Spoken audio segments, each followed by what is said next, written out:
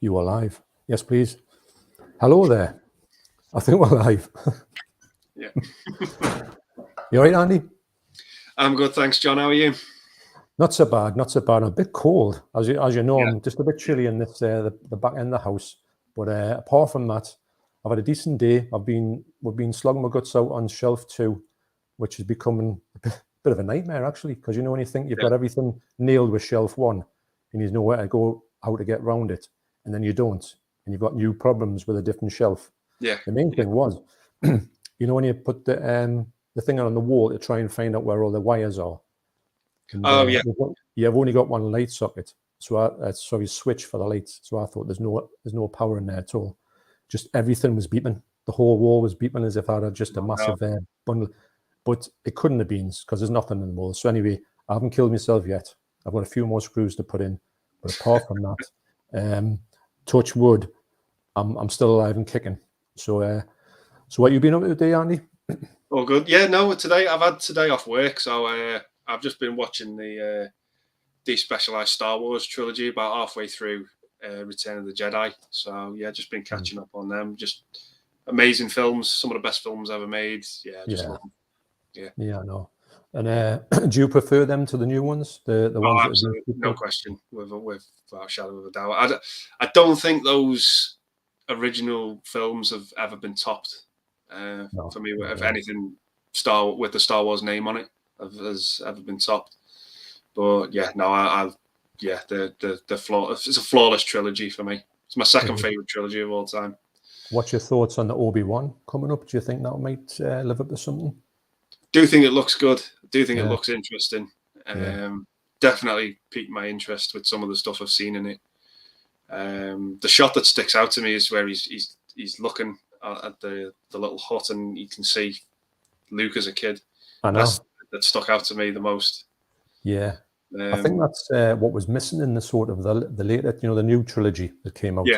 You didn't get nothing, no callbacks of any big, massive descriptions that you get. Actually, got more in the Mandalorian and Boba Fett than you did in the whole of them last 3 ones. So I think they dropped the ball with them ones. So I'm really hoping that Obi-Wan will sort of put that right, which I think it looks like they will. Yeah, definitely. I hope so, because I enjoyed Force Awakens. I thought it was pretty good. It did what I wanted it to do. It answered questions that we were all going into. It raised new ones. And then Last Jedi just threw everything out the window for me. And it just did its own thing and it didn't work for me. Yeah. Best thing it had going for it was a good looking Star Wars movie, but story-wise and character-wise, they just threw it out the window and trampled all over it. And it just didn't work for me. Yeah, exactly. Because I remember we went to see Force Awakens, really enjoyed it, and then my son went to go and see Last Jedi. So he came in from the cinema and I says, "What do you think?" He said it was absolutely rubbish, and that's the first time I've ever heard him say anything about Star Wars bad. I said, "You're joking?" He says, "No, honestly," he said, "you wouldn't believe how bad it was." And I thought, "Wow, I've never heard that before." So when we didn't watch it, you see, we were going to go to the cinema, we didn't go see it, so we didn't watch it till a year after. Well, till the next one film was coming out. So then we watched Last Jedi to watch the next one, Rise of Skywalker, and we're really disappointed, mind, I've got to say. And we've only watched it the once. I will have to watch it again, but I'm in no rush. Yeah, that's the thing. For me, with Rise of Skywalker, I went into that thinking that movie was never going to be good. It was never. It was too much of a mess for me, because I think with trilogies, is your second movie has to end on a big cliffhanger, because all the great trilogies do. But it just didn't work for me in any way, shape, or form. No, sadly it didn't, and it's a shame. But I think that maybe Star Wars is going to put themselves right at the moment. I think they know that they can't really stray too far off it, and they've got to be knowledgeable and mindful of everything. Use the Force, Luke. Yeah, absolutely. So what I'll say is I'm going to go through some comments now, Andy. Yeah. And we're going to try and answer as many as we can. And that's from my last 2 streams, I've realized how difficult that is. But we're gonna really try, and if people are like talking to each other in the comments, we'll maybe go past them ones. We'll bring out sort of the comments that are like more like questions and that. We'll see how it goes anyway. I mean, we're talking about 3 hours and then see how it goes after that. Yeah, perfect. And if it gets to, I don't know, 15 hours, we might call it quits. Yeah, maybe. Maybe, yeah, maybe, just a maybe. Yeah. So, yeah. Right, I'll have to remember how to do this. So, Chrissy Hamilton says, which studio do you think will release Cannibal Man on 4K? And do you believe the 1 hour, 47-minute cut of the film is the version of the film they should restore for the 4K? Personally, I do. The extra bits that they've put into the film that took out for the international cut, which I didn't even know there was 2 cuts till I watched the longer cut last night. They're so good. They're really hilarious. I mean, the fact that when I was talking about on my video, when this you know, when say somebody goes to work, because we all work in this slaughterhouse, right? So this fella goes to work and he sees like his boss, who remembers his mom, and he tells him this. You know, you say, "Oh, that I remember when I saw your mom and she was this, and we went for a dance," and all this type of thing. But you don't say, you know, when your mom was here and she got set on fire and she was running around the place screaming, and you think, and the bloke sort of listened to him for most of the thing, and in the end he goes, "You know, Howie, that's a bit much." And he goes, "Yeah, no bother, mate. See you tomorrow." I just can't get my head around them putting stuff like that into movies. It's hilarious, but it's a great movie. Yes, I do think. Well, to be honest, I think they should put both cuts on because both have the kind of merit. I did like the shorter version, but the one with the extra funny story in it is great, actually. So yeah, I would love to see which studio. I would say Vinegar Syndrome, because they're the ones who released actually it's region free as well. I forgot to say it in the video. I was watching the video on playback to make sure I had cut all the mess out of it. Yeah. Because you know, when you get all the things wrong, and I didn't say it was region free, so it's region free if you're ever going to go for it. But yeah, highly recommended. I'm sure 88 will pick that up. So Undead Sick 83 is on. Hiya, you all right? Hey there, guys. How are you doing? Hope things are good. Yeah, pretty good. Yeah, pretty good. Yeah. I was saying to Andy that I'm starting to get less nervous about live streams because I was really nervous on the past 2, and on this one I've been a bit nervous, but not half as bad as I was on the first 2. So how are you on live streams these days, Andy? Do you feel pretty much all right with them? Yeah, I'm quite comfortable with them. Really enjoy doing them. If I could do them every night of the week, I think I would. But yeah, I love doing them. Yeah, I mean the one, and you've got Mike on the one with that, and Pete's on Playtendo, guys. That's always a good watch, that one. Yeah. No, thanks. Yeah, we have a good time with them. Pete's a great guy. He is, isn't he? Yeah. Got a lot of time for Pete. Yeah. Speaking of which, he's coming up quite soon on the So Popcorn and Horror, evening, John and Andy. Evening. So Popcorn and Horror is just he's got a channel actually, and he told us about a video he put on. It's about the CEX stickers, and his CEX stickers are gone from his shop. They're not gone from my shop yet. What about yours, Andy?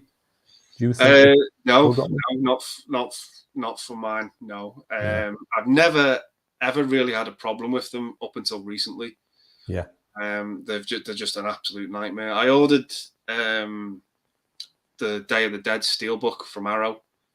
I paid a pretty penny for it. I bet you did. Because it's a rare film to get hold of, and I was like, I've got Dawn of the Dead on 4K, and I've got picked up the Criterion Night of the Living Dead, and I was like, well, I'd like a nice edition of Day of the Dead as well. Yeah. So I thought I'll pull the trigger on it. Bought it from CEX online, and what I was really more bothered about was the condition of the steelbook. It was perfect, absolutely perfect, immaculate, but it had the sticker on it, and the residue is just stuck to it. And I know there's the nail polish remover, isn't there, to get rid of it, but I've not done it yet. But it's need to get around to doing it. But yeah, no, they do leave a nasty mark. Well, you shouldn't have to do that. No, you shouldn't. There's nowhere else that you go and you can't get a sticker off, and they just say, well, that's just the way it is. And there's nothing. I mean, HMV don't even do that. You know, I mean, they've all their stickers they've got, they'll come off. It's madness. Yeah. But no, it's a good. So he's just starting off a channel, which is great to see. His channel's just starting off, I think. And speaking of Pete, there he is. Pete says, 2 of the nicest and most knowledgeable guys on YouTube. Hope you are both well. Yes, Pete. Well, we could say the same thing about you, Pete. Yeah. I'm sure of it. Absolutely. No, he's great. Great, Pete. Bumpers Movies. Evening all. Great sale at Zavvi started today. 40% off Arrow titles and some great titles on 4K for £30. The Indicator sale started today as well. My cards had a bashing. Yeah. Wow. It's murder when they all start at once. Yeah. Because I know that Arrow's going to go and the shop is going to definitely be soon, isn't it? For stuff in Arrow. Absolutely. Yeah. So, but yes, that's. But the thing is with Zavvi, it's funny when I hear about it. It's a great sale. Don't get us wrong, but as soon as I hear the word Zavvi in the title, it gets me. It makes us feel. I've never had any bad things from Zavvi because I hardly ever get off them. But I know people have had some nightmares off it. Yeah, absolutely. I don't tend to get movies off Zavvi. I tend to get more action figures from Zavvi, but I've never had a problem with them when it comes to things I've ordered from them before. But I have heard some horror stories about them. I've seen some crazy posts about what they've like put them in the sort of packaging. It's just like a paper bag and stuff, and you think, what? Like carrier bag? Yeah. Wow. So Cinema Axeman, Mike says, hey guys, hope you have a good stream. Been looking forward to this one. And so have I, actually. Cheers, Mike. Yeah, Mike's a good guy. I like Mike. Yeah. But no, I've been friends with Mike since we were about 8 years old. I know. But yeah, now he's a cracking guy. I'm meeting up with him tomorrow, actually. Are you? Yeah, we're going to HMV. Are you going to shoot some footage of that? Yeah. No, I don't tend to shoot footage when I'm out, just in case people kick off. But no, no, he's a good friend. We've had movies have been our common ground that we've always had an interest in. But yeah, now I'm looking forward to it tomorrow as well. But yeah, it's always good to have a sort of wingman that you know that you can see physically. I know John Hall, who's just come over this week. I've got some absolutely amazing stuff off John Hall this time round. I knew he was gonna, because what he did was he brought us over some Asian cinema DVDs, some brilliant movies, and also he got some doubles and stuff, which we put them to one side, and he says, look, would you like any of these? So he offered them for a great price, and I just looked and I went, I'll have the whole lot actually. So we come over the other day and we shot some videos actually, so they're coming up next week. But some of the editions I've got, and I've got two there's two nasties in there.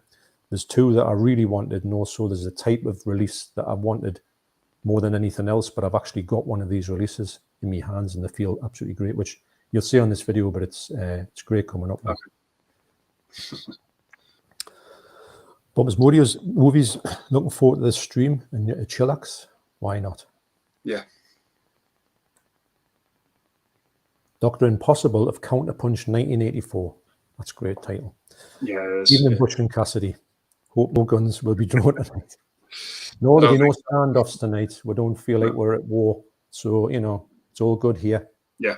We've put our weapons down. Yeah. Mark Fairfield, evening all. Evening, Mark. I've been chatting with Mark on my comments today, actually. Okay. So, Axeman, hey guys, hope you have a good stream. Look, hang on. I'll just be putting me glasses on soon, probably. That's the only problem, I'm doing this, not hardly see, but I don't want to put my glasses on in case it's like too much shining. Yeah. Disaster Area says, evening all. Evening. And, Jim Berthold, hello from Scotland. I like Scotland. You ever been to Scotland, Andy? Once when I was about 3, and I don't remember it at all. If you ever get a chance to go, it's a good place to go. There's loads of stuff to do there. Plus, there's a couple of FOPs there, so that's one of the best places to go. Have you ever been to FOP before, Andy? No, I haven't. No, never been to a FOP. I'd love to, but no, never been. If you ever go or you get the chance to go, make sure you've got a big stash of cash in your pocket because you blow the whole lot. Right before payday. Shop. Yeah, definitely. That's why I'm going to HMV tomorrow, because it's payday today for me. So all right. Yeah, you're going to make sure that's the best way. Absolutely. Keith says, "Hey John, I've been looking forward to this all week, and great to see Andy finally on your stream. Hope you both have a great night." Well, we will. Thanks, we Keith. Definitely will. Yeah, thanks, Keith. Well. And Keith's a great guy as well. And thing is, it's I've been trying to get 2 streams in a month, but I think just with work and the way things are, I didn't get the chance to get this one in there. And I like the fact that got to say, give a shout out to Ryan from Let's Get Kicking Movies, because he's took a sidestep actually, because this is kind of his night. And we're talking about it, and I never want to sort of go over anyone's stream, but he quite graciously said, "You want to go on there?" Because I knew that it would have to be a Friday with this one, but so that's great. Yeah. DVD and Film Bloke, hi. Hiya, all right. Hi. Tony Crosby, good evening all. Good evening, Tony. Evening. Mark Fairfield, what are people's thoughts on Titans Occult releasing Blade Runner? I think it's outrageous myself. You know how they're re-releasing it after it being out of print for a long time? Yeah, so it's had an initial run, and now they're re-releasing it. Yeah, I don't really like it when companies do that. No, it doesn't, because actually, well, Mark was saying in the comments before that what about the people who have paid well over £100 for it? Yeah, that's true. Yeah, and then you can get it now in the shops for, I don't know when it comes out, maybe 30 quid. You'd feel really duped, wouldn't you? Yeah, absolutely. Yeah. I know, because I think I got the Criterion of the Godzilla thing, and I thought I paid more or less what it was going for. But I've seen some people paying $300-400 for it, and then they put another run out of that one. So that's it. I think it happens quite a lot, actually. Yeah, it's a shame. It is, man. So Mark Stewart says, "Hello, John and Andy." Hello, Mark. Hi, Mark. Bellaman 1 2 3 4 5. Paul says, "Evening, gents." Evening, Paul. Evening, Paul. DVD and Film Bloke. Yeah, the original Star Wars trilogy will never be topped. Even the crap Laserdisc transfers I have. So what's the quality like on your ones that you've got? Yeah, they're superb. Absolutely superb. Yeah. It's like the Blu-ray release we never got. You know, the original movies. They just look so crisp. They've got a real 80s look about them as well. They don't look as polished as the special edition ones we've got, the box set, but that adds to it for me. It just really has this like look to it, this dirty look to it. But I do like it. It's a great little set. Got it here, but it's nice actually. It's magnificent, Even the artwork on the discs as well. It goes back to basics. That's nice. I've got Return of the Jedi in at the minute, but all right, yeah. Yeah. No, it's funny because when the big companies don't release them type of things, which the fans want, and I mean, Lucas looks like he's never going to do that. No. And to me, it wouldn't be no skin off his nose if he just put them out.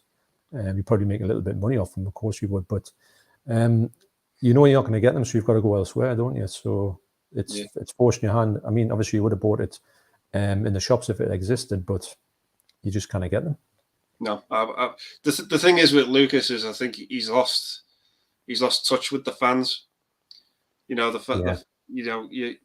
Those original cuts, they're what fans grew up with, and Star Wars wouldn't be anything without its fans. And for him not to do that, I think is a massive, massive disservice to his fans. It's such a shame. Like, even if he just gave people the option, if you put the disc in and it said original cut, special edition, it's not going to hurt anyone, is it? You know what I mean? No, to hold them back. A lot of movies do have that option on them, don't they? It seems to be Lucas is the one that doesn't seem to allow it, for want of a better word.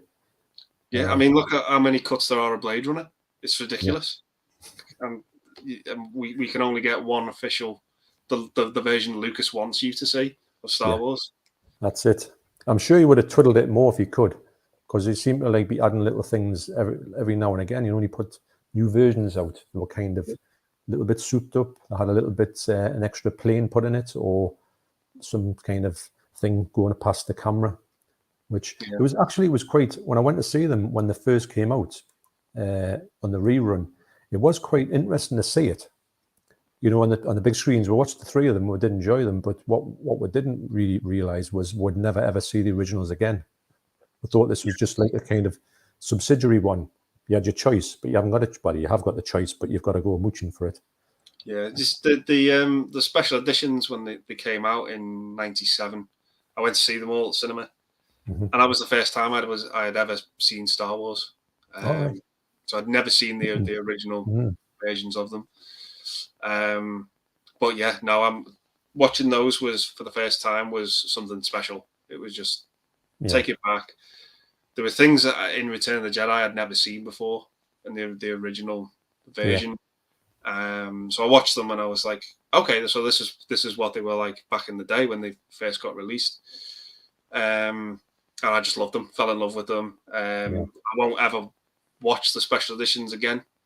All right, you wouldn't. Yeah, fair enough. I mean, I can't go back after that. Yeah. I mean, I saw a lot of them at the cinema on the first time round, and they were absolutely amazing. And I do agree with the fact that I remember kind of in my youth that Star Wars, the first movie, did look a bit grubby. It did look like not polished, and it was a bit like like a bit grotty in some ways. But it's and I mean it's nice. It was nice to see it on Blu-ray and stuff like that. But then again, it got too polished and too obviously with the whole adding all that stuff on. But and I'll tell you what, that's when Harrison Ford meets what's he called again? Greedo. No, and what's he called, man? You know, man, the big fat Jabba. And he's walking over his tail and that. That's one of the worst effects I've ever seen in my life. Yeah, because I think it was actually an actor, wasn't it? They originally had, and it was a deleted scene, and they didn't put it in because I don't think it was the design George Lucas wanted for Jabba. But yeah, it's bad. It is. Yeah, they should have just left it out, shouldn't they? Yeah. I certainly agree with that one. Mark says, I think they have gone too far now with Star Wars, just using it as cash cow. Yeah. Kind of. I do hope that these TV series are putting them a little bit back to where they should be. And if they ever make any more films, they're going to have to really think long and hard about what they do and not just throw them out like I feel like they did with the last two Star Wars movies. Yeah, just completely rushed and unplanned, that trilogy. There was just a car crash, really, wasn't it? Yeah, absolutely. Too many cooks in the kitchen. Yeah, who didn't really have any knowledge of Star Wars. Yeah. That's Jon Favreau, who's doing the new who seems to be the new man behind Star Wars. He seems to have a good kind of idea with where these things are going to go, and I do like the stuff I've seen thus far. He surprised me, Jon Favreau. He's a very underrated director as well. Yeah. He's got some cracking films under his belt, but yeah, he's really surprised me with this Star Wars stuff he's put out. You know, Mandalorian and Boba Fett have been actually quite good. They really are. Very watchable. Yeah.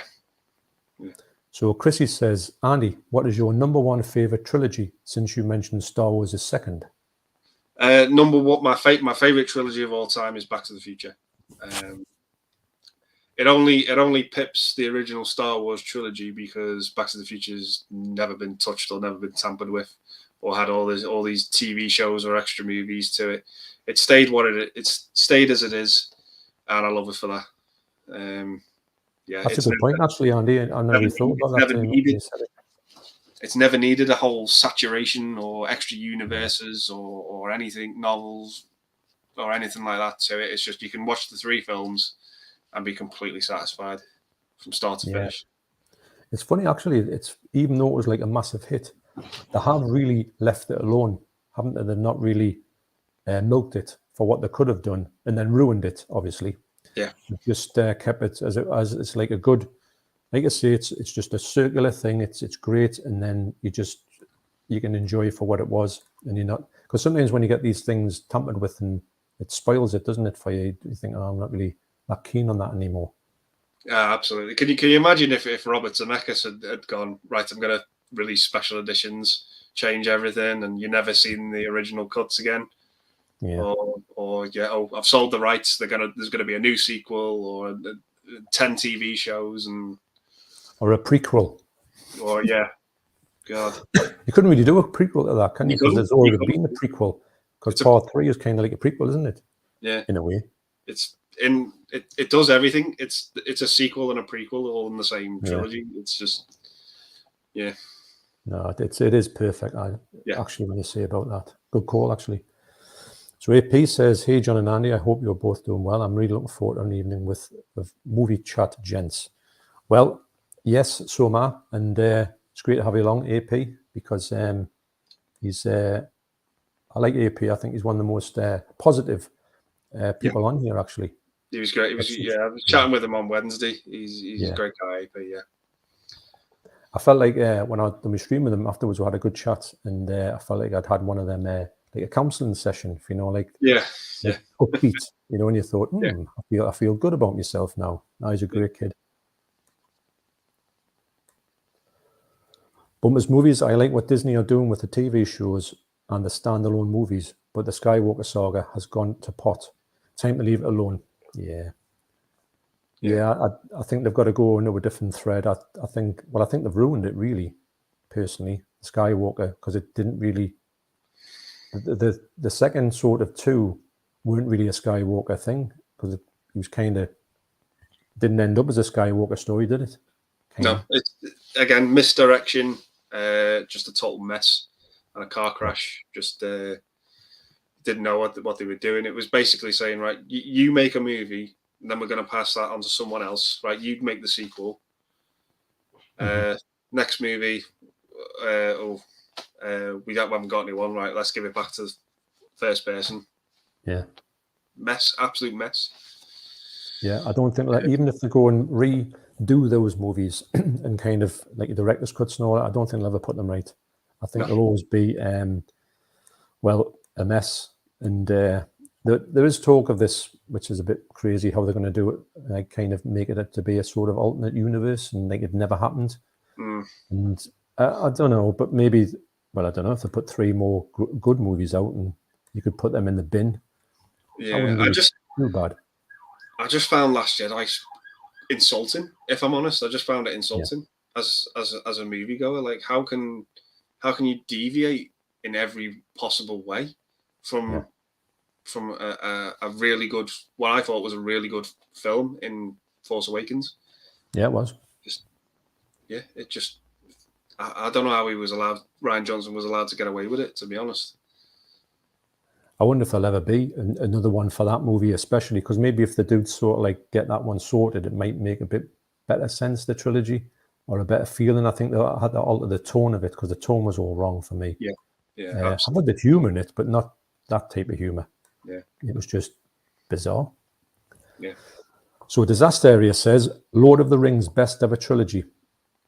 I do like the Lord of the Rings. Yeah, that's actually my 3rd favourite trilogy, Lord of the Rings. Yeah. It's. I don't think I've ever thought of what my trilogies, my favourite ones are, but if I had to do a top 5, Lord of the Rings would definitely be in there. Yeah. I'm trying to get the 4K of it, but like in a sale, but I've missed out. But I will get it. I'm not going to pay full price for it, because I bought it that many times. You know, it's been in that many editions that I think I need that in the sale. Yeah. Although the Blu-ray looks pretty good. Yeah, it does. Yeah. DVD and Film Blow. Mark Fairfield, I agree. I mean, Star Wars has always been a marketing juggernaut since 1977. Lucas owned the full rights to Star Wars, but Disney overdid it. Yeah. I think they haven't done themselves that much, you know, like thing by doing that, handing over Disney. I think, he's got his money, but Disney didn't know what to do with it, I don't think. Yeah, no, I think it's just one of them things where Disney made him an offer he probably couldn't refuse. Just 4 billion. Yeah, all right. Well, he must be, you know, like hard up these days. You know, he hasn't made it. Actually, doesn't make that many films, does he? At all? Was the last one he made the Star Wars ones? Yeah, must have been. I think so. Don't quote me on it, but I think that was the last film behind the camera. prequels. Yeah. Wow. Because actually, looking at the prequels seem a lot better now than they did when they first come out after seeing the last three. Yeah, it strangely gave the prequels a new found appreciation. Did I? Yeah. But even when he did the prequels, it was years between his last film. I think it must have been God knows how long it was. I think it was well over 10 years before when he did Phantom Menace.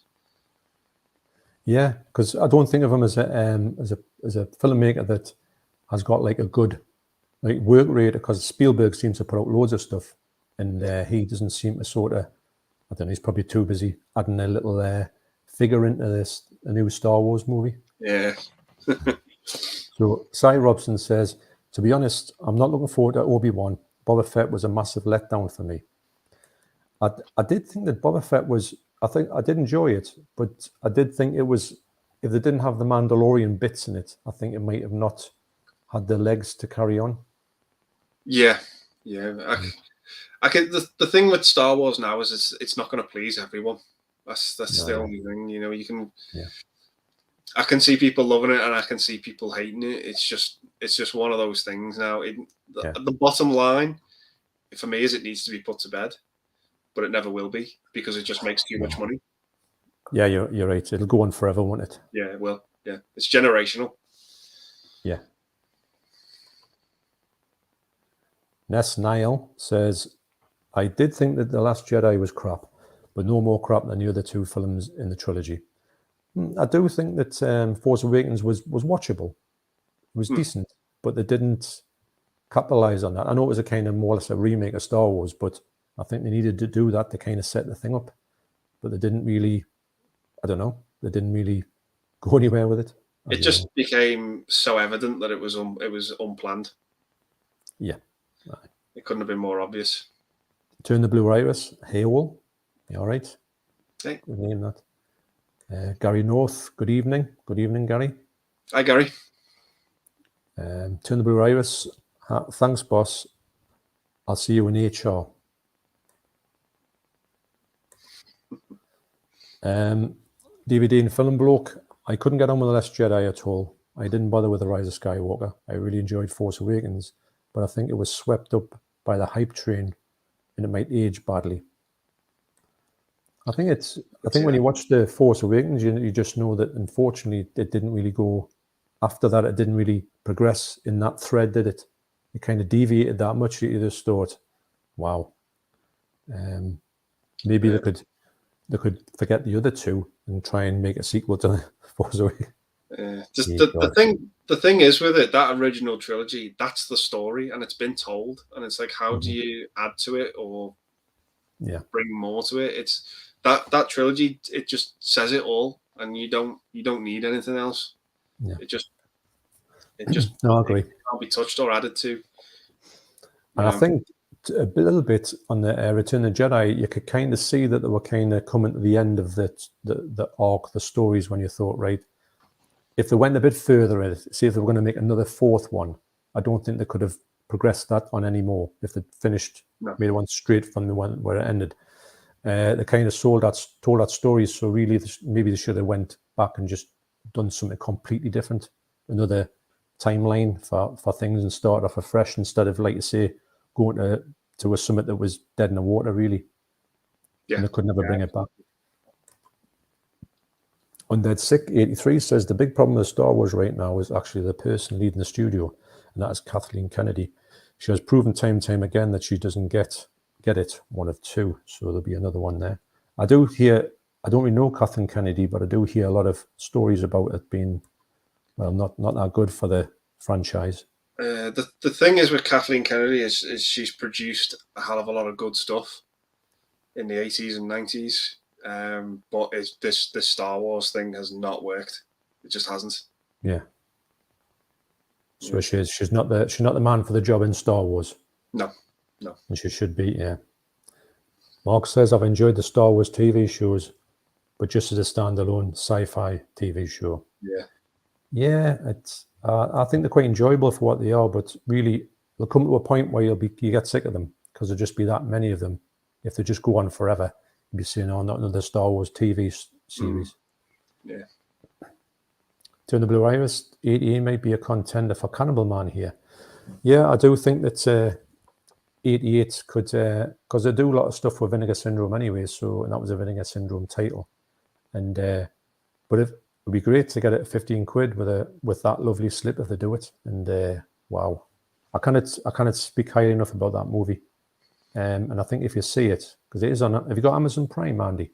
I do, yeah.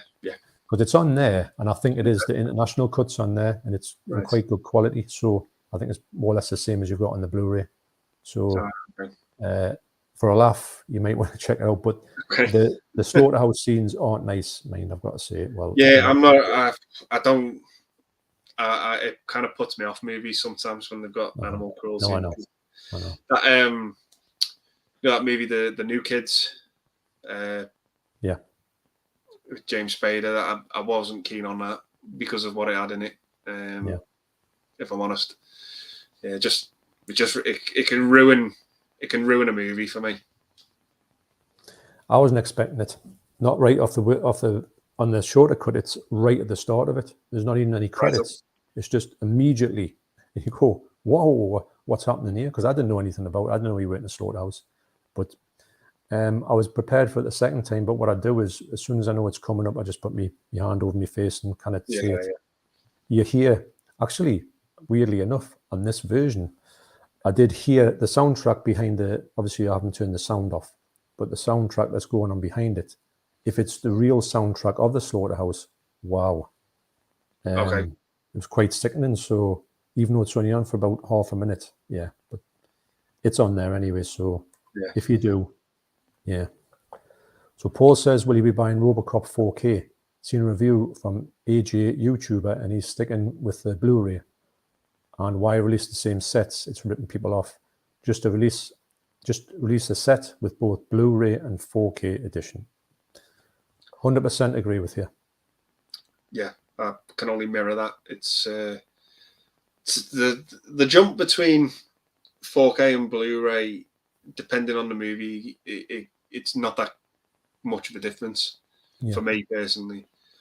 I'm going to be sticking with the Blu-ray with Robocop. I'd only get a 4K if I'm jumping from DVD to a better quality. Yeah. Depending on how much I love that film, that's when I'd make the jump. But I'd rarely do it with movies I already have on Blu-ray to get to 4K. And 4K is a format I think you need to do a lot of homework on, a lot of research. Oh, massively. Not all of them are great. It's not always. You can be really disappointed. The grass isn't always greener. You know, it's not. You're right. Because I thought when I first started getting 4Ks that every 4K is going to be better, and I soon found out from research that they're not. So then I was quite. That's one of the best things about YouTube. When I was first looking at YouTube, I could find out people saying, go for this one. It's the top 10 4Ks. So I always used to take note of that, or stick away from like things like Goodfellas and things like that, because they just look atrocious. And then, so it's a good way of weeding out the bad ones, because there's nothing worse if you go and pay for a 4K and you just think, hang on a minute. Well, the worst one I got was Scott Pilgrim. That was literally, it was just like a Blu-ray. Couldn't believe it. Yeah, it's the worst upgrade I've ever seen. Don't get us wrong, it looks all right.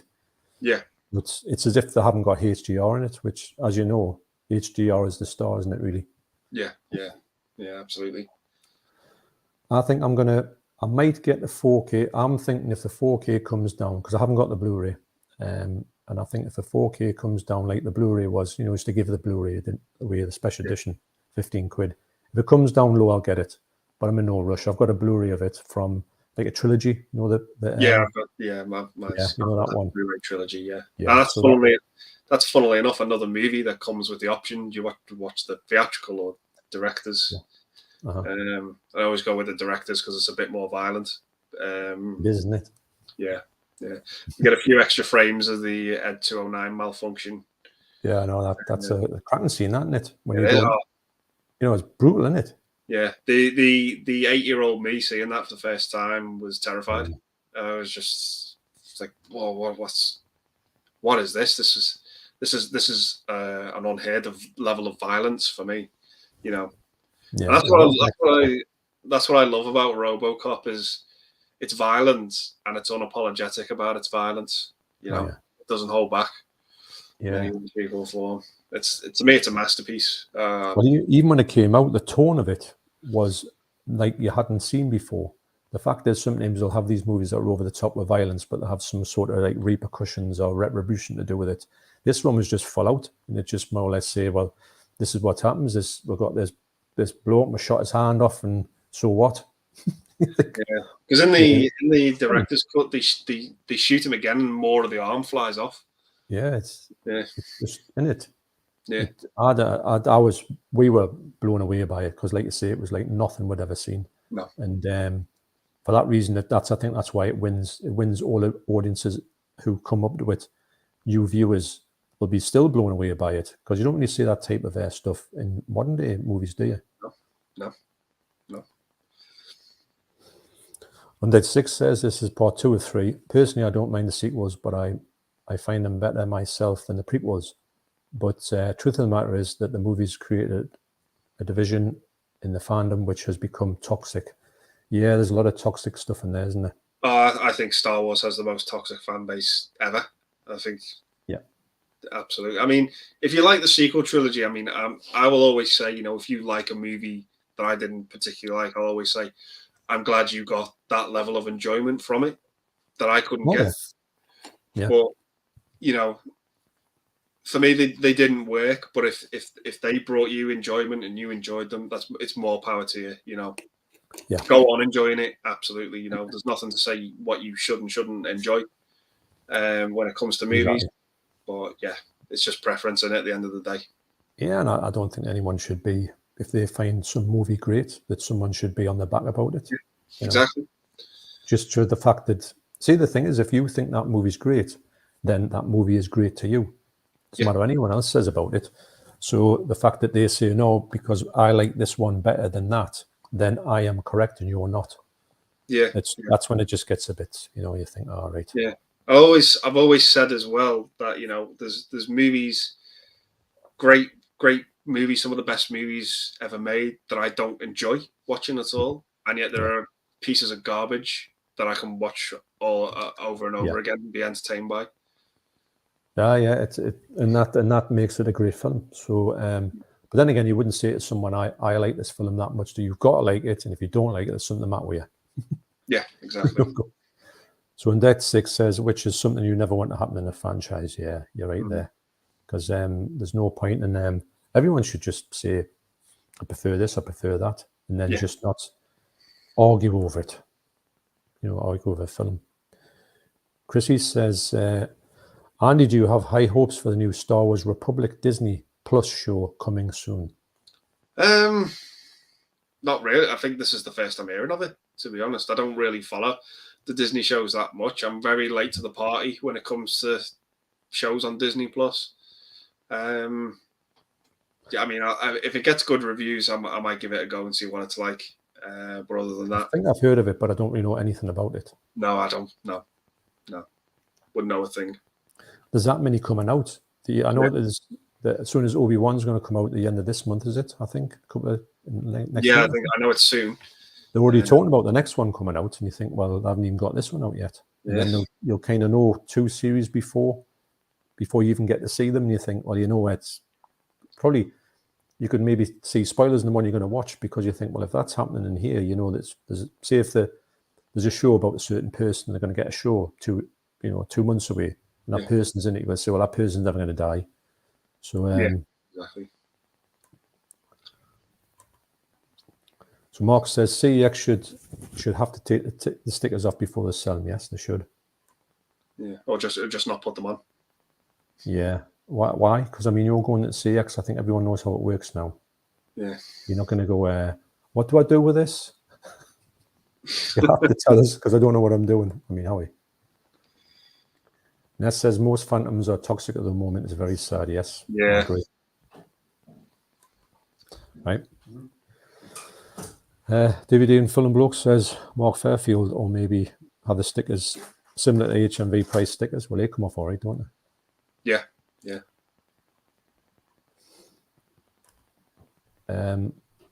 Elusive Glue, Jeff. Hey, John, I've got something for you, but I don't know how to get in touch with you. Well, actually, the email that I use, I'm sure I've got on me. I don't know much about these things, but the email that I've got is on me page on YouTube, I believe. But if you can't see it there, it's I'll have to have a look actually and see what I don't know what my own email is. I'm ahead of the game here, aren't I? Wow. Just talks amongst yourselves when I'm trying to find my email out. I'm useless. I was in the shop the other day and the bloke asked us 5 times what my phone number was, and I said, I haven't got a clue. He says, well, you've just read it out. I goes, I know, but even when I've told it you, I don't know what it is.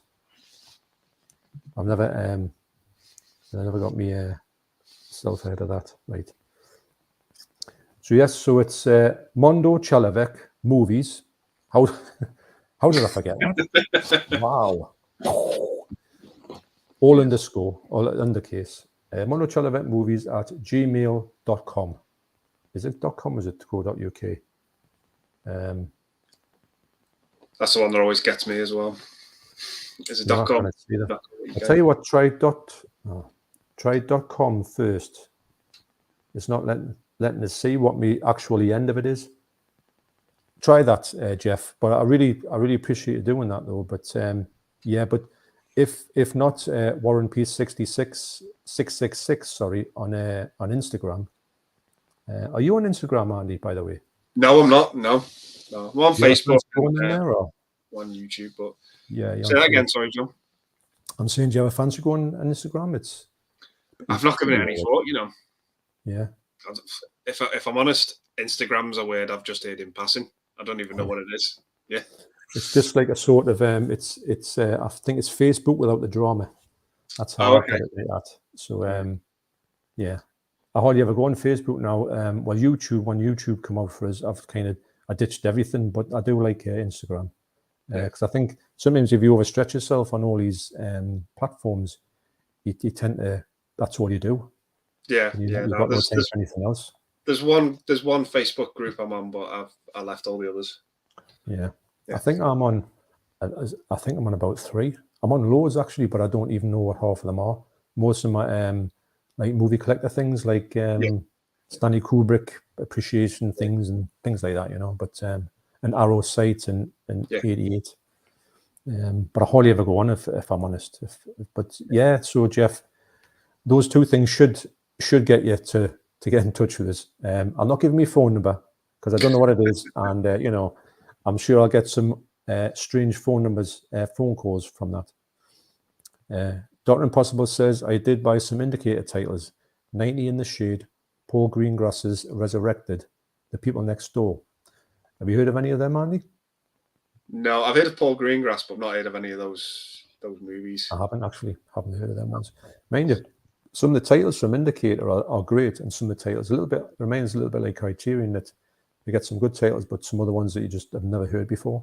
Yeah, absolutely. Not saying anything bad about them, but you'd go.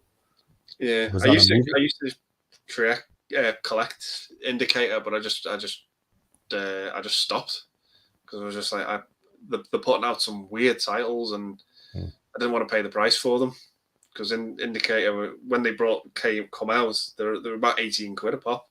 Yeah, I was like, I can't keep up with that. Well, the first sort of set that like that Christine out, they had another one out. They were all good sort of titles, and I thought, wow, and I thought they would keep in that way, but they seem to stray very quickly, and down a route that I've not really heard of the titles, so it's a big gamble, like. Yeah, the first 6 they did were really good. at like 10 Rillington Place and Guess Who's Oh, Coming. yeah. But yeah, after that, for me, I just lost interest. Did you get Body Double? I did. Love that film. That's a great film, isn't it? Yeah, really good. I love it. It's probably one of my favorite Brian De Palma movies. I just love the look of it, everything about it, the cast. Whenever Dennis Franz pops up in a movie, you're always onto a winner. Yeah, in my opinion, I think he's great. I really enjoyed that film. Yeah, that was a good big hit on the VHS for me in the video shop. We got that one out. Yeah, because it was like had loads of stuff in it, but it also had a lot of stuff that was like you didn't really see in movies at that time, and I like the fact that it had that sort of like murder mystery element to it.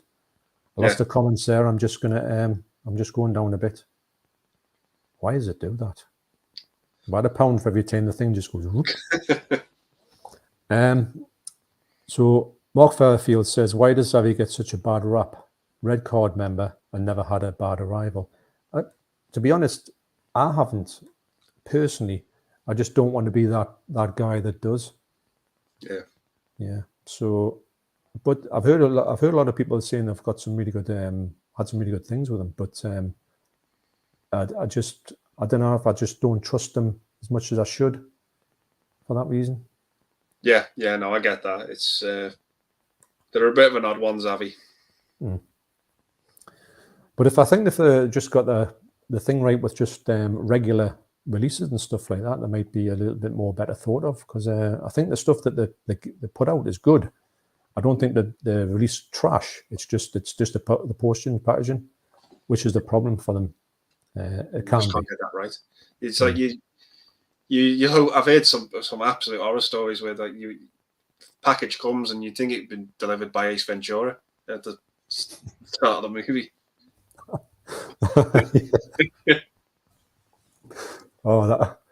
That's a brilliant film. Love that film. Yeah, and that was amazing. I watched that on a loop, and then my son got into it and watching a loop with him. So yeah, brilliant. Yeah, one of my earliest memories at the cinema was seeing the second one. Yeah, both of them are good. I think they're both great films. Stan Sen says, I was a bit underwhelmed by the Indicator sale. Just got 3 limited editions. A friend ordered for me with free shipping. Forgot Irreversible, but would have gotten it. So that's hoping it would be available later. Have you seen Irreversible, Andy? I have. Yeah. The day I watched that, I did a double bill with Irreversible and Eden Lake. I watched them back to back, and my word, I was done. I was going to say that would I don't know how you got past them two without going. And I watched Eden. I actually found Eden Lake the worst, actually, to be honest, to sit through, because I think Irreversible, it's just one scene that's really difficult to sit through for me. But I thought Eden Lake was a struggle the whole second half of that movie. But Irreversible it's a well-made movie, but my word, is it rough. I've never actually seen Eden Lake or Irreversible, but I've heard about it. I don't think I will go there actually. Personally, I like that. I like that they made films like that, challenging films. I don't think there shouldn't be a place for them, but sometimes I think that maybe a film that doesn't have any redeeming qualities, a bit like Antichrist for me, is so bleak and so I don't know. You feel depressed when you watch that movie. I've not seen Antichrist, but I have heard about it. I've heard it's a tough watch. Yeah, I mean, it's got some bad stuff in it, but it's the fact that there's nothing in it there's no uplifting part of it at all. Right. It's okay. Like, it's a disaster. Well, not a disaster, but it's well made. But it's the fact that it's so like downbeat from the opening credits. It's just like relentlessly sort of like miserable. But I didn't like the movie. I got to admit. Yeah. For that reason. I think my next gun left after this, the shelves. Yeah. I've been drilling this stuff and oh God. Anyway. So Turn the Blue Iris says, Mondo Chelloveck Movies and Andy, favorite purchases so far and what's going forward this year. Have you got any favorite purchases recently? Recently, I tell you what, I did order a couple of weeks ago was the 4K of the Green Mile. Looks stunning, absolutely stunning. One of my favorite Tom Hanks films. So just one of my favorite films. I just think it's an absolutely brilliant piece of work. I'd only ever seen it on DVD, and then to sit and watch it on 4K was something else. It just looked brilliant. Yeah, that's one of my favorite purchases more of recent times. Yeah. Well, I was surprised actually when I saw it in HMV how much of a big, because it's, to me, it's one of those movies that's been out for that long, and it probably been out that long that not saying it didn't deserve a special edition, but you didn't really think it was going to get a special edition at this point. It seemed to come out from nowhere, and but all power to it, because I know I've never seen it, believe it or not. Okay. And I think I will watch it actually. On the view of just everyone said it's such a good movie, and it is. But funny enough, I've got the DVD of it, so I will probably be watching it on DVD. Although to say that though, it's got to be online somewhere. It's got to be in HD. So it's funny. I don't know if you've seen yourself. If you see a movie that's going on for 3 hours, it kind of puts you off a little bit. Yeah, it's one of the quickest 3-hour movies you'll ever see. Yeah, it is. It's similar to like Boogie Nights and Heat. You'll just be so engaged in it that the time will. Oh well, I'm going to give it a whirl. Actually, I think I will. Yeah. My favorite purchases so far. Well, like I was saying before, that my pal John Hall came, and he's got he got some great stuff for us, and there's a couple in there that I've just. It's the way that they feel and the sort of what they've got in them, the slip covers that they've got with them. Yeah. It's just absolutely brilliant. I mean, so because obviously the ones I usually get, the most recent ones that tend to stick in my mind that much, because I've just got them the other day. But I think that I do like the 88 movies ones, 88 films ones of the recent Barn Video Nasties of Delirium and Night the Demon. I think they're brilliant. Really enjoy them. I think that, and plus the best thing I like about them is, say sometimes if I say to you, oh, you've got to see this movie, but you'll have to pay 50 quid for it. This one's, you just go into the shop and say, look, this is a brilliant movie. It's excellent. 15 quid, and you get the whole lot in one go, and it's special edition. So that's the way it should be. You shouldn't be having to, because it's a special edition, pay like 50 quid for it. It's just madness. No. So yeah, for me, it's them, but I got the video with John Hall is going to come out Monday. I'm busy cutting it up at the minute, and it's really good actually. And I knew what he was going to bring over, the stuff I was buying off him. And when I had them in my hands, I thought, wow, these are really nice. I'd never seen them in the flesh. And the martial arts ones you bought, but they were like top martial arts movies as well. So I'm looking forward to digging into them. Wow. Gary Hedges says, hi guys from Gaz. Hi Gaz, you all right?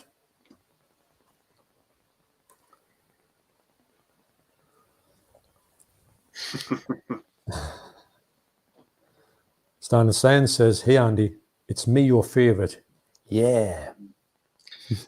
Apparently I say yeah a lot, so yeah. Yeah. There's Bristolian Dave with All Right Me Babbas. Brilliant. Hi Dave. That's absolutely brilliant. Yeah. If it's I don't know if many people have got catchphrases as such, but that's a belter, that mine there. Yeah. All Right Me Babbas. Yeah. And when I hear it, I can't say it in All Right Me Babbas. I've got to say it in my version of how he speaks. Yeah. I think it's brilliant. Mark says, Fop Rocker.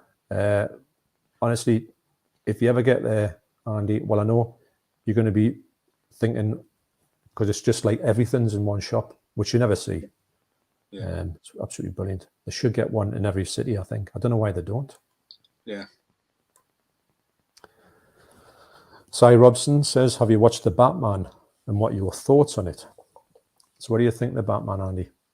I enjoyed it. I had a great time with it. Yeah, it wasn't perfect for me, but But yeah, I really did enjoy it. Some of it was filmed in my hometown, so Yeah. it was great to see the places on the big screen used really well. But yeah, overall, really had a good time with it. I've pre-ordered the 4K Steelbook from HMV, so yeah, yeah, I just really thought it was a good, fun superhero movie. If they do have this rumored 4K 4-hour cut, do you think it would make a better movie? That's the thing. When director's cuts and you know, all these different cuts get released, I don't tend to think it makes a better movie. It's just, for me, it's the same movie, just with extra scenes. Yeah. You know. Well, I would watch a 4-hour cut if I thought they had, say, because like, you know, in the Abyss, when they totally took out the storyline. Right. So through the whole film, so really you got that whole storyline put back in. So it was kind of like a little bit like a newer film, or at least it's not just added dialogue. It's a completely new story bit. I think that would be good if they did it. But I like it was a quick 3 hours for me, and I thought it was a brilliant movie. I like the look of it. I like the pace of it, and I'm interested to see how they go with it. And I do think they should continue with this one at this point and not deviate from it. I think they want to explore it and see how it goes. But yeah, I thought it was pretty decent. Yeah, I enjoyed it. It reminded me of the movie Zodiac, if you've ever seen that. Yeah. It had a lot of those beats to it. Yeah, you're right. Which I really did enjoy, because that's a movie I didn't like the first time I saw it, and then second and third time it was like, well, this has really grown on me. This is really something special. No, it was a good film, Zodiac. It was a funny one because I thought it would be a load of rubbish because I'd never heard of it before. I knew of the Zodiac killer, but I didn't hear of the actual film. So I thought that'd be rubbish, but I was quite surprised at how good it was. Yeah. Don Impossible says, ever seen Restless Natives? What a great Scottish film. Ned Beatty was a retired CIA op who helps hunt down 2 biker thieves with a great soundtrack by Big Country. I've never heard of it. I think I've heard a little bit. It does ring a slight bell, but not enough to me to say that I can remember it. But it does. It's because it's so odd, you know, that sort of mixture. You don't really hear that many things, but it does ring a slight bell. So was it any good? And it's one of them, I've never seen it on the shelves, put it that way. No, I haven't. Undead 6 says, finally got my first Asian films titles, which I will show tomorrow night in my haul video /stream. Great. And Undead 6 has got some live streams where on his live streams, what he does is he kind of shows off his pickups on a live stream, which you don't really see that much, actually. No. That's it's got a little twist to it, actually. I do like that. And then actually, when you think about it, because sometimes if you do that, you don't really have to edit it. And then you can put it all out as a part of like doing it and then editing it and then put it out. Yeah. I might try that, actually. Probably be a disaster if I do it, because the amount of things I cut out of my videos is unreal. I don't even notice on some of my videos, I say this video is an hour, it's coming to an hour. Yeah. I don't know what it'll be for what you're getting it. Yeah. It's about 20 minutes. So you know how much of a mess I made of that thing. So Ken Carlson says, hey Mondo, are you picking up Vinegar Syndrome's Thriller 4K? Looks like a fantastic release. I don't know what that is, if I'm honest. And I don't know if that can't be just the song Thriller, you know, with Michael Jackson. Yeah. It's great. Have you heard of that one? Not the movie, no. No, unfortunately, no. I don't know anything about it, but I do know, if I'm honest, I was talking about this with John Hall. He's a big fan of Vinegar Syndrome. All the stuff I've seen from them or I've got from them has just been spectacular. It's looked amazing. Okay. And if I'm honest, if I could get my hands on them easier, because John Hall he imported a couple of them for us, which I'm so pleased that he did. He like bulk buyed. And so it was amazing. But I just think it's something you can't really get your hands on that easily. And you don't want to go from, it's one of the ones where I think you buy them, but you pay a massive amount in P&P. which kind of sickens you a little bit, you know, because they don't supply them over here, unfortunately. Or they do release some movies here, but occasionally. Tony Crosby says, just finished rewatching Midnight Cowboy and The Long Good Friday. Great movies, great soundtracks. Yeah, I agree. Yeah, completely. Totally agree. I think that Dustin Hoffman in Midnight Cowboy is amazing. To be honest, when I first saw that, I didn't know Dustin Hoffman was an actor. I thought he was actually like that. You know, the character. Okay, yeah. He's so believable, isn't he? Yeah. Best picture. Well. You what? Sorry. It was bad. I think it won Best Picture that in. I think it was 68 or 69. Yeah, it was an early one, wasn't it? John Voight was in it. John Voight, yeah. I remember you spending the TV all the time. Long Good Friday is a movie that I think is really good. I just haven't seen it for long. Keep me to pick the arrow under that. Yeah, it's got a great soundtrack to it. That whereas I've got the Arrow release of it. Obviously, when you put the disc in on the Arrow menu, the music's just blaring. Oh, it's great. Yeah. Have you ever? Because Bob Hoskins, I think, is a brilliant actor. And, I like him. You ever seen 24/7? No. I think this came up through the week. Someone was talking about it. I've heard of it, but never seen it. And I think I've got the right title. That's the one with Shane Meadows.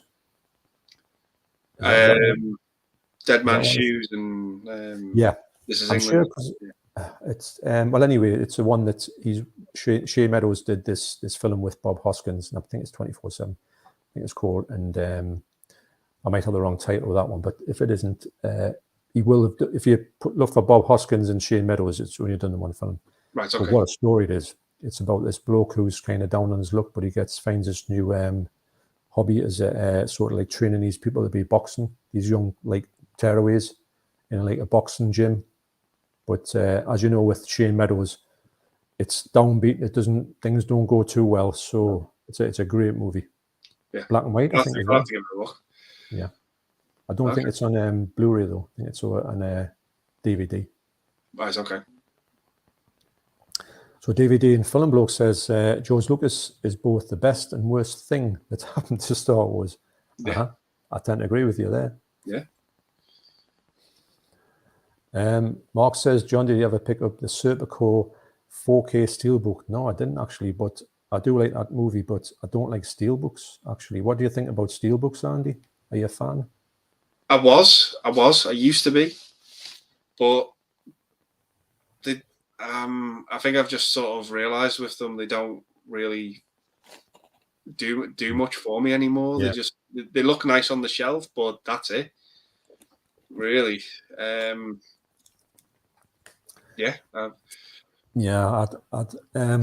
try to. I don't really go for them. If it's no alternative or I'm there and it's cheap, I'll buy them. But I don't actively seek them out. But Serpico 4K, I would definitely get that. Yeah. Plus, as well, I think it depends on the artwork you get on the front as well. Oh yeah. Some of them can be pieces of art. Because I've got the Long Good Friday on Steelbook, and the artwork on that is phenomenal. Yeah, it's amazing. But some of them are absolute garbage. The artwork on them, they're just terrible. It all depends. It all depends on the film. You know that movie is it Chaos Walking? I think it's called, and it's just all scratches on it. That's what the picture is. Yeah. And it's just what a mess. Why would you put that on a steelbook, like a scratch steelbook? DVD and Film Broke says George Lucas will make bullshit excuses until the cows come home as to why he won't release the original. Yeah. Of course he will. Absolutely. He's got about he probably blows his nose with $1 million bills. Yeah. So if he can't just say to somebody, here, go in the vaults, clean them up, hide them on a Blu-ray, keep them happy. What's that? I mean, come on. There's no excuse for it, really. He just doesn't want to do it because he's a bit like that, isn't he? Yeah. Unfortunately. Sai says, I went to watch X last night. I had a great homage to the Texas Chainsaw Massacre. Highly recommended it. Have you seen X, Andy? Yeah, I went and saw it I was watching it last week. I thought it was great. I had such a good time with it. There's some shots in it are just absolutely stunning. Right. It's a horror movie that just goes back to basics for me, and it just does it. It gets on with it, and yeah, I had an absolute blast with it. Just thought it was fantastic. I'd never, until people started talking about it, I'd never heard it mentioned at all. I didn't even know about it. Yeah, it's one that's snuck up on everyone. It's here, and now everyone seems to be really enjoying it. From what I've heard, for the most part, and yeah, I had a great time with it. Well, I think you were saying on the stream that you said try not to find any spoilers out about it. Just go in as blind as you can. Yeah, I didn't see any trailers for it at all. I've just seen one picture, nothing else. So I'm hoping that I can just stay away from things and then watch it. I don't know where I'm going to watch it. I want to watch it. Deborah won't go and see things at the horror movies at the cinema. It's just an instant no. I wouldn't even ask now. But it's on my radar to watch. Yeah, it's a fun slasher. It's good, and it's got some really beautiful, stunning scenes in it. Yeah. I'll definitely check that out. Did you like the new Texas Chainsaw Massacre? I didn't like the film, but I thought the kills in it were really good, really creative. Thought the ending to it really stuck out to me. But yeah, it was a mixed bag for me. I quite enjoyed it. Yeah. There was a few things that were just a bit preposterous, but then again, Texas Chainsaw Massacre, you're going to have preposterous stuff in it. They seem to always put something in that just doesn't make sense in a movie, in a horror movie, and just put it out, don't they? It's one of the strangest franchises. You know, if you look at all the films together, it's all over the place. Oh, it's nuts. Yeah. Well, I imagine, because I think you can get some sort of franchises like Halloween, and you can kind of watch some threads. You can watch certain ones certain ways. The first two, and then the first one, and then the 2018 Halloween Kills. So you can do it that way. But with Texas Chainsaw Massacre, you can't really even do that. It's kind of that jumbled up that it's just, well, I did enjoy the movie, if I'm honest. I did think it was quite good, but I tend to not even think that they're in the same universe these days. You just sort of say, oh, it's just another movie called Texas Chainsaw Massacre. Yeah. And why do they put them all out with the same title? Yeah, that's another thing as well. You look at them and you just like, the only way to differentiate them is the year they came out. It's like, which one's which? So when they get to Texas Chainsaw Massacre number 22, and you say Texas Chainsaw Massacre 22 or Texas Chainsaw Massacre the year 22, there's going to be a lot of problems there, isn't it? Yeah, absolutely. I bet it happens as well. Yeah. Dr. Impossible says, look what happened to those standard 2005 releases Fox/Lucas put out. All three of those Star Wars films were struck from the Laserdisc releases. If Disney Fox did put the originals out streaming. So yes, do you think that's where they've got the sort of versions that you've got? Do you think you've got them like taken off a streaming service? I'm not sure. Mine's a bootleg. But yeah, I don't know where they've taken them. I think they might have restored them from the old VHS tapes somehow. Wow. And they just look immaculate. But yeah, I really don't know. I mean, this is the other thing as well I was thinking about is if Disney did put them out, would they put them out streaming or would they release them physical? If they were to do it. I bet they put them out streaming so that they get more people to sign up. Yeah, that's what I was thinking. Yeah. But I think physical original Star Wars cuts is too big of a thing to pass up. Because I think people would want them. But saying that, the way it's going, streaming tends to be the bigger thing right now. Well, they'll probably put them out in streaming, then 10 years down the line, they'll put them out in physical. So whatever happens, if he did release them, you'd have them released in every single format that you could possibly wring out of them. You would never put out this thing and say, right, there's a bit in streaming, there's a bit of your physical, the whole lot's there, everyone take your pick, and then that's me done with them. You never hear him say that, would you? No. Because he's always thinking, how can I get a little bit more money out of this? Yeah. DVD and Film Broke says, I have a widescreen VHS of Star Wars and a pan and scan of Empire Strikes Back. I got them a few years back at a car show, and both were completely knocked. We didn't say knocked. Okay.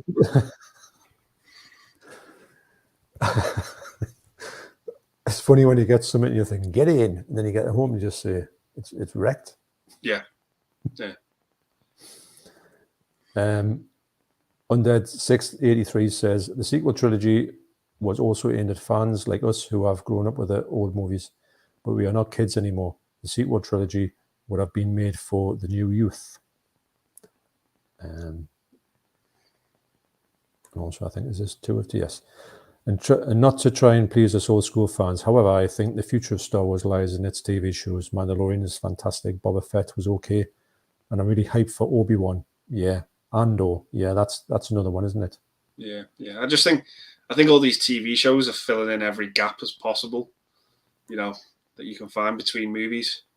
And I think they're ignoring a lot as well, which makes, because I'm trying to see where they are in the universe. I think the Mandalorian's is it 5 years after Return of the Jedi? Yeah. So I'm interested to see how they can, because who can be in that particular time and space, Yes, and you think, well, who could come in? And I hope they would stick to they wouldn't do something stupid and bring someone in who shouldn't be there.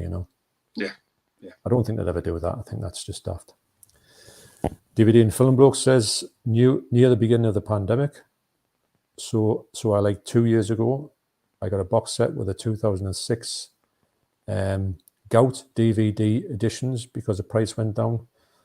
So what's GOUT? I'm not too sure. It's not Get Out, is it? I don't know about that one. You'll have to enlighten us on that one. Yeah. It'll be dead simple when you hear it. Oh, yeah, yeah. But after putting them shelves up, my mind's not working. I wouldn't care, went out, we'd done that, Mrs. Right, we'll treat ourselves, we'll go out and have a meal. Went to this place called the Clooney that serves these amazing vegetarian dishes. You never, had them, so I went in there and we're starving, and they don't do them anymore. So we're sitting looking at the menu, and the menu was rubbish. So we just had to when you're sitting there and they're looking at you as if to say, are you going to order any meals? So I had to sort of just go out. Walk past them, and go there all the time. So we're kind of wandering to the door and they're looking at us. But we're stopped to buy a couple of tickets, to go and see the band. So I can have a couple of tickets, please. And they're like, all right. And they must have thought, what's the matter with these two? But Dad was going, well, can't just walk out. And I said, well, I can't buy anything. I said, I can't eat anything here. I don't know why they've done that. So bit shame. So I ended up getting McDonald's. What a come down. As you do, yeah. But I had one of them plant burgers, McPlant burgers, absolutely delicious. Oh, are they? They were really nice. To the point of they're probably the nicest burgers I've ever had in my life. That's including all meat burgers. So yes, check them out. They're not cheap, mind. No, I can imagine. So yeah, the Gout DVDs with the laser disc transfers used to cost a bomb. Hence, it took me so long to add them to the collection. Now they cost pennies. The set I got was £8 from Music Magpie. Now it's like £4. What could that be? It's lost on me. It's going to be really obvious, isn't it? It is, aye. So that's the question. What does gout mean? It's got to be an acronym, hasn't it? So Bumpers Movie says, I'll get the thing up.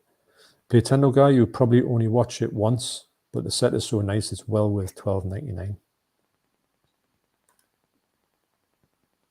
Oh. Where am I? Comments are going a bit messed. Okay. Back again.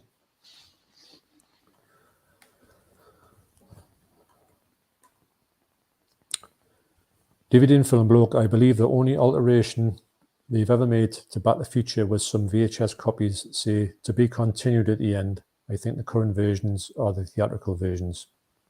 Okay. Right. It was funny because I remember going to see, did I see part two? I saw part two before I saw part one in Back to the Future, believe it or not. Wow. And it said, literally, probably one of the first times I've ever seen this, it said at the end of it, it says coming soon. Part 3, and they give you the trailer of Part 3, and I says, well, how are they done that? Because you never saw movies come out that close. I know they filmed them back to back, but I was quite amazed at that.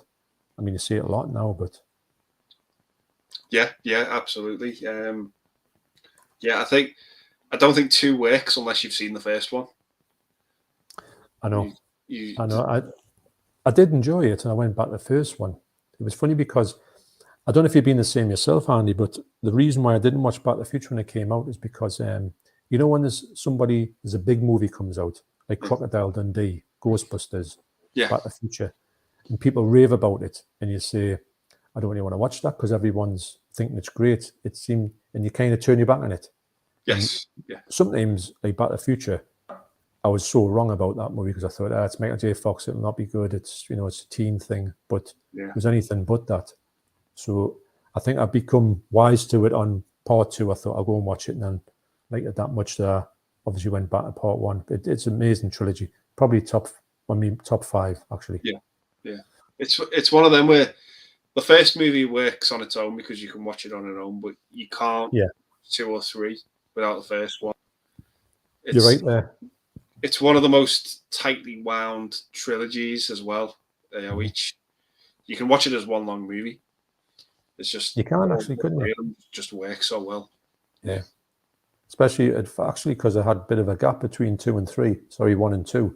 Yeah. So sometimes movies don't, or franchises don't get over that if they've got that gap, and then because a few characters change as well. As well, they never intended to make parts 2 and 3. It was always, we've done 1. Yeah, that's it. You know, and then to come up with a decent story for 2 sequels and to film them back to back, and for them to be as good as the first is great. Yeah, I agree. No, it's a great franchise. And more, I think I got on 4K actually because I just knew I had to, because it's just that good. I brought that trilogy quite a few times, I had it on VHS, but the VHS, if you took them out, they kind of made up the picture. Yeah. On the spine. So Horan Todge, Tony says, hope you're well, fellas. We certainly are, Tony. Hi, Tony. I hope you're all right. Yeah. Not that you shouldn't be, just it's good to have you on the stream.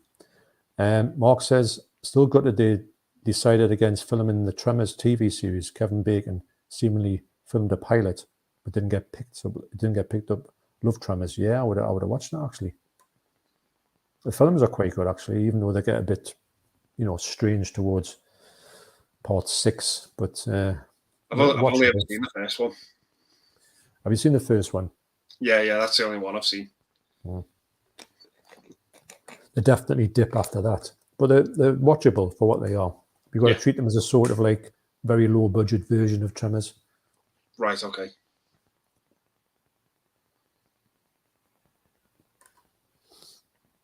So Chrissy says, Annie hate to be the bearer of bad news, but they did milk it. The TV show series and horribly animated point and click video game for the PS3. But for me, they're not as in your face as Star Wars is, if you know what I mean. Yeah. It's just there everywhere. You can't escape Star Wars. But I think it's probably actually, if you think about it though, the actual toys for the last trilogy didn't really have that sort of toy factor, and they used to have millions of toys out with all the other Star Wars. They seemed to tail off massively with this last lot. You didn't see anything to do with it, and you used to always see even the ones you didn't like. You would see the ones out and about, wouldn't you? Yeah. I'd say as well, I've seen a lot of ads on my phone for Back to the Future the musical. Yeah, and that's popping up all the time on Facebook. I think that might be all right, actually. That. Yeah. DVD and Film Bloke says Back to the Future wouldn't work today. I mean, it's about a teenager being friends with an insane old man. I guess Rick and Morty is the closest thing we get. Yeah. Disney didn't want to touch it because I think that was one of the studios they went to. Yeah. And the whole storyline with his mother, they were just like, no, we're not touching that. Yeah, that was. Yeah, I know what you're saying. That kind of did go in a bit in a funny area, didn't it? Yeah. What studio what has been your most expensive film purchase? Ooh.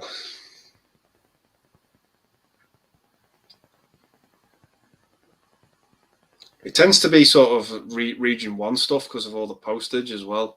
Yeah. It depends how rare the film is as well. I mean, I got the Day of the Dead steelbook. That's one film. I paid about £42 for that on steelbook. But yeah, I mean, and some of the bigger box sets, but you get more films. So I think I paid about £200 for the James Bond box set when that first came out. Yeah. Just trying to think. What else? I got the Batman anthology. That was about 60-70 quid on 4K. But yeah, I don't go too wild or too crazy, but yeah, it depends on the film as well. Depends how rare it is. That's it. I would hate to get something where I would think that I would buy something that would come out like that Titans Occult Blade Runner. I would really feel terrible if I'd paid over £100 for it and then you could get it for 30 quid. Yeah. So luckily that hasn't really happened to us. I think the most expensive thing I've ever bought is probably Godzilla. You know, the Criterion Godzilla. That was 150 quid, but you get a lot for it.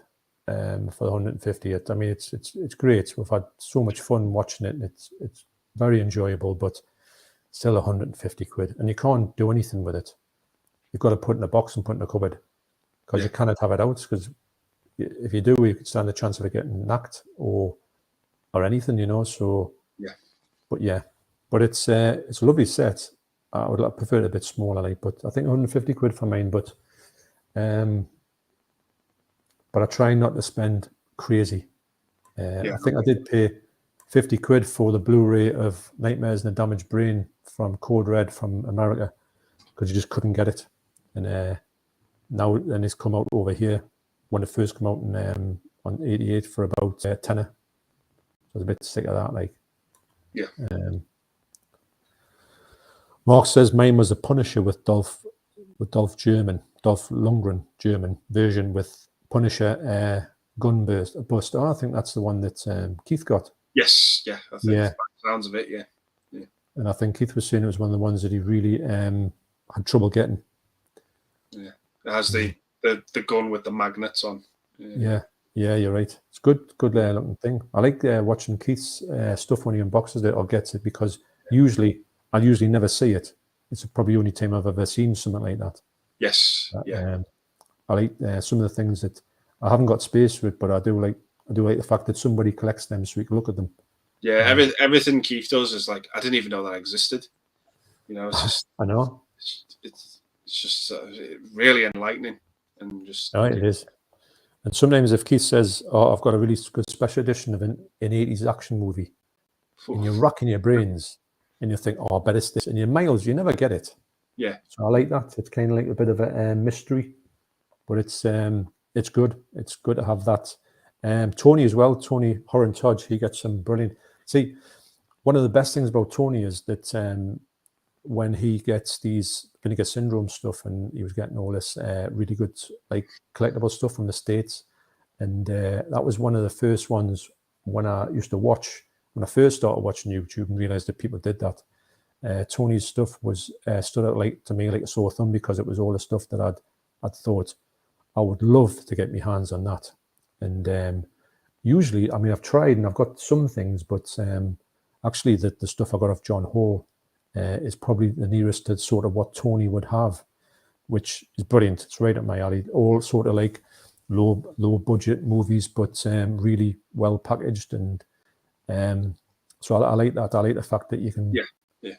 But it's a double-edged sword because you look at Tony's and Keith's and you want a lot, and you probably know I'll never be able to get it. No, unless you've got a lottery ticket. A lottery ticket, and there's nothing worse when usually they'll come, not all the time, but they'll come up and say, "Got this," but it's like it's limited to like 3, and they're all out in the world thing already. So But it's nice to know that these things, these channels do exist for that reason. I think it's great. Yes, yeah, absolutely. Yeah. Pete says, what series do you think is the most consistent in terms of quality? I'd probably say for me, Breaking Bad at the time when that came out, I was hooked. I've never watched a show where I was just like, right, I want to watch the next episode straight away. You know, it was although the show itself was about drugs, you felt like it was a drug when you were watching it because you just wanted more and more and more. Particularly when you watch it for the first time. Yeah, just a great show. Yeah. Like Addicted. Yeah, no, you're right. Funny enough, we've watched the first 2 series, but haven't watched the other ones, believe it or not. Yeah. But we'll have to do it. We keep saying we'll probably have to go and watch the first lot to start and to remember. Yeah. But I think the first series was great because if I'm right in thinking, like the first couple of, even maybe the first series or the first couple of episodes seems to take place in more or less in a room, and it didn't seem to move out of there for a little bit, and it was great. I'll tell you what, one I think was good from beginning to end is the American Office. Yeah, that held its own for the whole thing and didn't tail off. Yeah, I can watch that and I can't pick which season an episode's from because it's very consistent and it just feels. Yeah, it is good. I do like the American Office. It is all right. I've only seen the UK one once. I like the UK one, but it's kind of that small. It's only 2.5 series that they couldn't really mess it up. But I think if you got one that's run for 8, 9 seasons, and if they go off the boil, you can I don't know how they keep them going for 9 seasons. And another one we're just watching at the minute is Still Game, the Scottish one. The Scottish, it's so funny, and that's never had a bad episode for me. We're watching it again, and to be honest, we can hardly remember anything. We're thinking, did we miss all these episodes? Because loads of things happening that we can't remember. But I would say there's another one as well called Ideal. Remember that was on BBC Three? No. And it was, what's he called? I'm going to blank on his name. Johnny Vegas was in it. He played a drug dealer. And I think the first 3 series take place in the same flat. And it's in the same room of the same flat. No, actually, I think the first series takes place in one room, and then the sort of you go into like the hallway, and then maybe in season 3 you'll see the staircase. It'll get in, and then sometimes they'll put the person who lives in the one across the way. So in the whole 5 or 6 series, you only go outside once. It's nuts, but it's got so many twists and turns in that series. It's absolutely brilliant, mind. The characters have got in there cartoon head, who's got a cartoon mouse head stuck on his super glued to his face, because he was something to do with drug stealing or something. So his punishment for him was that they stuck this mask on his face with super glue and he can't speak. But he's a psycho, and his mate's called Psycho Paul, and he's just a nutcase, and it's all to do with drugs and all that. But it's so funny. I would say that if you can get this series, there's about 7 of them, and they're all good. It got cancelled actually, and unfortunately, so we never really found out what was going to happen. But very good. AP says, what would be a Marvel character appearance in Doctor Strange 2 that would blow your mind? Mine would be Wolverine in the yellow tights and mask. Ooh.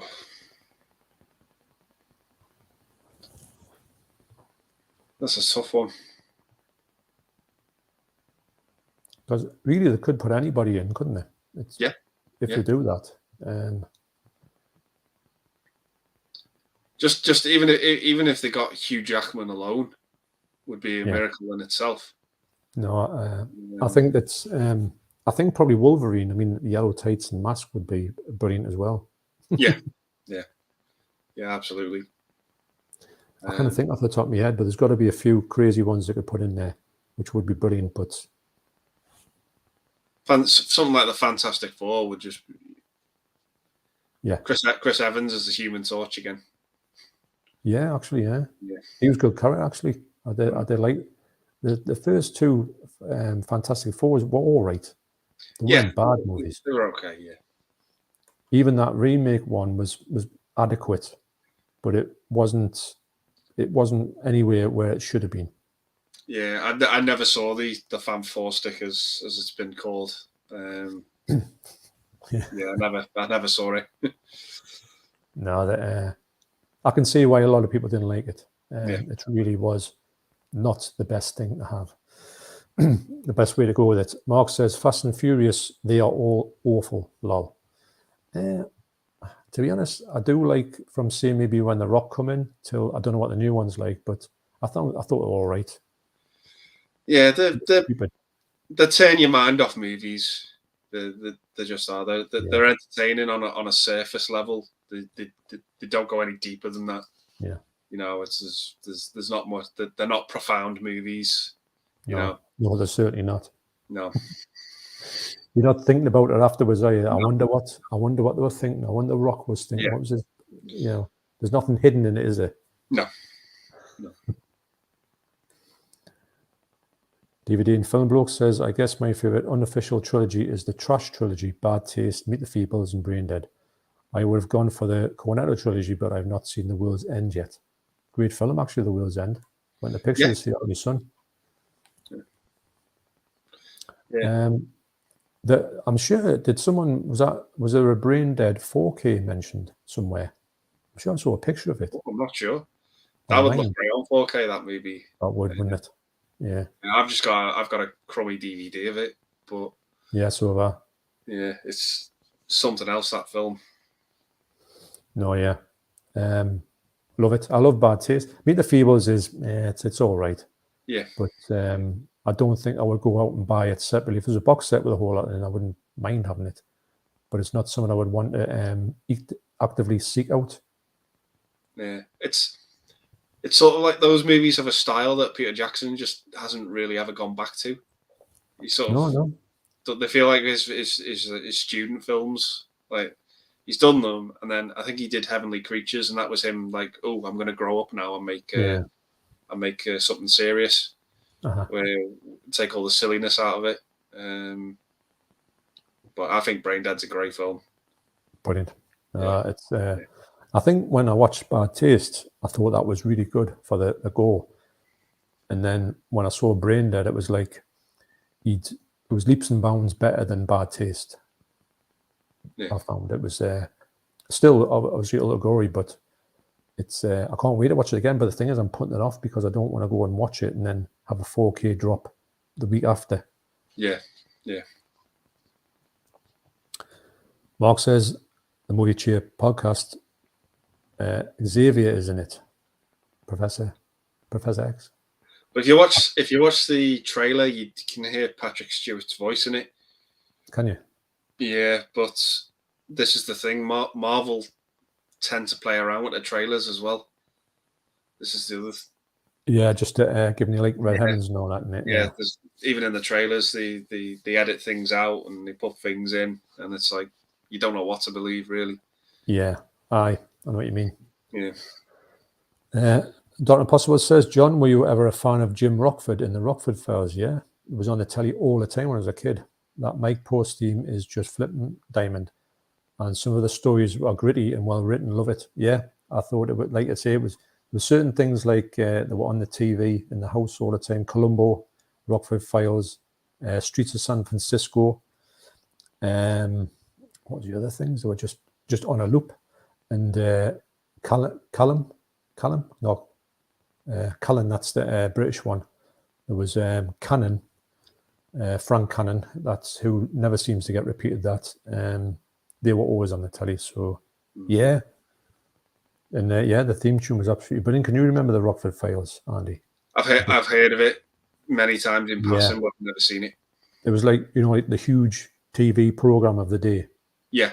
And then obviously it's of its time, but it's all right. I can't imagine you would ever really want to see it these days. you know, or you may not get anything out of it. Yeah. And 6 says, well, the movie cheer, be prepared than because Patrick Stewart is in the film and we're already theories the movie will introduce the X-Men into the MCU. Yeah, I think they probably would do that. Because why wouldn't they? Because they're going to do it. They're going to get they're going to redo the X-Men, so this would be a good way to do it. Yeah, I mean, I think this is probably the next thing, the next place to go in the MCU, because I think Endgame wrapped things up very nicely. And then it's like, well, where do we go now? What do we do? And I think the movies after Endgame have been very hit and miss for me. Yeah. But yeah, I loved No Way Home. I thought it was fantastic. Unbelievable. Yeah. How they pulled it off. I still think it was one because you know them things, you know, with rights and all that, and he won't speak to him or that director doesn't want anything to do it. You know, all of that going on. And for them to get that cast together, and they all seem to just there wasn't any. There would obviously, you know, like going back to, I don't know if you remember this, Doctor Who. Then they had the 5 doctors on, and Tom Baker didn't want anything to do with him, so it was like a bloke walking around with a wig on, and he just thought, "That's not Tom Baker." Yeah. They're all taken from a TV show they never used. Yeah, he's on a boat, isn't he? He's on like he's on like a barge, isn't he? With like he's got nothing to do with what he's doing. Yeah. Yeah. Or he's in the distance, you know, as a different bloke. Yeah. But with this that one that got it all right, and it would have been bad if they hadn't have got. They had a kind of like stunt doubles or people who want that particular type one, or they missed the one out. Yeah, got the whole lot in. It's great. There's so much that could have gone wrong with that movie, and thank God it didn't. You know, with all that cast, just an incredibly ambitious film that I'm really glad they managed to pull off. I think it's the only one like it, really, for the amount that they've done with getting this whole thing together of this 2 other franchises and that, and all the villains. You just think you were on paper we said that's impossible. I don't know what would have been when they had this sort of meeting to say this is where we're going to go with it. I wonder what the people in the meeting were sitting there could just going, "You're having a laugh, aren't you?" Yeah. You know, if they're pitching the idea, what if we did this? I'd be like, no chance, but it happened. Yeah. Pete says, loving the figure collection on your shelf, Andy. Oh, yep. Thanks, Pete. Yeah, I've just finished putting them up today. So what have you got up there at the back? What type of things are there? So over here we've got, I don't know if you can see that. Over here we've got the X-Men, and then I've got like the X-Men villains, like the Brotherhood of Evil Mutants, the Hellfire Club. Right. Oh. And then over here I've got Spider-Man villains and stuff. I don't know if you can see like Dr. Octopus's tentacles just there. Yeah. And then just above my head, we've got the real Ghostbusters. Oh yeah. So yeah, I've just finished. You're a big fan of that, aren't you? The real Ghostbusters. Oh, I probably love it more than the movies because it was my introduction to Ghostbusters. Yeah. It was, and then I used to watch it religiously as a kid, and then I found out there was a movie, and I was like, "Wow, okay, I'll have to check that out." But yeah, no, I'm a big fan of the real Ghostbusters. Yeah, love it. I remember watching it actually. Remember on the TV. It's one of the things where I'm sure my son. See, that's the funny thing with you watch everything when you're a kid, and then your kid comes along, you watch everything with him. So you kind of get a sort of, and you've got to watch it because if he's watching it, if he comes down, he's got the telly on for his stuff, and he will not turn the telly off to anything else. So you end up watching all the kids' programs. So I saw the whole lot, and he watched them from noon till night. That's how I kind of remembered watching Sabrina the Teenage Witch. Yeah. And then there was Goosebumps, which was great actually. Probably the real Ghostbusters. There was a Batman, the sort of one where it's like a thick set Batman. You know that one, the animated series? I think so. Yeah. The animated series of Batman, the '92 one. That's my favorite TV show of all time. I absolutely love it. Yeah. Because I'm sure he's got for Christmas. He got a Blu-ray set of it. Yeah. Believe it or not. And we watched the Batman Beyond, and you know, so Batman Beyond is great. Yeah. Yeah. So I've got a lot of knowledge for them, even though I was an adult at the time. Yeah, yeah. But you can still watch those animated shows as an adult. Yeah, I didn't say, "Oh my God, he's watching this again." So it was. Sometimes I was quite into it, and I was saying, he's like, I would watch him when he went out of the room. Yeah, because he would put the things on and then just walk off. DVD and Film Bloke said, yeah. Although I would still say Attack of the Clones is the worst film I've seen. It's hideously dull. I tolerated Revenge of the Sith, but that's it. On rewatch, I quite enjoyed Attack of the Clones. Okay. A lot more than I've ever done, because I've tell you what, that was always the bottom of the heap for me. But on recent ranking that I still haven't finished off with the last two movies, it's not bottom of the list for once. Okay. Yeah, and that's so. What is bottom of the list? Well, when we actually do watch the other two movies in about 10 years' time, you'll find out then. I don't want to give you a spoiler alert. Day 6 says, Mark Mayfield, the whole new Tremor series was just another thing that the studios didn't see money in. No. It always comes down to money, doesn't it? Oh, absolutely, yeah. Yeah. Pete says the sequel was a victim of mismanagement, greed and lack of planning. Disney just wanted to start a cash cow from the moment the deal was signed. Yeah, you're right. Absolutely. Would have been wringing their hands thinking of all the money. Yeah. And they spoiled it, actually, weirdly enough. They should have had the foresight to think, we're in a winner here. Let's make it count.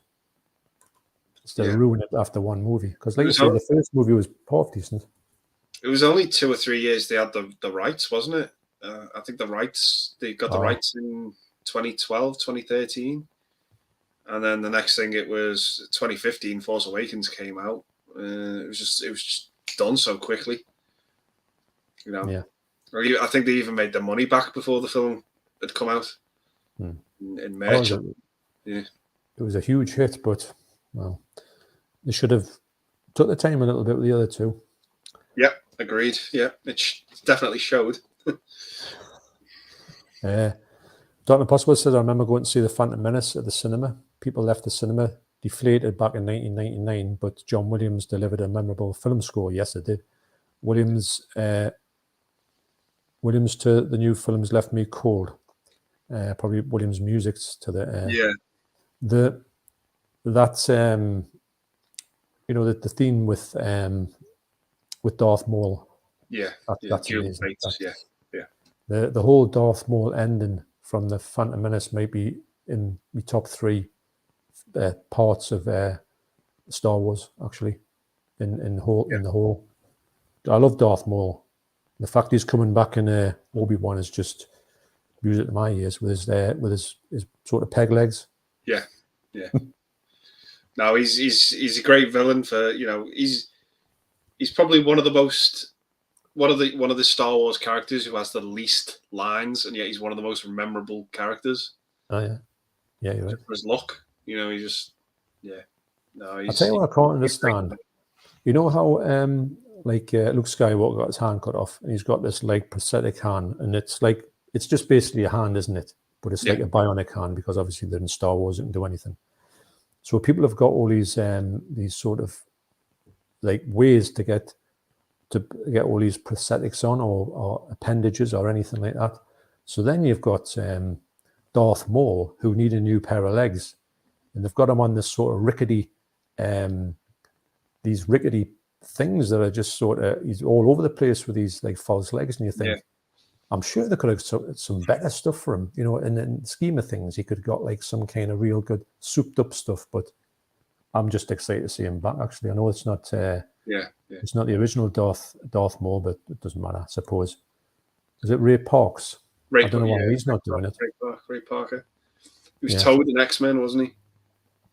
Yeah, he wasn't he? Because I thought he was going to be a kind of bit of a big star, and he just vanished, didn't he? Yeah, it just disappeared. Yeah.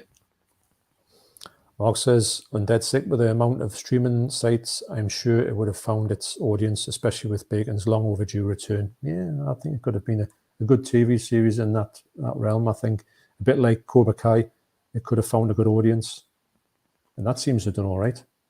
Yeah, absolutely. Although I've never seen it. Chrissy says, Andy, the new Obi-Wan better not come to the Maxoladian 4.0 like Boba Fett was basically the Mandalorian season 3.0. Yes, I get what you mean. The Mandalorian. I think, to be honest, Boba Fett, although I did like it, it didn't really have the sort of the weight behind it to pull off a full season, and I had to put the Mandalorian in it. But I don't think the Mandalorian. I think I would like to see him in it as a sort of cameo, but I think there's enough stuff happening in that to make that series go, on its own legs. I think. Yeah, absolutely. Yeah, it's set obviously. This Obi-Wan series, it's set obviously before the time of the Mandalorian and Boba Fett. Yeah, of course. Yeah. So Mandalorian would have been about 2 years old. Yeah. Good point. Undead Six says, when I put it up, well, that's what I mean with division within Star Wars, John. They made Force Awakens and people complained it was the New Hope 2.0, which I can see. But when they try to do something different, I'll look for the other part of that one. And they create The Last Jedi, my favorite. Wow. Which was new, inventive, and creative. People complained. That was it. It was too new and different. To the end of the day, it's impossible to please most fans. I know what you're saying. Yeah. I know what you're saying. I just thought that, personally, I thought that The Last Jedi was a little bit too far of a curveball that I didn't really feel was necessary. And maybe if there was like Mandalorian or Boba Fett and they had an odd episode, which was like a strange episode, I could take that. But the fact that The Last Jedi, the movie, was kind of so tonally different, it just didn't sit right with me, if I'm honest. I think that Force Awakens set things up, and then Last Jedi just didn't address them. I think that's my big problem with it. Force Awakens set so many things up, like who Rey's parents were, how Maz got hold of Luke's lightsaber, who Snoke was. And for me, everything Last Jedi did to continue that fell so flat, and it just wasn't interesting in any way, shape, or form. It didn't give me any sort of entertainment or interest or engage whatsoever. It was just a null experience for me, and that's why I was so annoyed with it. But if people like The Last Jedi, that's absolutely fine. That's the thing. It's not one of these things where you think, right, I don't like it, so there's no bashing involved. That's fair enough. I know what you're saying. But I suppose it's a bit like like Dirty Harry. Dirty Harry, the 5 movies, if the 4th Dirty Harry, he didn't pull out a magnum, he pulled out like a water pistol, you'd be going, whoa. Yeah. So it was that kind of curveball. You're going, where's your magnum? I love those movies. Oh, they're absolutely brilliant. Even the 5th one, which isn't the best of ones, I still think it's good because it's Clint Eastwood's in it. So you can pull anything off him. I think the villains in the 3rd one are absolutely horrible. I just can't stand them. Oh no. Yeah. Horrible. Yeah. A bunch of so-and-sos. Just I don't like them at all. Nasty buggers. They're really awful, aren't they? Yeah. I think they're always on the telly. I love them. Love watching Dirty Harry movies. Even though the first one's Dirty Harry, would always say Dirty Harry. There's a Dirty Harry movie on. Didn't matter what they were called. You just said Dirty Harry because it's such a good character. First one's great. Oh, I love it. Yeah. Scorpio. The sort of the villain in that, he couldn't get a job afterwards because he was that creepy in it that nobody wanted to hire him because he looked. I know, obviously, now when you see him, you saw him in Hellraiser and stuff like that, you were thinking, is that the same bloke? He just looks so like really weird. Yeah, he just looks like he kind of looks like an average guy, but he's so terrifying because of what he does. But when he gets going and the character he plays, he's terrifying. He's creepy. He turns into an when he pulls faces. Oh, yeah. It's the bit that gets me is when there's a bit in the movie where he's got the mask on and Dirty Harry stabs him in the leg, and he lets out this scream, and it's hysterical. I can't stop laughing. Like every time I see it, it cracks me up.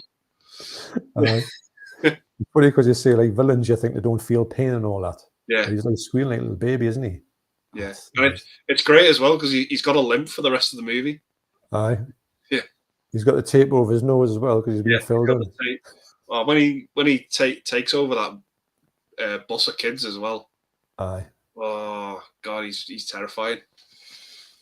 I think he's one of those sort of, someone says, "What's your best villain in the movie?" He could be right up there. And nobody talks about him, do they? Really, he's never like mentioned. But when you've seen Dirty Harry, the first thing you think about is that you would say to your mates, "How did you see that nutcase in Dirty Harry?"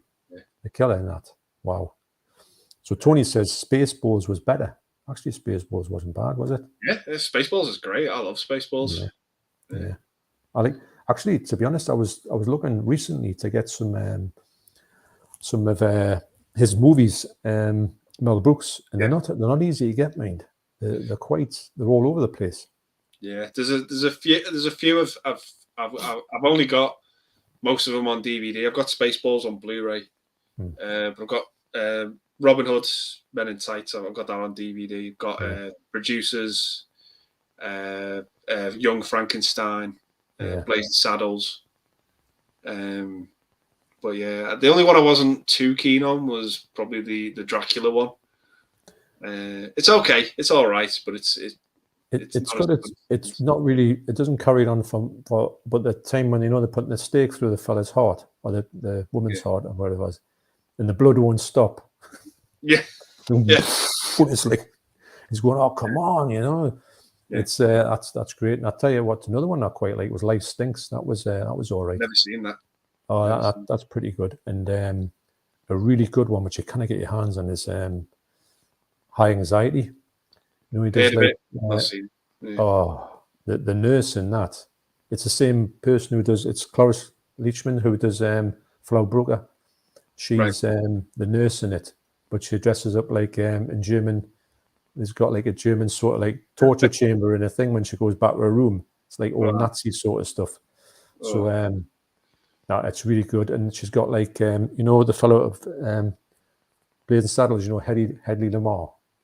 I think so, yeah. Yeah, he's in it. And he's like he's supposed to be the boss of this sort of sanitarium where they're all like in, trying to get treatment. And every time he says anything, she always like stops him, and he's petrified of this woman, and she snaps his fingers and just gets him to stop immediately and run away and stuff like that. It's great, but it's another one you kind of get your hands on it. Jason says, "Hi, Jason. Hello, John. Hi, John and Andy. Great to see you guys doing a one-to-one stream. Both of you deserve larger audiences." Well, I think that audiences. I think that these streams get really good audiences across the bat. It's a thing that's. I think it's a good thing for your channel in essence to get a stream and have that in a part of your channel. I think. Yeah, I did do a live stream months ago. I did one, just me on my own, just to try it out and see what it was. Yeah. See what it was like. I don't think it did very well. But I gave it a go to see what it was like. But I've not done one since on my own channel. But yeah, I've just found it's been a bit too early for me to do them because my channel's still very, it's still small in the grand scheme of things, and I wanted it to grow a bit first. Well, I think your channel's progressed when you sort of became like in front of the camera. I think your channel's. I think I sort of made it. Yeah, but I got into it. I was just thinking, I've got a huge collection of movies. I was like, I'll just give it I'll start it. I'll give it a go and see what happens. And I said, whatever happens. I'll start it. I'll just talk about films and see where it goes. And I've always said, if you want to subscribe and join to the channel, please feel free to do so. Yeah. And if you don't, you don't. That's absolutely fine. And that's it. yeah, I just went along with it, and yeah, I'm where I'm at now. And yeah, I've got Jason to thank for giving me that push to go behind the camera. Yeah, I remember Jason saying that. Yeah. I do agree with that. I think it's progressed your channel in a way from being. I think sometimes when you be behind the channel, to be honest, the only reason why I didn't do it myself is because I didn't have the equipment to do it. If I did, I would have started off that way, because I was doing that on Instagram just to try it out. But I was definitely do it, just doing the camera with my hands. I didn't do anything else. And it's a bit daunting when you come on face to face with a camera and do it, and you think. But what I would say is what I've said all the time is, if you're ever thinking about doing it, give it a shot. And because you don't have any what ifs. But now I will say, if anybody's thinking of doing a live stream, go ahead and do it, because I do think that I'm glad. I did do some solo live streams when I first started doing it, and they were okay. I thought they were quite enjoyable. But I think that I always had a mind to do this one, to try it out, to do this one. I was petrified doing it, I've got to say. I was always a bit scared doing my solo ones, but I wasn't that scared, because I think when you have a guest on to start off with, you feel more scared. I don't know, well, just me personally. Yeah. But I'm feeling a lot better now than I did when I first started. When I did that first one, McKeith, honestly, I thought I was nearly at the point where I said, I think I'm going to have to just call it off and just, it's just look stupid, man, just crack on that. So I did, and it's just good to have. Well, the thing I was saying about is the fact that we've talked quite a lot in streams anyway. So we're both good friends anyway. I think even before this, doing this, and I think that's half the bother, that you're not meeting somebody for the first time. Like this, and saying, I'm doing a stream with Andy. I don't know who he is, but I'm doing a stream with Andy. Yeah, so it's not like that. So yeah, no, it's great, because we met, and we've obviously talked away from YouTube and that and everything. But I've met some cracking people. There's some great friends on here, and yeah, absolutely. And people are I enjoy listening to them. I enjoy hearing what they're doing, where they're going, and what it's good actually. It's just and it's I think there's going to be a lot more meetups as well this year, with people. It was great to meet Ryan the other day. That was so bizarre in a way, because it's strange when you've seen somebody on camera. That's all you've got, the reference have you got, then that person standing in front of you. It's really quite it's quite surreal actually. So I really enjoyed it. Actually, I had a good time. And talk about movies, so I imagine it can be. I have had a great time with it. My only biggest regret with it is I didn't do it sooner. Me too. That's always going to be the regret. Because I've been watching people. There's one new YouTuber I've watched for about 12 years, and he's always been behind the camera. Or he's only ever been on the camera once in one video he's ever done. And I was thinking I could do something like that, but I never ever pulled the trigger on it. Yeah, never ever did it until last year. So yeah, my biggest regret will always be that I didn't do it sooner. And you always feel like, who's going to watch, who's going to, what's it going to be like, or anything like that. But you can film videos and go, well, I wasn't happy with that, I wasn't comfortable with that, or you don't feel right doing it. But I'll always say, if you feel like you want to make a video or do whatever, just sit in front of the camera and record it, because no one's going to see it unless you put it out. Yeah. And just keep going and doing the same take or talking about the same thing, and no one will see it unless you put it out. So unless you're happy with it, that's right, put it out. No, I totally agree. And I think I can echo that, because when I first realized that you could do this thing, I think it was Big Paulie. I saw Big Paulie doing it, and this was maybe after he'd been doing it for maybe about a year. so he was quite honed, you know. So I thought, wow. And I think you might, and I've seen Big Paulie's first video, and you can tell how far he's come on, as everybody has actually. So you think to yourself, if you see them maybe a year into it, you think, oh, they're doing that, and it's good what they do, but I could never do that. But you don't realize they're a year into it, and then so Big Paulie was kind of like going to the shops, and I thought, I don't think I've got the bottle to do that. I do kind of do it now, but I still am a little bit uncomfortable with it. And then I saw Kermit's Ghost as well. He's very professional, so I thought that's brilliant what he does, but it's ultra professional. Then Jamie Powell as well. Jamie Powell, he did something that I thought, he puts his music onto it. I thought, I'd love to do my music on my thing. He puts a bit of comedy into it. I'd love to do that type of thing. And then Tony from Horror and Todge, they were like me 4 people I looked at, and I thought, well, if I could do a little, because he does cult stuff, and I thought, well, I love me cult stuff. So I thought, well, I've got a bit things to talk about, taking a little bit of things from those 4. And but I sat on it for a year and a half. I think next week I'll do it. And then I wish I'd started that year and a half earlier. Yeah. You know. But no, I think once you're on here and you've just head down and just keep on, I think it's good. Yeah. I like all the parts of it, all the ways it sort of is, and long may it continue. Yeah, absolutely. And 6 says, and they create The Last Jedi. I think that was the this was the second one. Yeah. Oh yes, sorry, because I went back to that one. Mine, it's lucky I can see these ones. I'm blind as a bat, you know. So I'm doing quite well for somebody who can't literally see what they're looking at. Never mind. I wonder if I can make it bigger for me. I need the screen to be that big. Double Bill Movies says, evening guys. That's Trevor. He's got a great channel actually. Hi Trevor.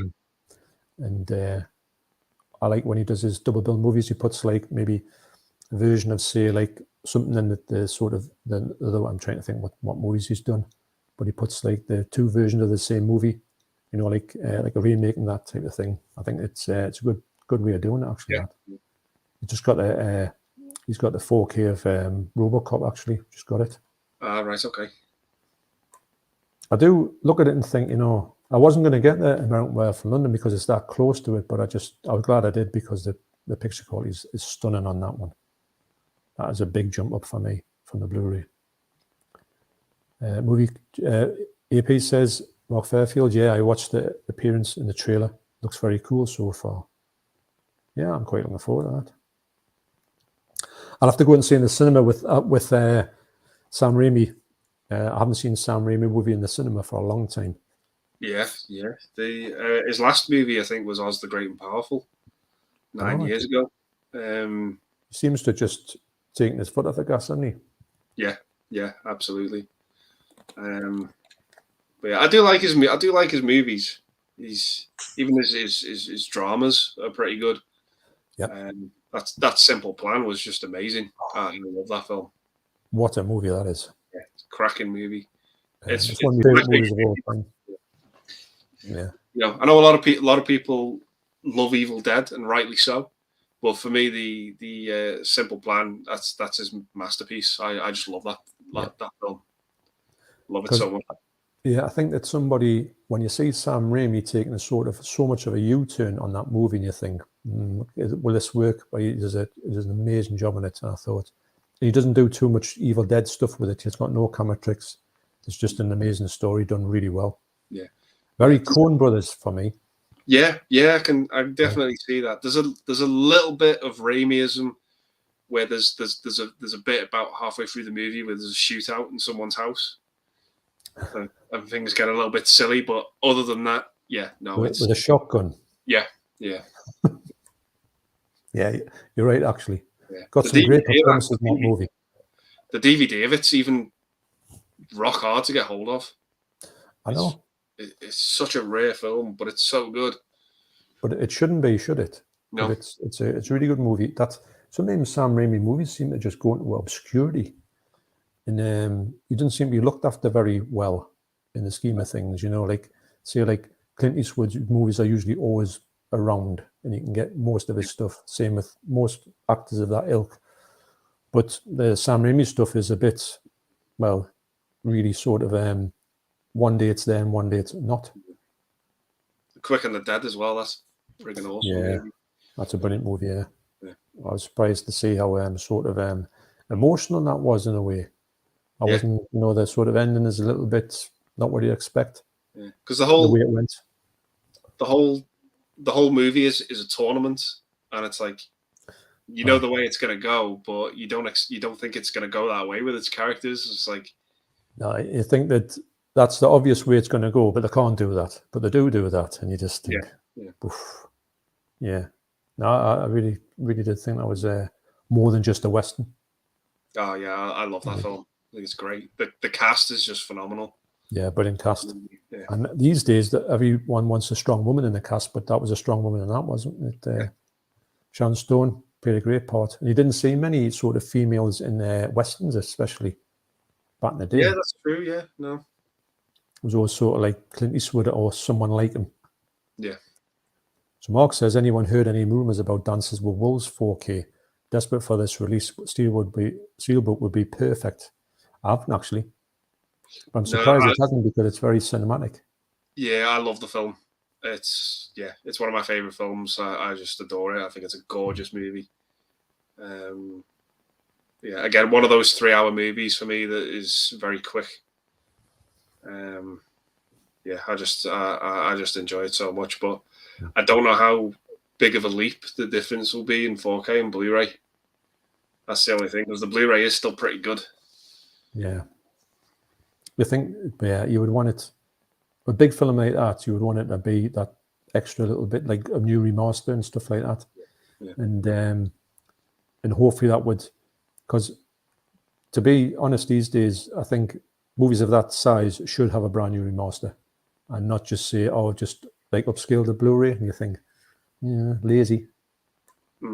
Yeah.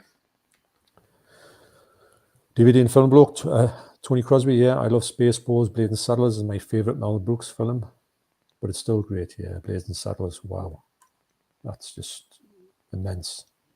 And the whole sort of there's a lot of people going about it being racist. I don't find it a racist movie, actually, because it's done from an angle that it's not racist, and the people although of what the phrases that you use in it is a bit like wow, but I don't think that people could, if they ever talk about ban it, I don't think they should. I don't think it's coming from the angle of the way that people, if they just hear some of the language in it, say, you've got to ban this. No, I don't agree with that.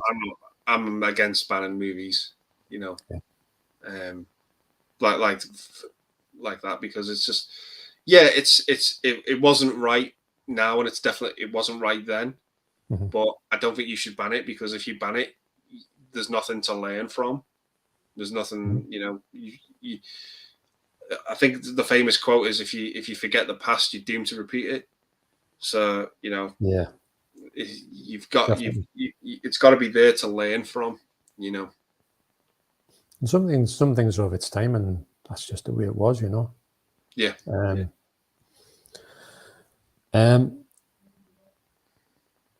So Undead 6 says, Mouse Fairfield, but at the end of the day, it's the studio heads that have the last say in these matters. Yeah, that's true. Unfortunately, should be more the fans should have a bit of say in these things. Ternula Iris, grass is potentially greener on 4K though. Yeah. Boom. It is, mate.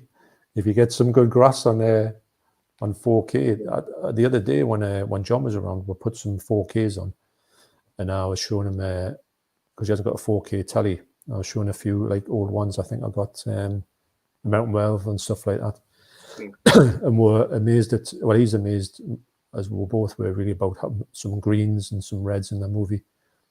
Just how they can just be so absolutely jaw-dropping. I know they're just colours of clothes, but there's just something about it. Yeah. It's just the clarity of it. It's another level. Speaking of the grass, though, one movie I picked up, Mike was telling me about it. He said in his video as well, Beetlejuice on 4K is something else. The opening sequence, all the trees and the grass, it's phenomenal. It just pops. Gorgeous looking 4K. I was expecting it to look quite pleasant because obviously it's a Tim Burton movie and they always colourful, but I didn't think the Blu-ray would look 4K would look that good. It looks unreal, really does. Yeah, even the opening titles are just so crisp. It's just Right. Yeah. It was because I'd only seen it. I think the last time I'd seen it was on a really poor DVD, if that, and maybe VHS. So I had a huge uptick on mine because I hadn't seen it in a good quality ever, but it was brilliant. Yeah. And it's great when that happens. That's the way it should. If they don't get it, if they get a 4K out, it's pretty average. They shouldn't release it. No, absolutely not. DVD and film bloke. I was always pessimistic when I found out about Robocop was on Arrow. I mean, I love the movie, but it had no business being on Arrow. The 2014 Blu-ray was perfectly fine. Yeah, I was quite surprised that they picked that one up. Actually, it didn't really. At the time they picked it up, it wasn't really an Arrow title because they were just mainly seemed to be like horror and cult.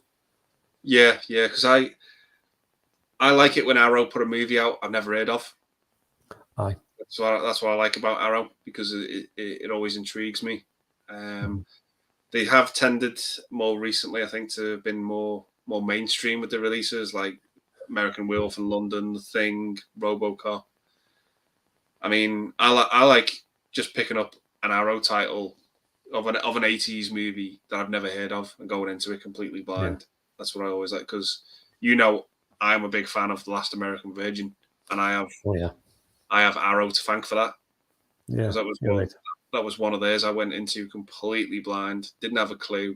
I was blown away by it. Well, you and me both. But like you say, it's like a sort of a movie of two halves. You've got your sort of slapstick, pokey stuff at the start, and then by the second bit, the last third, wow.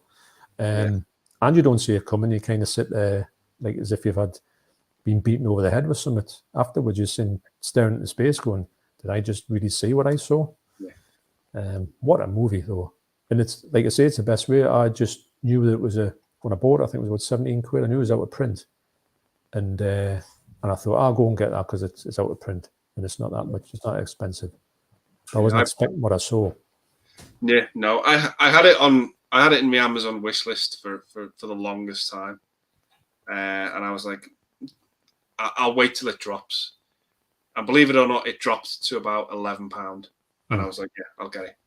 £11. I'll pay that. It came, and it's in that pile that every collector has of I'll get round to it. Yeah, I'll watch it. Mm-hmm. And then one day I was like, yeah, I've got the time. I'm up for something new. I'll give it a watch. I know what I'm getting in. I know what I'm getting into with this movie. I stupidly thought, but yeah, I know it's going to be Porky's in it. It's going to be Revenge of the Nerds. Yeah. I'll put it on. Give it a watch. And it is that for the first half, and then the last act of the movie, it's like, whoa, where did this come from? This is I owe this movie some credit now because it's really, really upped its game. It's like reality, isn't it? It's like you've got your movie, and the movie wouldn't go a certain way because it's not real. It's not reality, and so the kind of you think you would say, I knew this movie could go that way, but they would have went the sort of nice way, but they went the other way, and you thought, surely not. And they played it out right till the end as well, and I was like, well, that's something you don't see very often. Yeah, no, absolutely not. Mm-hmm. It was just the rug being pulled from under you. That ending.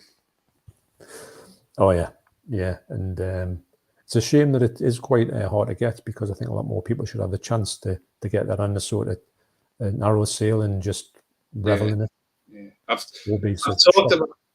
talked about that movie with a lot of people, and I think there's about 5 or 6 people who've picked it up just because I've talked to them about it, and I'm glad they've picked it up, and I think everyone I've spoke to who's watched it has enjoyed it on some level, and got something from it, and I'm really glad that that's happened. Yeah, the movie does deserve more love, and it does deserve more recognition, because it is such a little hidden gem. Great soundtrack as well. Oh, absolutely, absolutely. The Journey stuff, the REO Speedwagon stuff, I'm just in love with it. Just love that movie. Put it back on. I'm just. I turn it off. Yeah, I just don't want to see it. It's all black, you know, like go on sales and all that. That's my wife saving a couple of pennies. Yeah, right. See ya. Going to bed in the huff. Good job she got on here because the door's shut. Wow. But she did help us put a shelf up today, so you know I've got a thank for that. Yeah. I would say that the thing with Last American Virgin was I did want to see it because of the two lead actors, especially the actress who's in Better Off Dead. Yeah. And I thought, because she plays a great part in that one, and I thought, let's just be more the same. I'm interested to see it because it's from the same time period. Yeah. And especially, not giving anything away, especially her character in that, who I'm used to seeing in a few films of being the sort of the nice character from Better Off Dead. I wasn't expecting that to happen. I think that was another reason why I was like, wow. Yeah, I just think for the time it came out, I think it came out in 82. To deal with the subject matter that it deals with at the end is it's groundbreaking. It's groundbreaking and so real to have that. Most people would, you know, if they went to the sort of cinema executives and said, I'm going to do that, and they would say, no, you're not. Like that's get that changed. Yeah. But they didn't. I'll tell you what, Andy, I'm just going to nip the toilet. Do you want to have a toilet break now? I don't know if you want to one yourself. Yeah, that'd be grand. Okay? Yeah, I'll just be right. Yeah. We'll have a quick toilet break. I'll be back very presently. I'll just microphone out. See you in a minute. See you in a minute.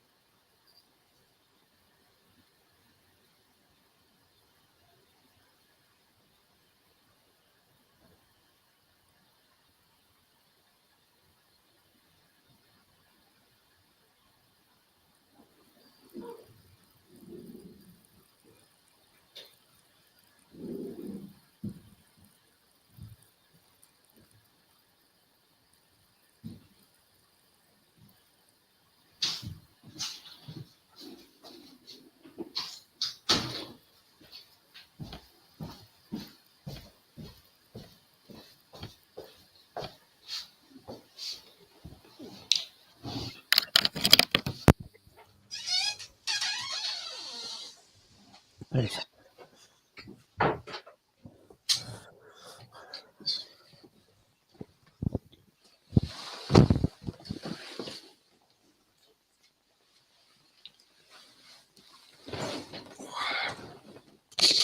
There we go. All right. Yeah. That's better, like. Yeah. Mark says, anyone watching the new horror suspense series From? I'm not a horror fan, but can't take my eyes off it. The trailer's on YouTube. Never heard of that one. No. I wonder if it's called From or it's an acronym. I think it probably is called From. I wonder where that one is. Is it on Netflix or something like that? Never heard of it. No. Sorry. No, never heard of it. Dan and Science says Scott Pilgrim versus the World is such a ridiculous film, but it's a guilty pleasure of mine. Yeah, I think it's an amazing film, but I don't think you like it that much. Is that right? No, I wasn't keen on it. if I'm honest, I don't think I might not have been in the right frame of mind when I watched it, or because I really do like Edgar Wright. I do think he's when you're watching an Edgar Wright movie, you're watching an Edgar Wright movie. Yeah, you're right, actually. But I don't know if I was in the right frame of mind with it. Probably need to give it another go. It's got one of my favorite lines in a movie. I don't know why. It's when he's going to have a square off with someone. I think he's fighting this young girl with blue hair, something like that, and just says, "Prepare to die." Obviously, as if because they all do that in a fight, don't they? Prepare to die. Yeah. But I think that's it's a great line. But yeah, I do like it. I just wish the 4K was what it could have been, because the 4K could have been spectacular, because it's very it's a very bright movie, but it just just didn't there's a lot going on in it. Yeah. Dr. Impossible says Mel Brooks certainly delivered some cracking films as a film producer with Brooks films. The Elephant Man, yes, The Fly, A Guilty Pleasure, and A Guilty Pleasure, Doctor Who, Doctor and the Devils with Timothy Dalton. I don't remember that one. No, I'll have to give that one a look. Timothy, because I love Timothy Dalton. My favourite James Bond actor. Yeah, I remember you saying. No, I've never heard of that one. Elephant Man, produced by Mel Brooks, directed by David Lynch. It was like, huh? Yeah. I didn't get that until years later. Yeah, it's amazing when you see like movies produced by people. It's just absolutely insane sometimes when you saw Michael Douglas produced One Flew Over the Cuckoo's Nest. I know. It's just crazy, isn't it? It's great. Brad Pitt pops up a lot as producer as well, like films he's not even in. Yeah. It's just it's crazy. I know. You just don't expect someone to do that as well as what they do, you know. Tony says Mel Brooks made a really great films, including a hand in one of my top 10, The Elephant Man. Yes, absolutely. Well, you know how I feel about The Elephant Man. Love it. Rightly so as well. It's great. It's fantastic. Yeah, it's done really well. It's done in the whole. I think I'm really glad that David Lynch did it, actually, because I think done by any other director or visionary, it might have been just not as good. There's something about it that makes you think it's actually. It looks like it was filmed in the 1880s. Yeah. It's probably David Lynch's least Lynch film, if that makes sense. It's not as out there as his other films. It's very. It follows a linear structure, and it's very. It does. Yeah. Although I say the start with the elephants, the middle, because there's a bit of a sort of dream sequence in it. Yeah. And then the ending is pure David Lynch. Although I didn't really know who David Lynch was when I watched The Elephant Man. Yeah. I saw Razorhead soon after that, but I didn't think it was the same person, because you look at it and think, what? A Razorhead is made? Yeah. Mark says, Scott Pilgrim, I got my Titans only. I've got them all. Probably only because you got them all. Lasted 40 minutes and switched it off. For film. So he didn't like I thought he was going to say I didn't like the quality of the 4K. But it's one of the ones where I was dying to watch it again. I held off for the 4K. The 4K come out and watch it again because I don't know if I can bring myself to do it. But I'll give it a go. But wow, such a disappointment. Yeah. Turn the Blue Iris. I think Robocop came out around about the same time as Evil Dead 2. Two great cinema trips. Yeah, absolutely. I saw Evil Dead 2 at the cinema. I don't know about Robocop. I think Robocop had done that on VHS. Because don't forget, when VHS came out, even though we saw it at the cinema all the time, it was such a new thing to actually go and just say, I've got a film in my hand and I can watch it 15 times if I want to before I take it back the thing. So everyone just went for VHS. Like cinemas was like they were nearly dead. They were like giving tickets away because just nobody went. Because you were just the home videos just took off. Yeah. So I had a big sort of like gap in me cinema trips. Dr. Impossible, Tony says Dr. Impossible, The Doctor and the Devils is a great movie that was. So, man, it's never ever heard of it though. I'll have to look out for it. Paul says, I'm hoping one day Marvel will do justice with a proper Punisher movie. just saying as I've got the latest comic. Yeah, I thought the Punisher was a good, one of those good characters that just hasn't really got the definitive movie yet. Yeah. I watched the Thomas Jane one a few weeks ago for the first time. I thought it was okay. Well, didn't blow me socks off. That's it. You could say like the Spider-Man, there's been a couple of Spider-Man movies that are brilliant. I don't know about the Hulk so much, unfortunately, but I thought the TV show was pretty decent at the time. And but Punisher isn't really made the standout movie of Punisher. I'm sure they could get a really good Punisher movie out. Yeah. Ness says, well said, guys, each to their own. Yeah, of course it is. It's you know, everyone can have difference of opinions, and everyone can like have a conversation about it, or you know, a sort of a good backwards and forwards about it. But if you just start saying, "Oh no, you're," and having like this huge like Barney about it, what's the point? Yeah. There's a little bit in High Fidelity where I think with John Cusack, who we were talking about before. Yeah. There's a little bit in that film where I think the one of his workers says he prefers a song.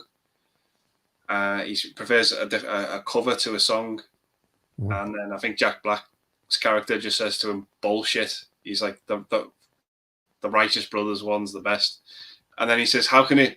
John Cusack says, "How can it be bullshit to state a preference?" It's like, yeah, exactly. You know, everyone's got their opinions. No one's right, no one's wrong. Personal preference, you know, and if you don't agree with it, it's just that's your preference. It's not them. I don't think this. I think there's a lot of arguments that shouldn't happen because there just shouldn't be an argument. It's just there's better things to talk about, really, isn't it? Absolutely, yeah. Yeah. So Stan Science says, so I'm supposed to tune backwards and forth between this and Man v Film stream now. Lol. Well, you can get both on catch up. Which I'll be doing that actually because I like Graham Man v Films. He's got a really good delivery. I think he was one of the ones that I started watching after I would say the ones that I originally started watching. He was one of the ones I got into later. But I think that he's got a good like knowledge of his movies, not like his way he sort of talks about things that he puts out. I think he makes them. He's got a good way of. I think when I do things, I always go. I put far too many M's in it, M's and O's, and what was that again? And I cut most of them out, but sometimes there's that many, and I can't just be like that. Me editing software, but I think Man v Films can just put out a good sort of review, you know, a small review, and really good actually, very watchable. Live streams are good as well.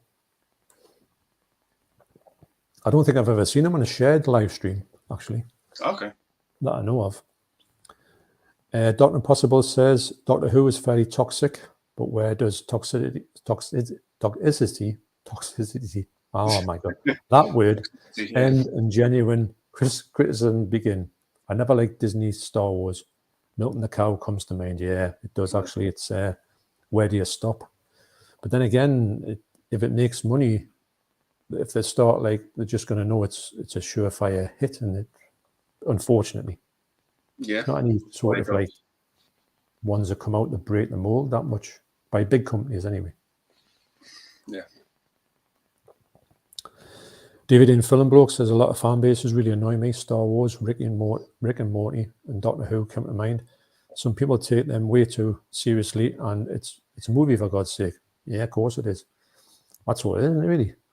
Yeah. Why have such a Barney? I mean, Doctor Who can wind people up. I mean, that last whatever they've done with Doctor Who recently has just been a complete mess. But if somebody said they liked it, I'd say a fair do. Yeah. That fair, you know, fair comment. But I'm not going to sort of like say, right, I'll have to make their life a misery for not thinking it's rubbish. It wasn't the people in it, it was the writing. The writing was awful compared to what it was like for some certain series. Yeah. Napoleon 88. Marvel, DC are the most toxic fan bases, if you ask me. Yeah, can be, can't they?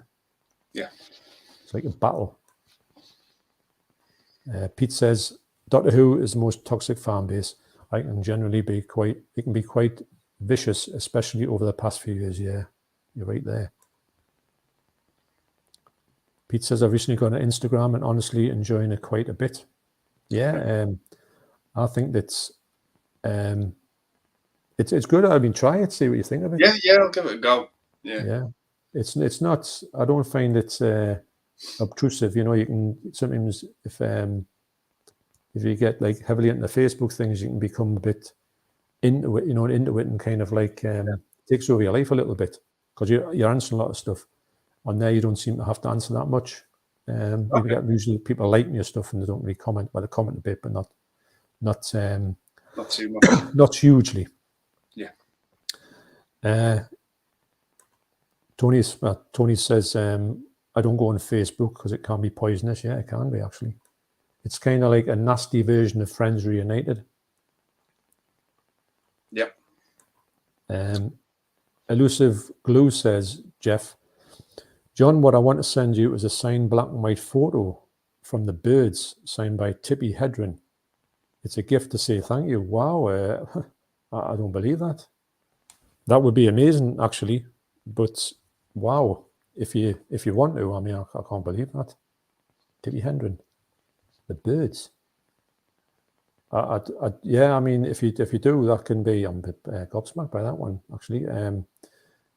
If Warren Peace 666, if you are on Instagram, just Mondo Chelloveck at gmail.com or .co.uk. Yeah. Wow, can you imagine that? Yeah, that's something special. That you don't hear that very often about that. Wow, thanks very much. Really appreciate that. Wow.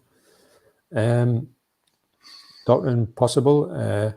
Tony, yep, it's a film that Fox under promoted at the time, and Doctor and the Devils, and it was directed by Freddie Francis, who would later become a cinematographer. Well, it's Freddie Francis from Hammer films. So you got something to do with them.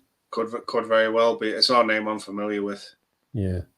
I do remember there's someone called Freddie Francis in horror movies.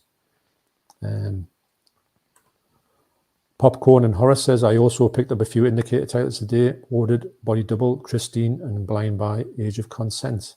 I don't know that one, but Christine and Body Double. Christine looks spectacular on Indicator. Yeah, it does. It's one of my favourite John Carpenter films. I absolutely love it.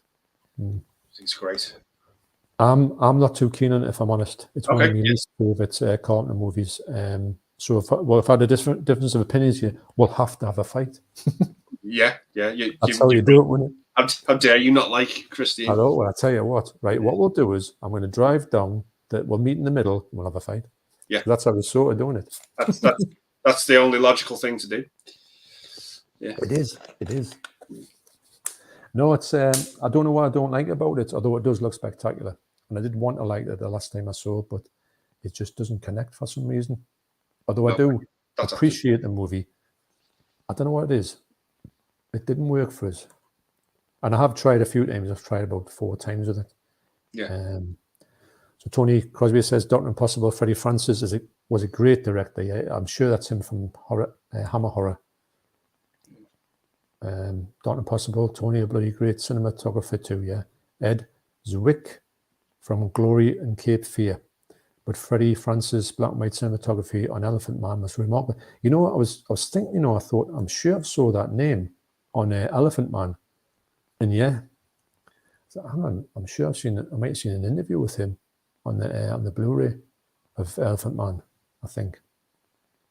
I don't think that's the same one as the Hammer person, though. Right, okay. I think there's about 3. Freddie Francis is now come to think of it. Bumps Movies, I grabbed the 3 Sinbads from Indicator. Yeah, I love them ones. The first one's a 4K remaster. Also grabbed Torture Garden. I love an Amicus portmanteau movie, bargain for £6.99. I didn't know Torture Garden was an Amicus portmanteau movie. I'm really intrigued by that now, because I like them Amicus films. A bit like Hammer, actually. Oh, okay. Have you ever seen any Hammer films? About the only Hammer film I've seen is the first Dracula.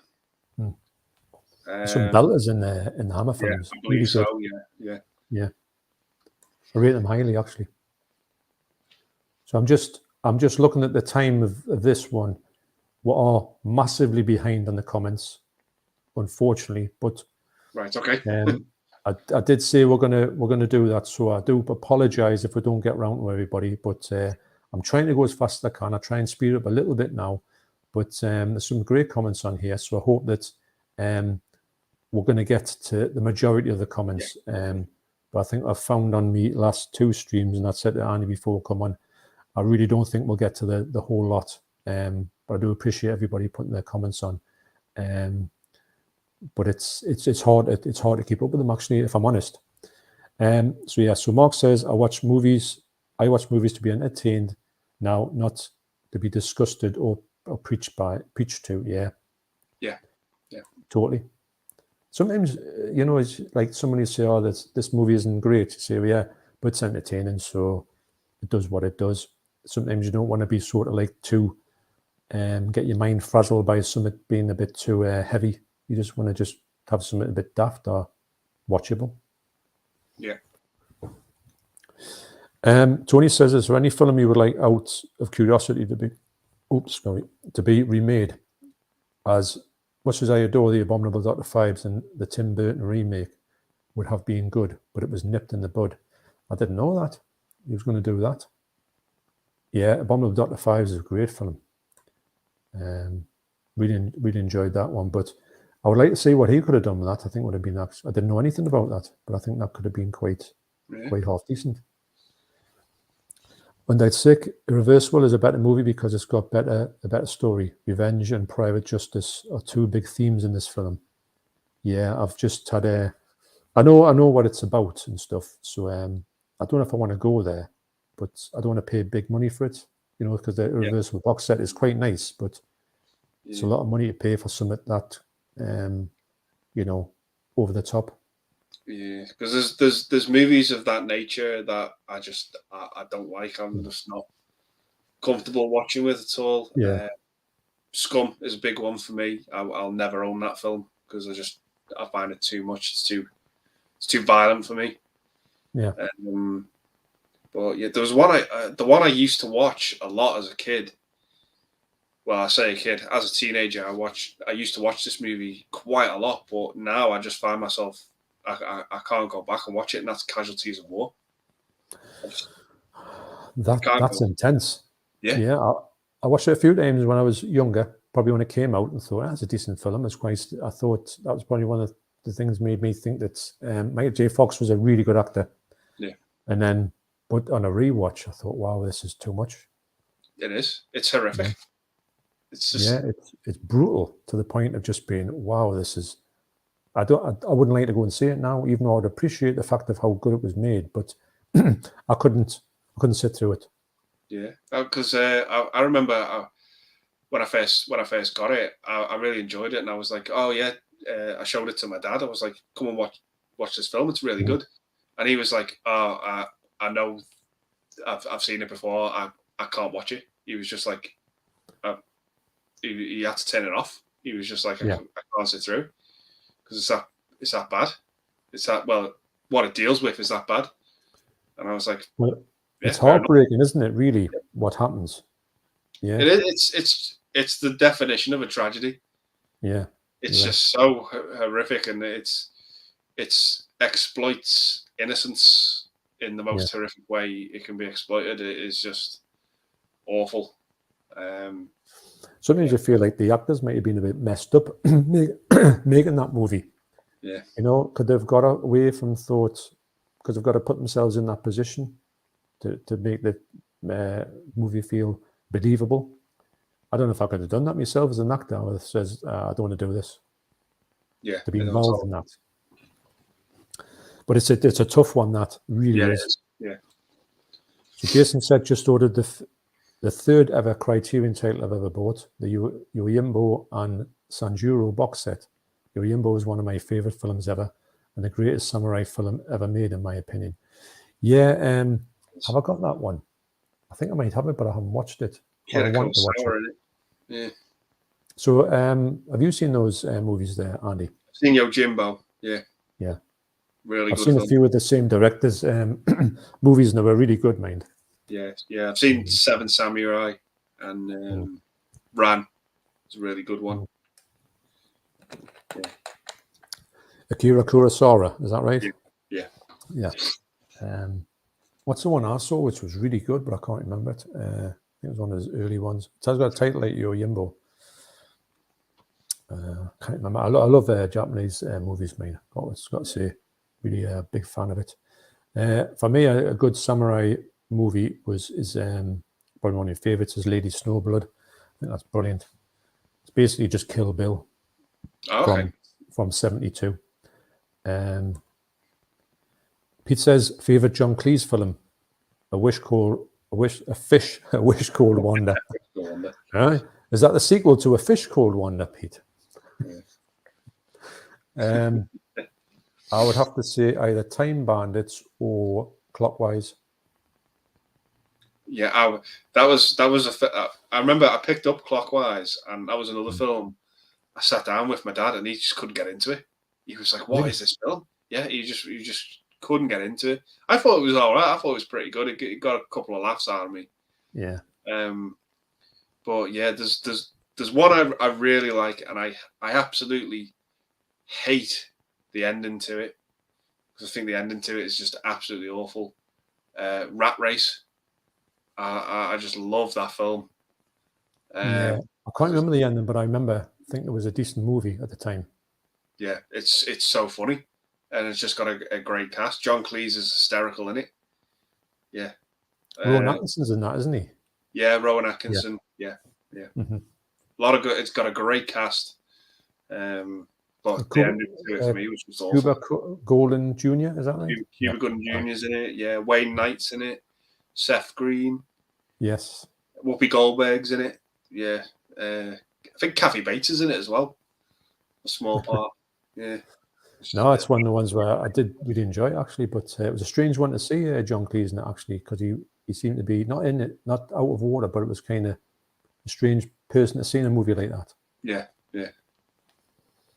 Dr. Impossible says, thinking of Frank Darabont, did either of you see Buried Alive? It was made by Might, a division of Universal, all about a guy who was scheming wife, poisons him, then they bury him, but he comes back. No, but it sounds awesome.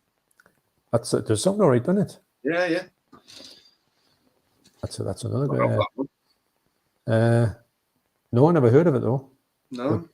But that's a good premise, isn't it? Yeah. Stephen Cowie says RN is a small treasure in my humble opinion. RN. It's lost on me, that one, I'm afraid. No. It'll be obvious. Again, yeah. RN. Oh, here you go. Here's your answer. Restless Natives. Right. Well worth checking out. Agreeing on the soundtrack. Amazing. Thanks, Napoleon 88. You've saved our bacon there, because we're sitting there. Yeah. There's people who like movies going, what's that movie? What's that movie? These acronyms I get them every time, man. Tony says, Dr. Possible, a clown and a wolf man, great forgotten movie, Restless Natives. So what one was that again? Because, oh yes, it was that, yeah. The one, I think I was familiar with it, the Scottish one. Yeah, with Ned Beatty, was it? Yeah. Aye. I want to see it now, actually, because I just don't really, these movies when you think, I kind of half remember it, but Dr. Possible, Buried Alive was never available on UK DVD or Blu-ray, but Kino Loba released it in the US and well worth a watch. Okay. Wow. Sounds good, that, actually. Mark says, just rewatched Parasite last night and wondered what everyone's favourite foreign film is. Mine between Qua Tim Mao, Vietnamese horror thriller, and The 100-Year-Old Man Who Climbed Out of a Window Disappeared. Well, I've never heard of those two, actually. Parasite, obviously I've heard of Parasite. Sound great. Yeah, Parasite's fantastic. I love it. But my favorite foreign film of all time is The Hunt.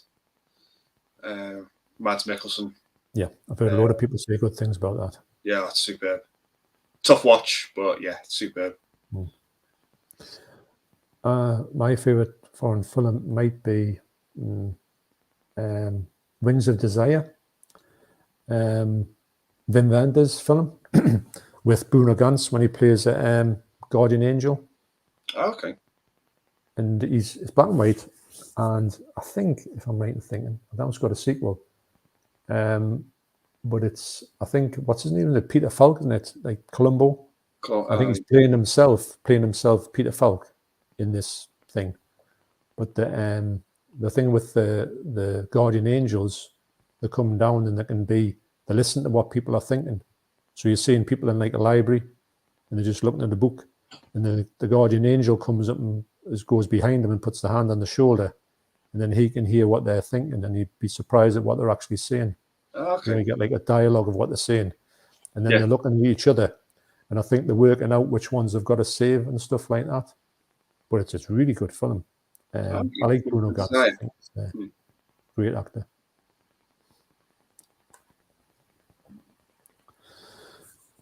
Not Impossible, Tony. It's so good. Restless Natives, and it's out on Studio Canal Vintage Classics, worth every pound. Well, there you go. So it shouldn't be hard to get, actually. Stephen Cowie says 24/7 is another wee treasure, in my humble opinion. Yeah, it is. If it's that movie, that's so good. Let's check that out. And with it being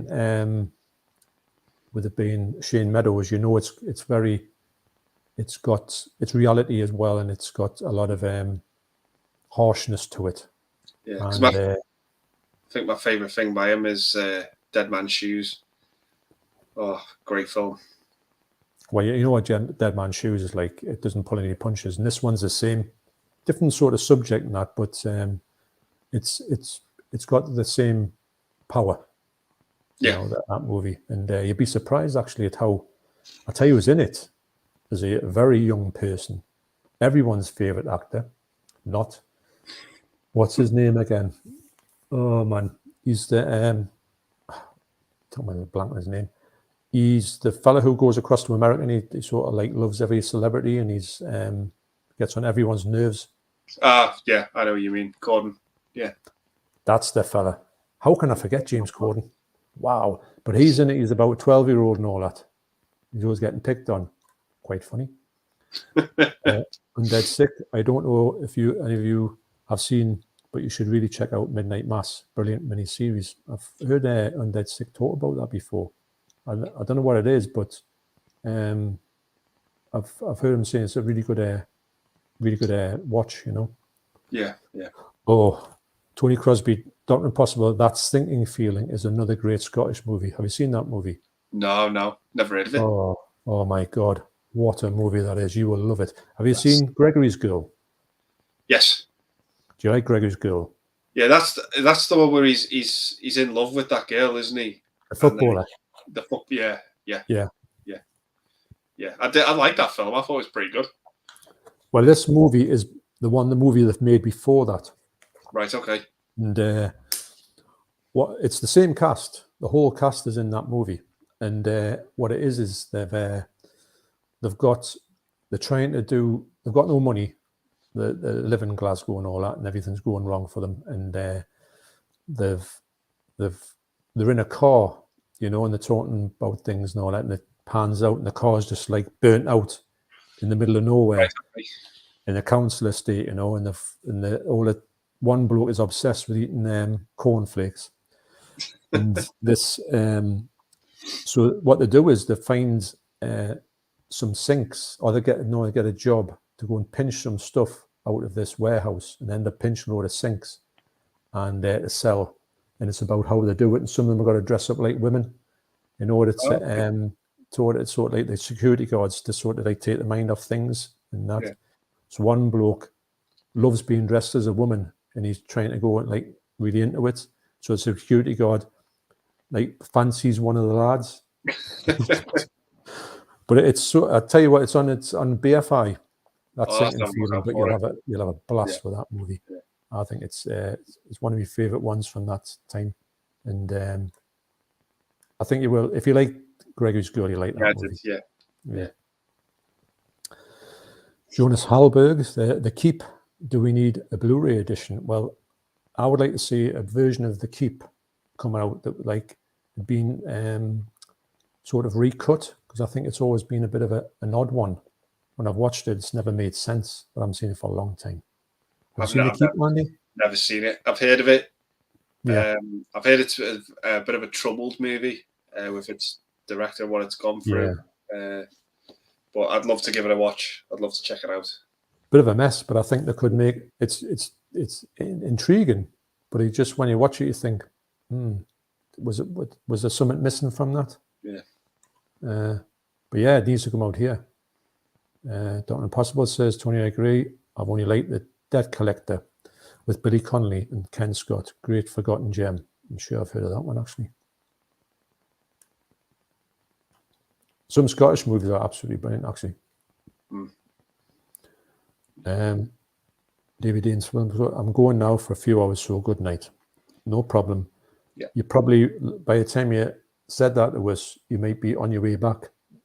Because that was, believe it or not, that was from 10 to 9. Wow. So, yeah, I know. Right, let's see if we can get a few of these. We can get a few done.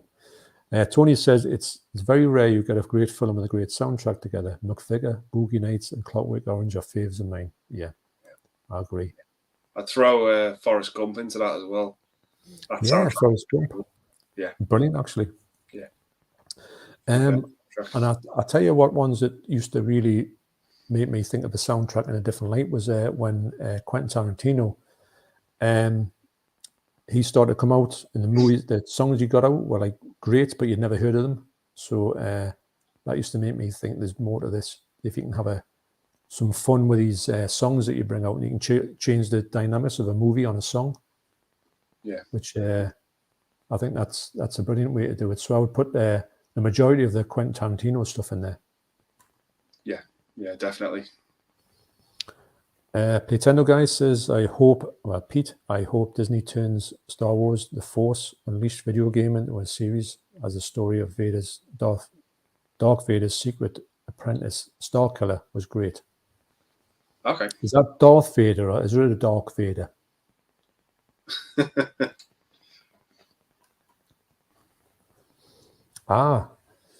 Coming up, we have the answer to gout. Yes, I think so. Yeah. So that's off. Next up is Soph. Even guys, hope you're all well. Yeah, not doing too bad. You're doing all right. That was 8:51. So maybe Sophie's on to other things now, and maybe watch the movie and come back again. So yes, so the answer to the riddle is gout. George's original uncut trilogy. I wouldn't have got that, mind, but it's obvious now. And so I was thinking of an actual film title. I know. I was thinking, what movie starts with G? Yeah. Totally off the track there. Sophie says, I've ordered my first indicated title, To Sir with Love. Hopefully that's not the start of a rabbit hole for me. Haha. Great movie. Yeah. Sidney Poitier. Yeah. It's great. We lost it this year, didn't we? Yeah. Yeah, I know. Wow. Yeah. The song To Sir with Love sung by Lulu. Great song, that actually. Yeah. No, I really did enjoy that film. I thought it was great. Yeah. I love Sidney Poitier. I think he was a fantastic actor. He was, man. Kind of acting in a way that most people didn't act in them days. As a black actor, I think he was ahead of his time, actually. Maybe a bit of a trendsetter in a way. There was a movie he did in the 80s. I think it was called Deadly Pursuit, and it had I remember that. It had the guy who played Scorpio from Dirty Harry in it. Oh, really? Yeah. Really fun little action movie. Yeah, I quite enjoyed it. Ah, right. I think it was the other one called The Defiant Ones as well. With Tony Curtis. Yeah, and they were chained together. Yeah. Yeah. And Heat of the Night, which is probably my favourite movie with him in. Yeah, that's a crap movie. That made a TV series, didn't it? Of that one. And there's a really good underrated one called Sneakers as well. That rings a bell. It's got a phenomenal cast to it. It's got Robert Redford, Dan Aykroyd, River Phoenix. Wow. Yeah, Ben Kingsley. It's a great little movie that never gets talked about. It's fantastic. It's funny when there's movies there's a load of movies you can forget about. You know what I mean? It's crazy, isn't it? But yeah, now To Say It Love's a great one as well. Yeah, it is actually. Yeah, I think you should like that, Sophie. So you might be getting into a rabbit hole with Sidney Poitier, and you might be getting a rabbit hole with Indicator as well. You never know. That's an expensive rabbit hole to go down to. I'll tell you that much. I tell you what as well about To Say It With Love. I don't know. I don't watch the soap, but it's got that Eric Pollard from Emmerdale in it. Yeah, he's in it. A young actor. Yeah, I've only watched him as a young kid.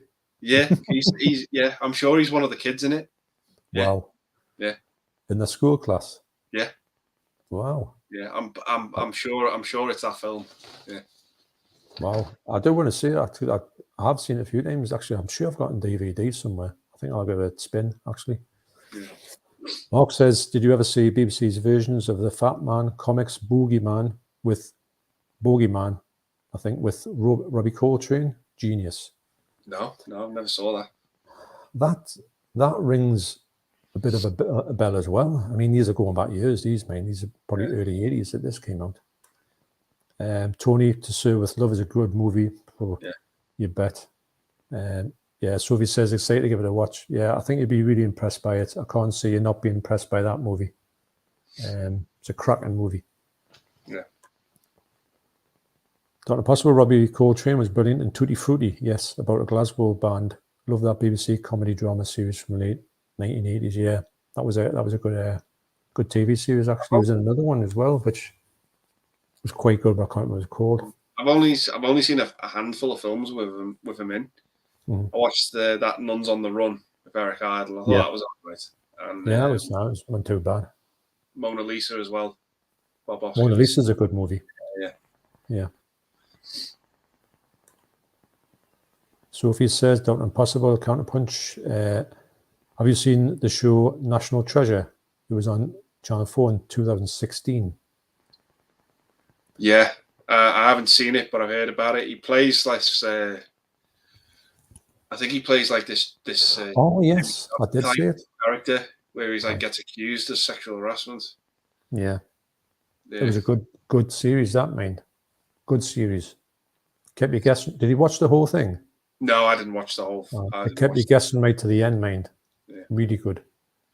Yeah, Sophia, I did watch that and I had a great time. It's not the type of thing I usually watch actually, but it was just on now, I know. And yeah, it was very watchable. Good performance by Robbie Coltrane, actually. Tony says, Dr. Possible. Oh, that was fantastic serial. Forgot about that one. Dr. Possible. No, I didn't, but I'll check it out. Love Coltrane, the TV series Cracker. Yes, I used to watch it all the time. Tony, I love 60s kitchen sink dramas.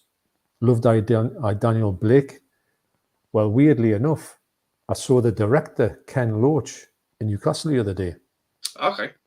We're walking down by, we've just been to CEX actually, the same CEX that me and Ryan were in. And was walking up towards the place called the Monument, which is kind of a big statue in the middle of Newcastle. And I could see him coming up. Now, what I usually do with Deborah, I'll say, Deborah, there's a bloke coming up here. Or I could have said, Ken Loach is there. And she would have went, hello? And by the time it had happened, he was gone. And I would have said, he's like one of the best directors that's living today. So I said, look, you see this bloke coming up here?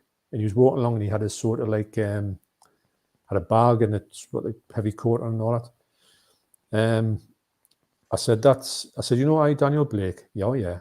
Because we drive past where it was filmed on the way to town. And I always say to her, hey, Daniel Blake lives there. She goes, I know he does. But anyway, it says, that's the director there, Ken Loach. And I went, so I says, just to show you, I went and got his face on the phone. Then she says, oh, is that him? I can't remember what he looked like. I said, you've just seen him 10 seconds ago. She says, well, I says, but that was him. And I was tempted, I was going to even go back and just say, oh, I really appreciate your stuff. But if I then said, I'm a big fan of your movies, and I says, I like Daniel Blake, and I couldn't remember the other ones. So I made a little bit of a fool. He might have been one of these people who don't like people to talk to them, but anyway, it was just mad. He was just walking past. No, he's a great director, Ken Loach. He is, yeah. Daniel Blake's fantastic film. It is. Yeah. And the fellow who played the character used to live down the road. Did he? He lived down the street, yeah. I don't know if he still lives there, but I used to see him all the time. This is years before he was a comedian at the time. And it was years before he ever did anything like this, maybe about 10 years ago. Yeah, I've seen some of his stand-up. He's pretty good. He's all right, isn't he? Yeah. But he looks exactly the same when he's out and about. That's why I recognise him. I go, oh, that's him off the telly. I didn't know who he was at the time, but but I haven't seen him for a long time, so I think he might have moved on. He was in that Fisherman's Friends, wasn't he?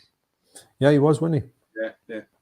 But he played a good part, in that movie. I think he played an excellent part. So if he says Not Impossible, it should be on A4 on Catch Up to Watch.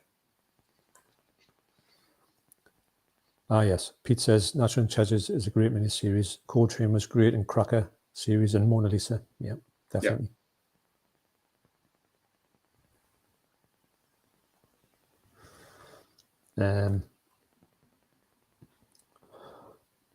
All together, all too hippie gabba.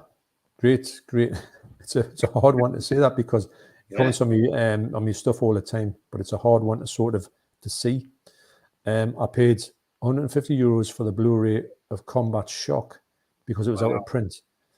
And is that 150 or it must be €150. Yeah. And I really wanted to see it for the new transfer and commentary. I'm guessing that's on Blu-ray. I've got the DVD of that. You ever seen Combat Shock?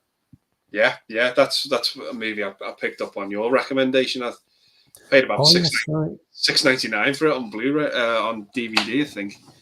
On Arrow DVD. I think it was Trauma, a Trauma self DVD or something. But I really enjoyed it. You know, it's hard hitting stuff, but I thought it was really. I don't think enjoyable is the right word, but no, I was engaged in it. Yeah, completely. Yeah, I think that it's a trauma film without being stupid, because some of the trauma films are just daft comedies, but this was anything but a daft comedy. Yeah. I was. It's shocking, and it's. Oh yeah.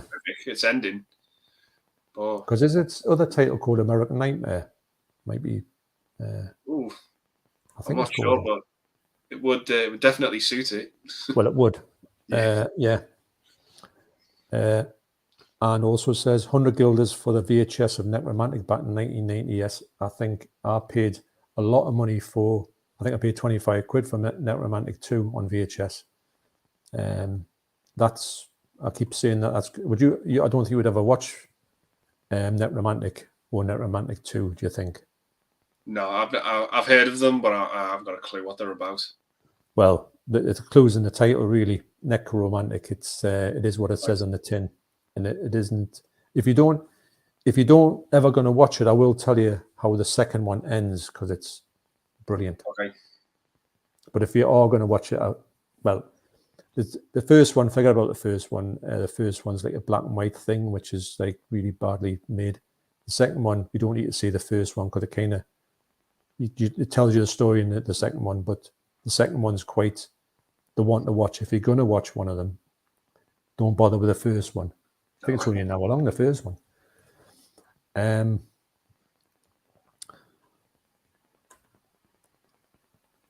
Dr. Possible, Tony, get out and buy it on BBC DVD. Well, she still can, as the BBC are removing a lot of these shows from physical.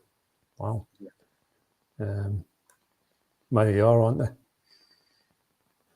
they? Pete says, I watched Dario Argento's opera last night. It was a pretty good mix of Crows, classical music and eye trauma. Yes, I still prefer Suspiria and Tenebrae, though. So what's your thoughts on that, Andy? I've never seen opera. But I think it's his last really good movie. Right, okay. I've seen Suspiria and Tenebrae, and I love them, though. I think Deep Red's one of my favourite ones as well. That's phenomenal. Love it. But yeah, opera's one I'm gonna have to give a watch. Opera's got it's still got a stamp all over it. It's got some brilliant stuff in it, and I don't know if it's that one. I keep getting them mixed up, but I think it is. When I think it's opera, or what else could it have been? I don't. No, I'm going to say opera, where somebody looks through a keyhole, and somebody puts a gun to the other side of the keyhole and pulls the trigger, and you see it in slow motion, the bullet coming out and going through the keyhole. It's a brilliant. I think I might have seen that on. I think when you put on some of the Arrow Blu-rays, it pops up in the trailer. Ah, right. So I think I might have seen something similar to. It's a great effect. Yeah. Really well done, but I always get confused to where it is. But maybe Pete will tell us. But if that comment was at 9 o'clock, Pete could be asleep by now.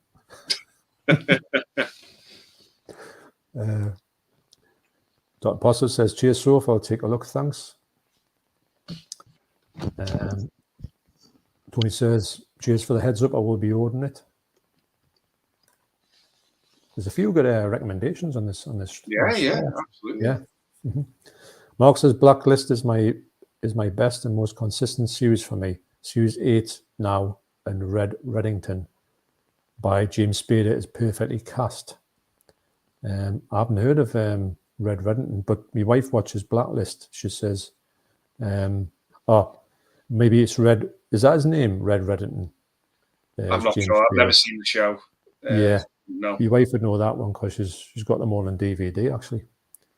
I think on my latest video, the shelves that were behind us over the wall are behind us, and I'm sure it's all got Blacklist on them.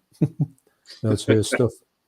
Dr. Possible wasn't portraying in an episode of Still Game on BBC, playing a bus driver. Never seen it. He might have been, you know. I think he could have been. That does ring a bell as well. Still Game, Mark says Still Game was and is always be the best Scottish comedy, and that's high praise indeed. I kind of will agree with that one. Everyone that we see, the whole episodes are all good. There's not like a dud. Okay. You know? Yeah, brilliant actually. Tony says, does anyone know when Stephen Jones' Sex Pistols biopic is going to be aired and on what platform? Well, actually, it's the one that's they've all fallen out with, haven't they? Again. Oh, right, okay. So John Lydon, Johnny Rotten is fuming about the fact that Steve Jones's thing has been put out because apparently, according to him, the Sex Pistols have to agree on everything. There's a 4 have to agree, and if they don't agree, it doesn't get done. Now, I think all 3 of them, the other 3 have agreed to it, and Johnny Rotten hasn't. And I think because it said it paints me in a bad light, so I think that's why he's aggrieved at that. Right. He's just spit his dummy out and took more to court. He's lost his court case, so it's coming out. I don't know, actually. I think maybe it's got put back because of just all the kerfuffle in the courts. But I haven't got a clue where it's coming out. I know it's I'm going to say Netflix as a guess. Okay. But I'm not too sure. I'm very interested to see that now. Although Johnny Rotten isn't. Jason, brand new Cherry Flavour is an amazing series. It's only 8 episodes, trippy horror series about a filmmaker, a witch, and having kittens. Wow, never heard of that, Annie? Yeah, I was speaking to Jason about this. He said it was a fantastic show. We'll have to give it a watch. Yeah. I like series that are just like 8 episodes long because sometimes when you get it like Walking Dead, and it's like 5 million episodes. You just say, I couldn't begin to put myself through that. It's just, you know, the thought of seeing that many episodes, you just think I couldn't do it. Yeah, but 8 episodes will work for me. Nick's Movie Talk. Hi, John and Andy. I've forgotten about that Johnny Vegas show. Wasn't the neighbours the necrophiliac that worked at the funeral parlour? Yes. Honestly, the characters in here. Yes, she was, and she was always apologising for everything she did. When she said, like, if she says, "Can I have a cup of sugar?" Sorry. And you say, "Oh yeah, of course, you can have a cup of coffee." And she's going, "Oh, sorry, will it be all right?" Yes, sorry. And then she's like dead shy and meek. And then it comes out that she's actually a necrophiliac. You think he's going, you do what? You necrophiliac. Well, actually, she gets involved with Cartoon Head, the bloke who's got the mask stuck on his face. So then she wakes up one day and she's wronged Cartoon Head. So she gets a bumblebee mask super glued to her face.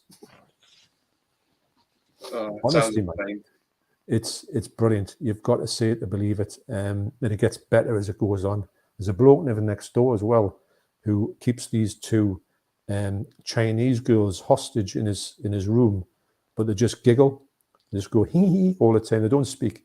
And he opens the door and he's got a mask on. You only see his eye. And he opens the door and all he says is fish. That's it. So, but this, you know, like everyone's petrified of fish.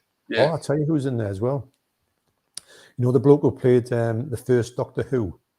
But William Hartnell. But the bloke who's done like the William Hartnell character. Yes, he's in the Harry Potter movies. That's the fella. He's called. He's like a crime boss, but he's been shot in the neck, and he can't speak.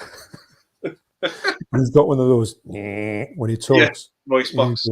He'll take the mick out of me. So. So he's in that as well, with this hole in his neck. And there's another bloke as well. He's a comedian. He's a Geordie comedian.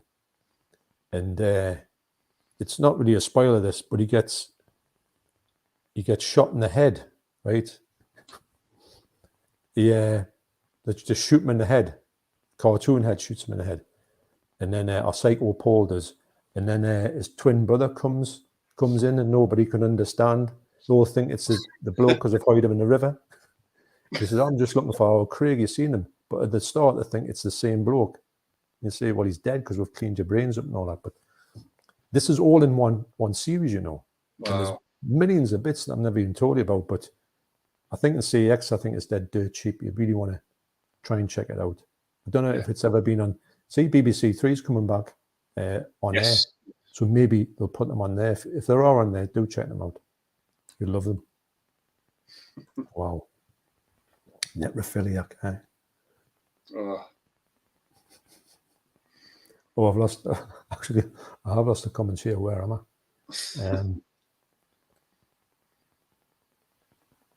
Right now.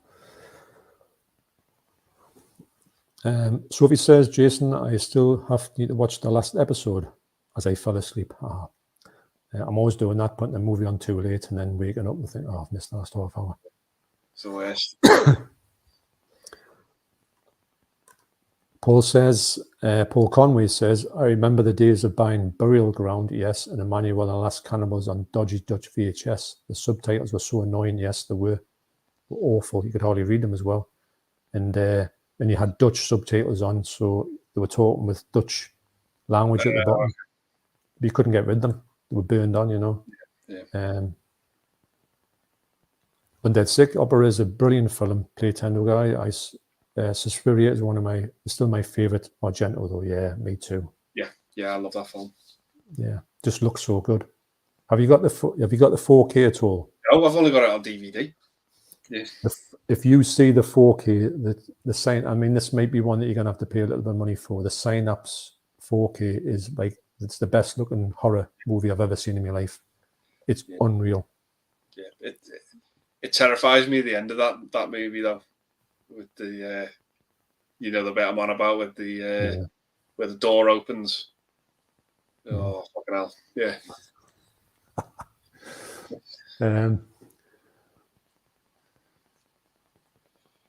Koroshiyeshi. Hi all, good evening, Mondo Chelloveck and Forgotten World. Hi, Cora. All right. I don't know if you're still here. That was 9:10. And wow, 3 hours 90. That's the first time I looked at the clock, actually. 3 hours 19. We're doing well. Just got about another 15 hours to go. Yeah. It should be good. Undead says you will never get a new Fantastic Four film because Kevin Feige bought the rights to that. So at some point they will be introducing them into the MCU. Oh well, fair enough. Yeah. I do think they should put them back in, but then again, there might be like the Hulk who doesn't have like a standalone anymore. Yes. Yeah. Because I don't think he'll ever get another thing. I think he is where he is, and then that's that.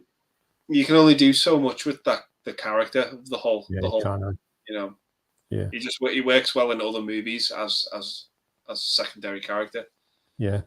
He hasn't got that many good villains to battle with. He just used to fight somebody like some general major, and that was it. Yeah.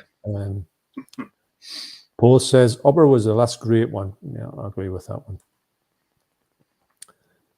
Dr. Possible, Deep Red for me. Argento's masterpiece. Yeah, massively. Dr. Possible, Evening Ishi.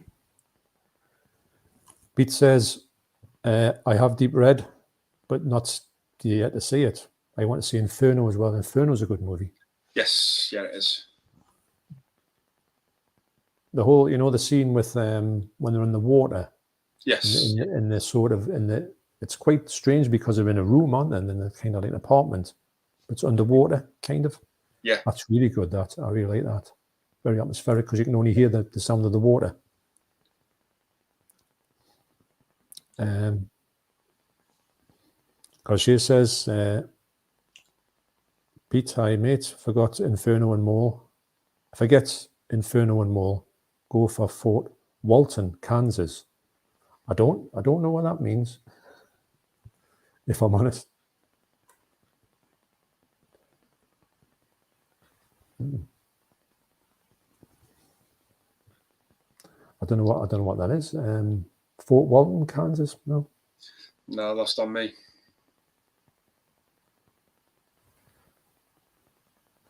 Garcia says, which release of Deep Red do you own? Now this is quite important. Because on Deep Red, have you seen the shorter version or the longer version?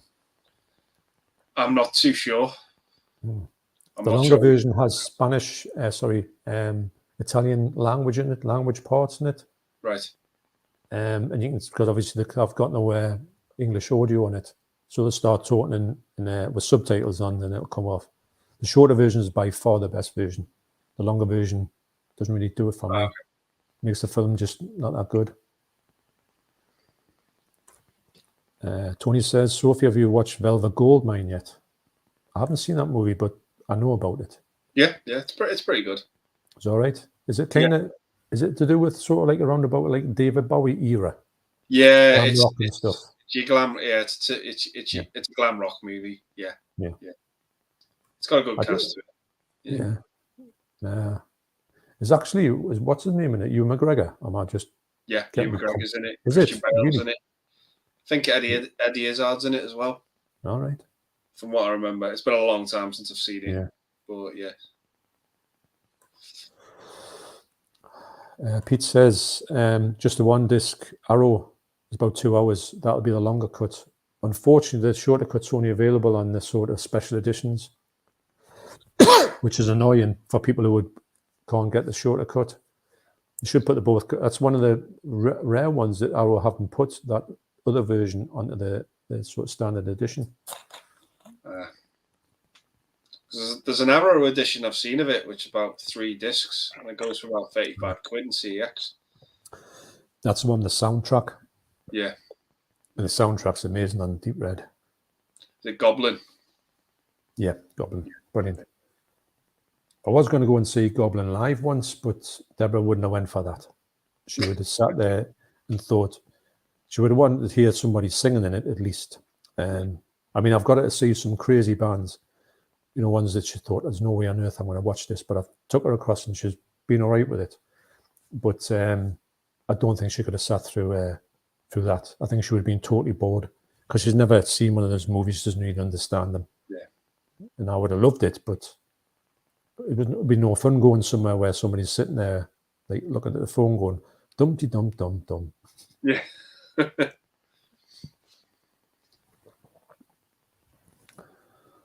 So I'm going to try and go through some like questions now, as opposed to people talking to each other. Maybe we can get through a few more.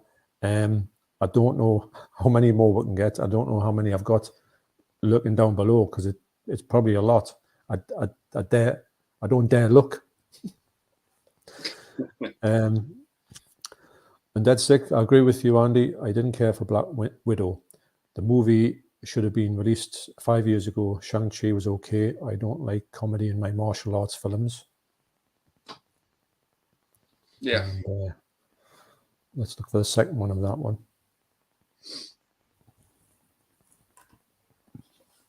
I thought The Eternals was great. I actually love it more than most people think. I think, again, it tries to do new, original, inventive things. No Way Home is a masterpiece. I love every bit of it. Yeah. Yeah. We've watched half of Eternals. It was all right. It wasn't really anything. It was okay. I didn't really, didn't stand out. It's not one I would want to go back to, if you know what I mean. I thought it. I think the problem with Eternals is it has way too many characters that so your investment is divided too many times with the characters, and they aren't given enough screen time. Yeah, you're right. You couldn't really, once you got half to know one of them, they were away for another one to have their little bit of storyline. It was a bit. It had to be about 5 hours long to sort of get everybody in. Yeah, I didn't mind the movie. I thought the movie was okay. But yeah, there isn't an MCU movie that I hate. I think some are better than others. Yeah. But yeah, I kind of like them all in their own way. I wasn't a big fan of Iron Man 3. Yeah, I've never seen that, but nobody said anything good about Iron Man 3. Even my son said it was rubbish when he's a big fan of the MCU, or he was. Yeah. All too hippie ABBA. I was reading the 80s and 90s horror fanzine scene. Love to know which ones you have used to read back in the day. My number one was the British In the Flesh from Steve Coates, and have a complete collection. Now, I used to get really off the back of John Hall. He used to be massively into that stuff, and I used to get all the ones he's sort of finished with, so I used to read quite a lot of them. I don't know if there were so much fanzines, the ones where I used to read Go Zone. I used to like that one. Obviously, what's the other one called that everyone reads? I think it was a Starburst as well. That was more like a magazine, and The Dark Side and things like that. But I know there's a few that John Hall's given us, which I've still got actually, which were fanzines, because that's usually where you used to find your band video nasties. Okay. I think that's where we got all our stuff from, because there was the only place to go for them. So did you ever come across sort of fanzines? Were they past you? Yeah. No, yeah, I think it's before my time. Yeah, it was kind of a little bit like, mixtapes and stuff like that. People used to always give people mixtapes, and then that doesn't happen now. Yeah. No. I tell you what, I don't know if this was, the High Fidelity, the book. Have you ever read the book of High Fidelity? I've not read the book, no. Because I've read the book, and he's always making in the book top 10 lists. Yeah. I don't know if they're doing. Did you do that in the film? He does top 5 in the film. Right. It's all top 5 stuff. Yeah. Because when things happen, he goes, "I'll make a top 5 list about that." That's the thing I didn't. That reason why I haven't went to the movie of that one, because it's like, to me, the book's very English, and when they made an American film of it, I was like, oh, is that crossing the boundary or two, to think, how can they make all the the stuff that I remember. Yeah. It was like a soundtrack of my life about this, how we get all these like 7 inches in vials and all that. And people there paying for it, like cleaning out people's rooms, which have like all these really good needs. Like he got like I think in the book he got God Save the Queen by Sex Pistols, and he was like going, do I really tell the person how much this is worth and give them it, or do I take it for next and out? So I don't know if that would made it up in the film, but I think I will watch the film actually, because I'm not past it now. I'm in an age where I can sort of put that demon to bed. No, I recommend the film. It's one of my favorites. I really do. Well, I like the cast. I like John Cusack, so I might have to just stop being a little bit,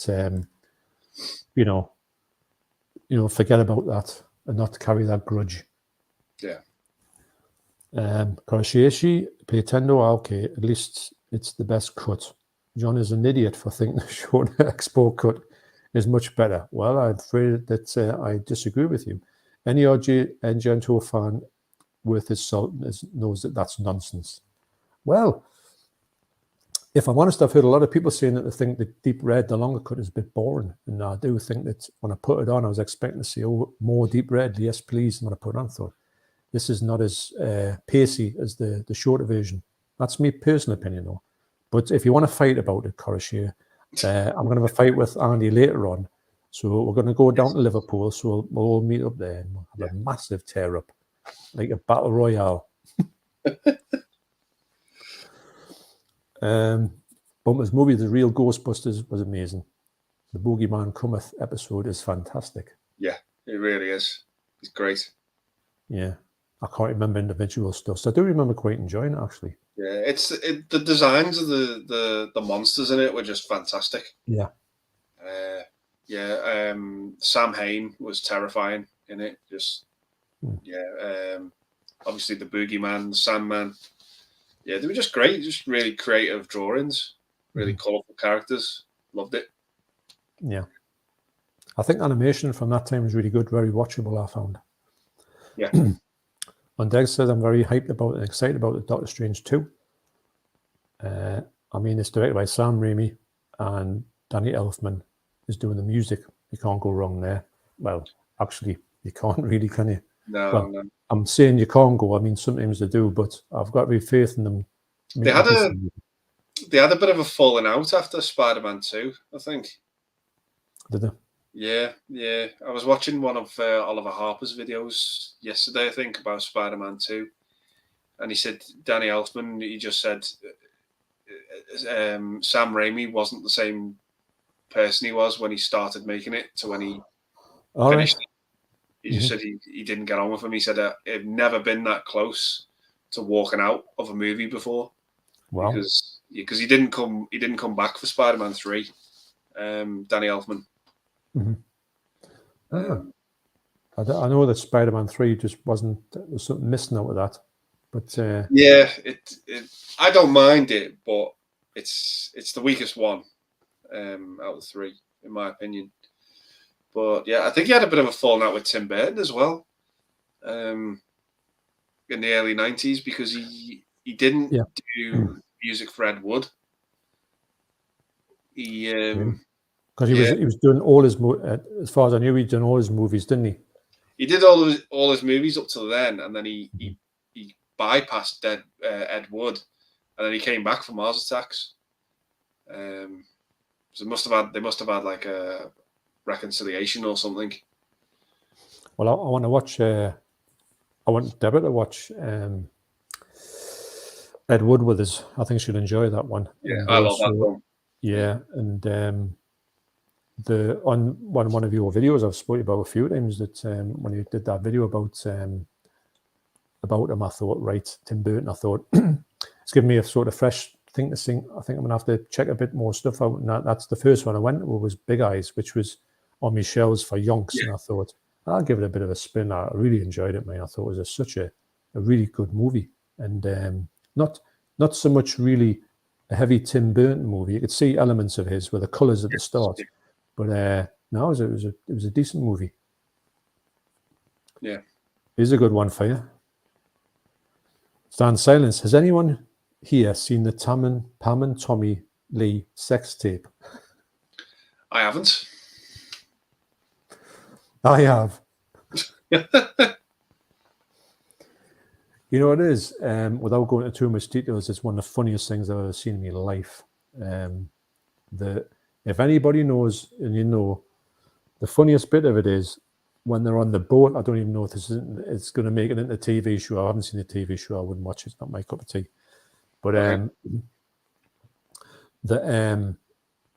when they're on the boat and he's got no clothes on, and you know the boat's got a horn, you know, because obviously they're going to crash into somebody or something like that. So he's using something to sound the horn. It's not his hand.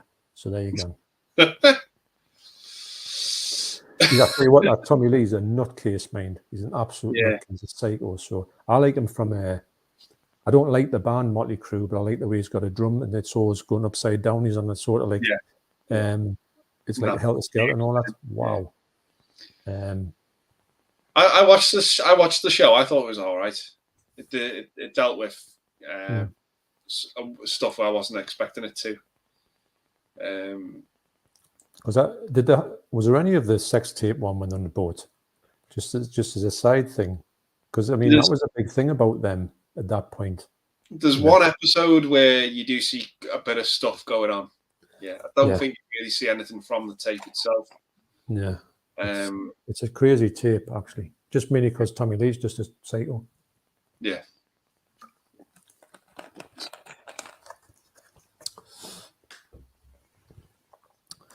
Bumper says, to be honest, I find those Argento movies boring. I'm more into the... Oops, my last one. To be honest, I find those Argento movies boring. I'm more into the Three Sisters trilogy than the detective stuff. That's fair enough. Is that the Three Sisters? Is that Suspiria and Inferno and Mother of Tears, is it? Or something? I think so, yeah. I get confused sometimes with, and they've got trilogies, but they've got a really odd name, which doesn't really go with the actual trilogy. I've never seen Mother of Tears, mind. I reckon it's awful. Yeah, I've not seen that one. Yeah, I don't think I want to see it, if I'm honest.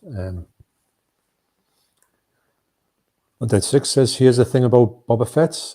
I thought the first 4 episodes were amazing, but then episode 5 and 6 were basically the first 2 episodes of Mandalorian season 3. Yeah, kind of actually. Yeah. They did go down that route, but I didn't mind it. I liked the fact that he was back on there because I like Mandalorian. Yeah. There was an episode where I think it was Slave 1 was in the Sarlacc pit, and I just thought this is incredible. I thought this was great. Yeah. They've done a lot of good little callbacks, I thought, actually. Yeah. I felt like the creators had the thought during production was that if it's not really going to work, they would feel like they needed the Mandalorian to save Boba Fett. Yeah, maybe. I just think he didn't have enough in him to sort of do the sort of... Maybe if they made the season 6 episodes, it would have worked better. I think when they planning to have Boba Fett be the main villain in Return of the Jedi, and they just had to completely scrap it. Aye. For some reason. No, they did, didn't they? Yeah.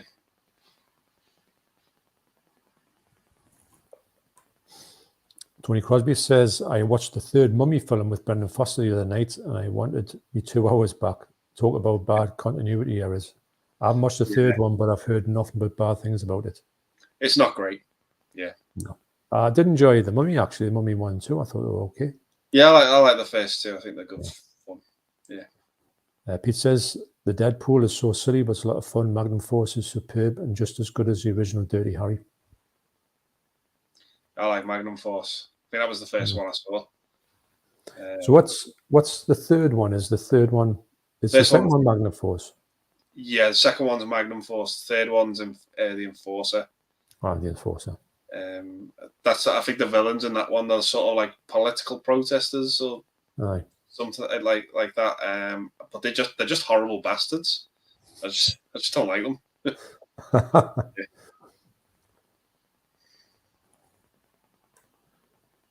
Dr. Impossible, no, what Disney did with Star Wars was use the franchise to further an agenda, neo-feminism, and totally screw over the Star Wars timeline. Sounds like Doctor Who TV and film as a social experiment, kind of a little bit. You know, I don't think they need to go that way, but sometimes they do, just to say, look, we've done that, because, you know, we're going to be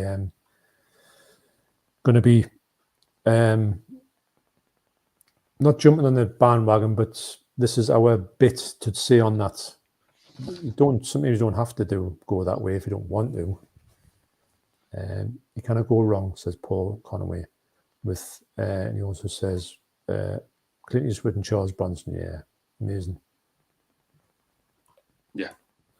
Love the Enforcer, where Dirty Harry sorts out those left-wing punks. Yeah. Right. They're just a bunch of scum. I just don't like them. There's a bit in it where they do something nasty to like a security guard who like tries to help them out, and I was just like, nah, I don't like these guys at all. Nasty buggers. Yeah. Here's Carl calling you 9. Hi, Carl. Sorry, I'm late. I just watched Spencer. That's the Princess Diana thing, isn't it? Yeah. I wasn't too big on that movie, if I'm honest. I wasn't a big fan of it.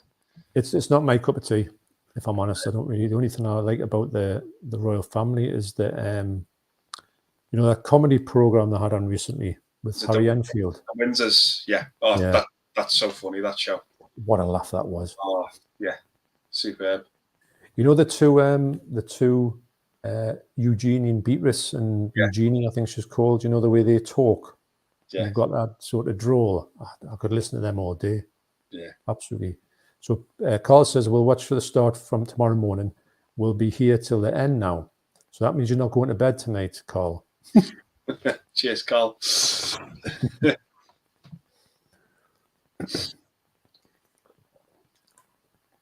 I agree with this one. Gary North, I like Andy's videos where he spots like a director and shows his collection.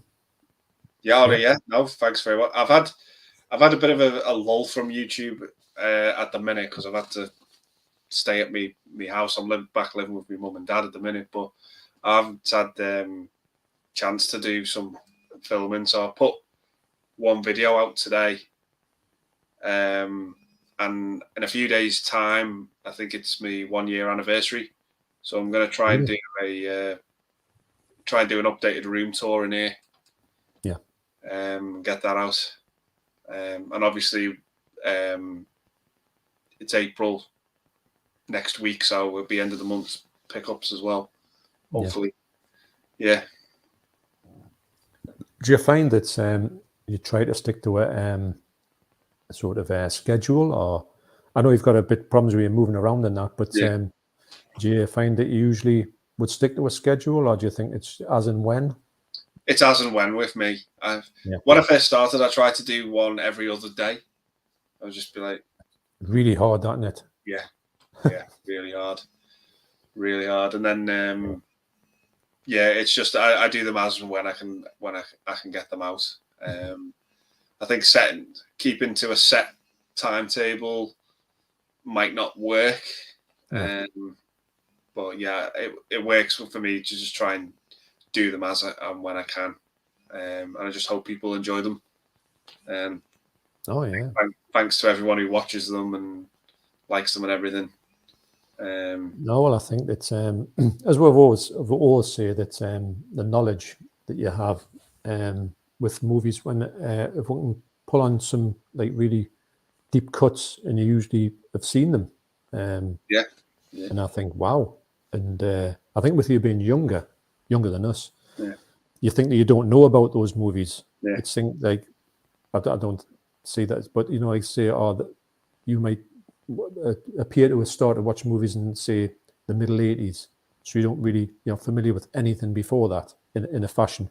But you seem to have a wide variety of stuff, which is great. So no, I mean for me, movies have always been my go-to, my main hobby, my main love in life.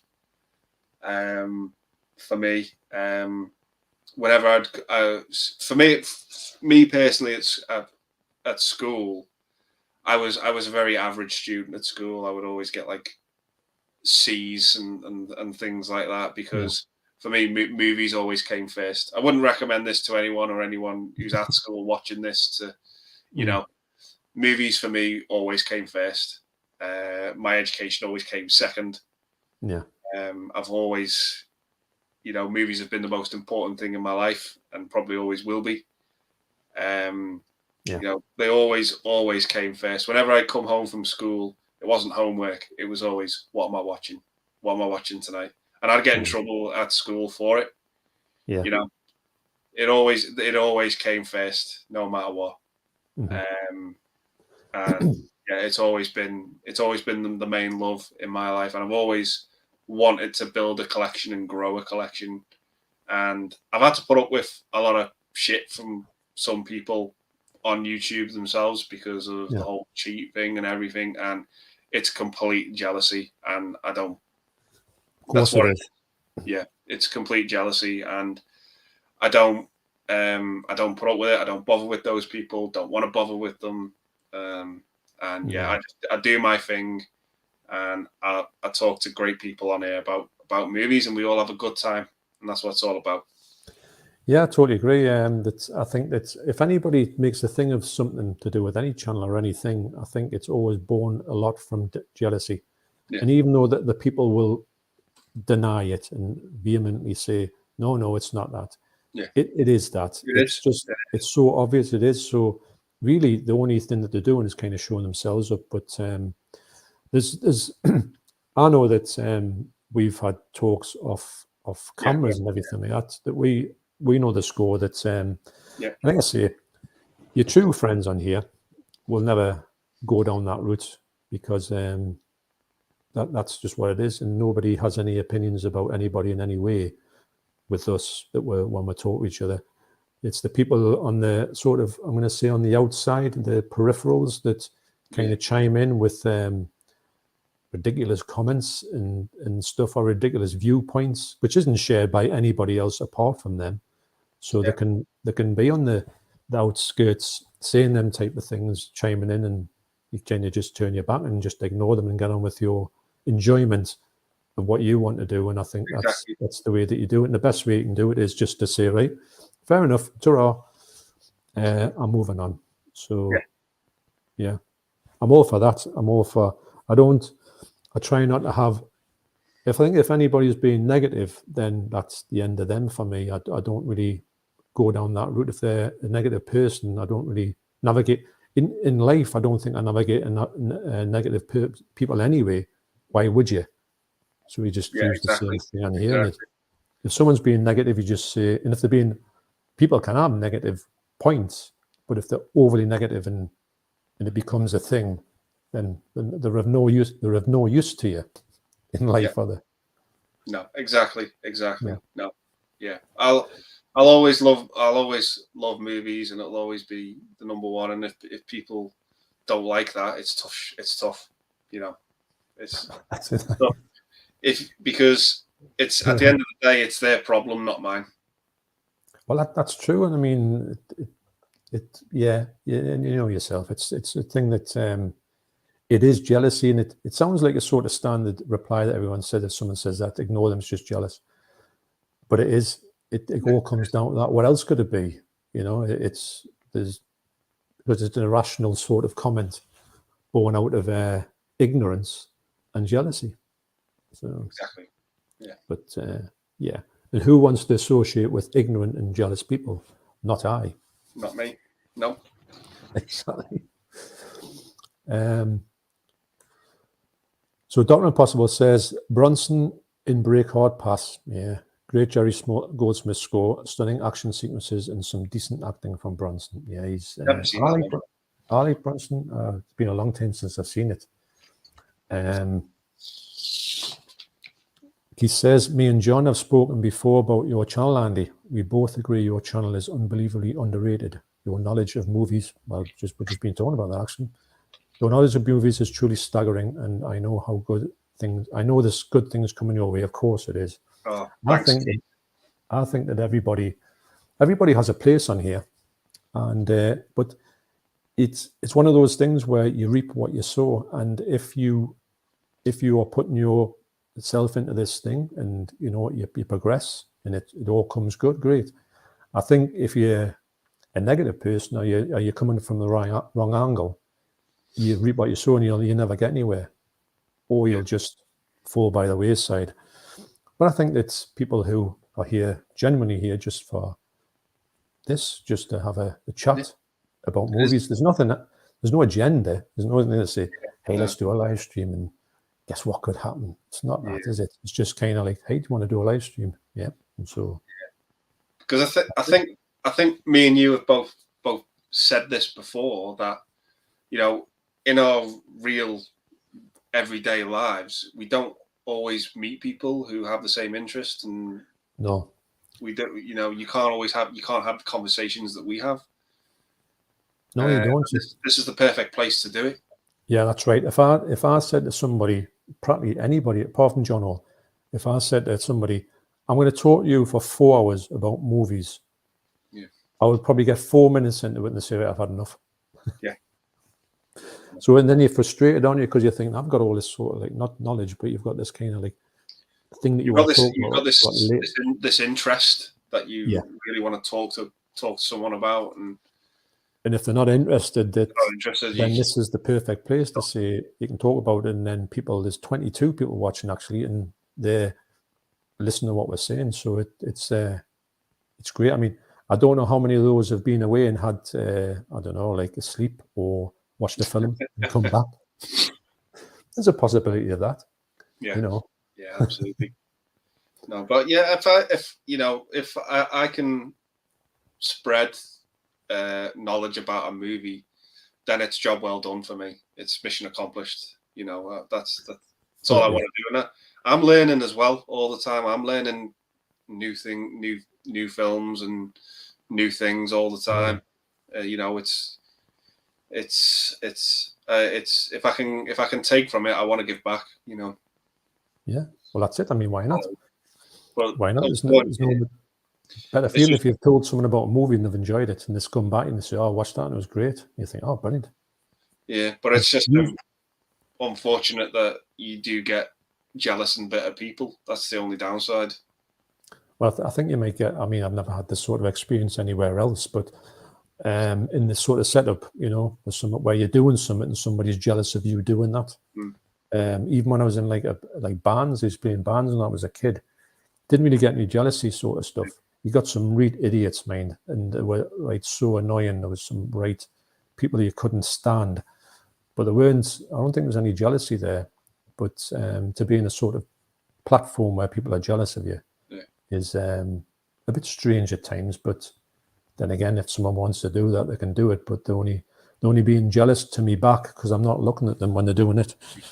Yeah. Why would you? Say it to your face, but they are at the end of the day. Of course, they wouldn't. I don't think anybody. I don't think that I would say like if someone said to us, "I think you're terrible," I don't think that person would ever come to me if they saw us in the street and say, "You know what, you're terrible." I don't think that would ever happen. No. So they're going to say that to me on a thing. Wow, as if I'm going to take me bed about that. Yeah. Tony says, John talked about the blood staking in Mel Brooks' Dracula. Another scene which is the missus hates, but I find hilarious, is Mr. Creosote in Monty Python. Meaning of Life. Yeah. Have you seen that, Andy? Yeah, it's fantastic, that scene. Yeah. Mr. Creosote. I always used to go back to that scene. I never watched the movie in full multiple times, but I always used to put the disc in and watch that scene. Yeah. I love it. My favourite scene of that movie. When we saw it at the cinema, we couldn't believe it, actually. To watch it, to that on the big screen, and you thought, we've never really seen anything like Mr. Creosote. And he's a wafer thin mint, sir. Yeah. And he just, oh. When you see like all the insides as well, it's like, oh.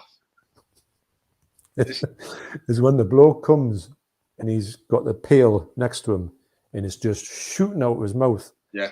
And then he's putting it in his head and then He's taking the thing away and he's putting the wrong shit. Oh, hey, I'll have to go and watch it now. Actually, I haven't been long. When all the when he comes in and all the fish in the tank, just go.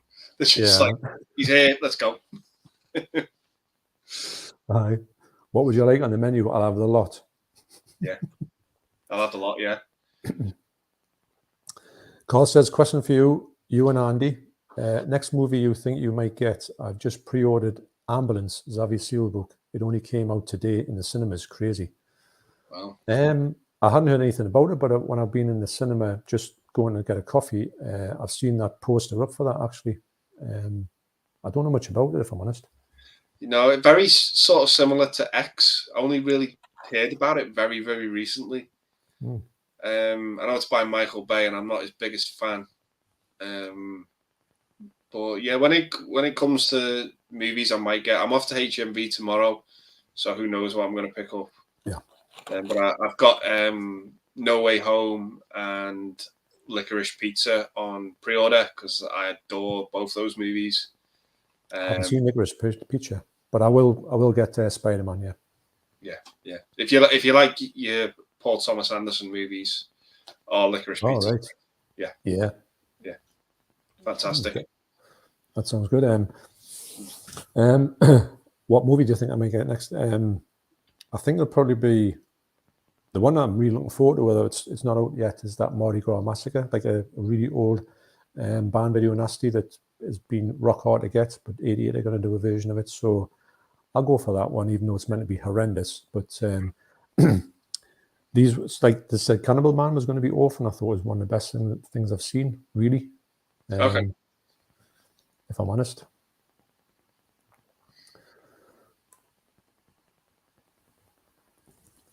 Gary North says, I'm thinking of doing some videos to show off my collection. Yeah, go for it. Definitely. Yeah, absolutely. Yeah. Yeah, do it. And I think the main thing is when you do things with that, if you're friendly with certain channels, or you know certain channels and you just mention that you're there, I'm sure the channels that you've mentioned would mention it on their videos to say, check that channel out. So I think you can always get a leg up, like when you start off, you know, because that's the hardest part in it, to sort of gain momentum and get people actually know you've got a channel.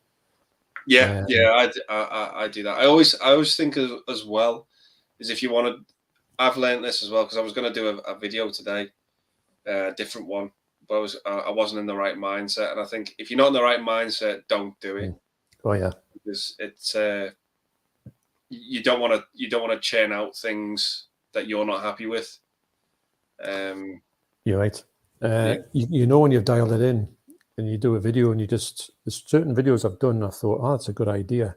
I'll do it, and I go, that hasn't worked at all. And then I'll shelve it, or maybe not even do it, or maybe go back and look at it. I think the one that I thought was going to be, when I filmed it, that was my first 18 months on YouTube. So I thought, I'll do that.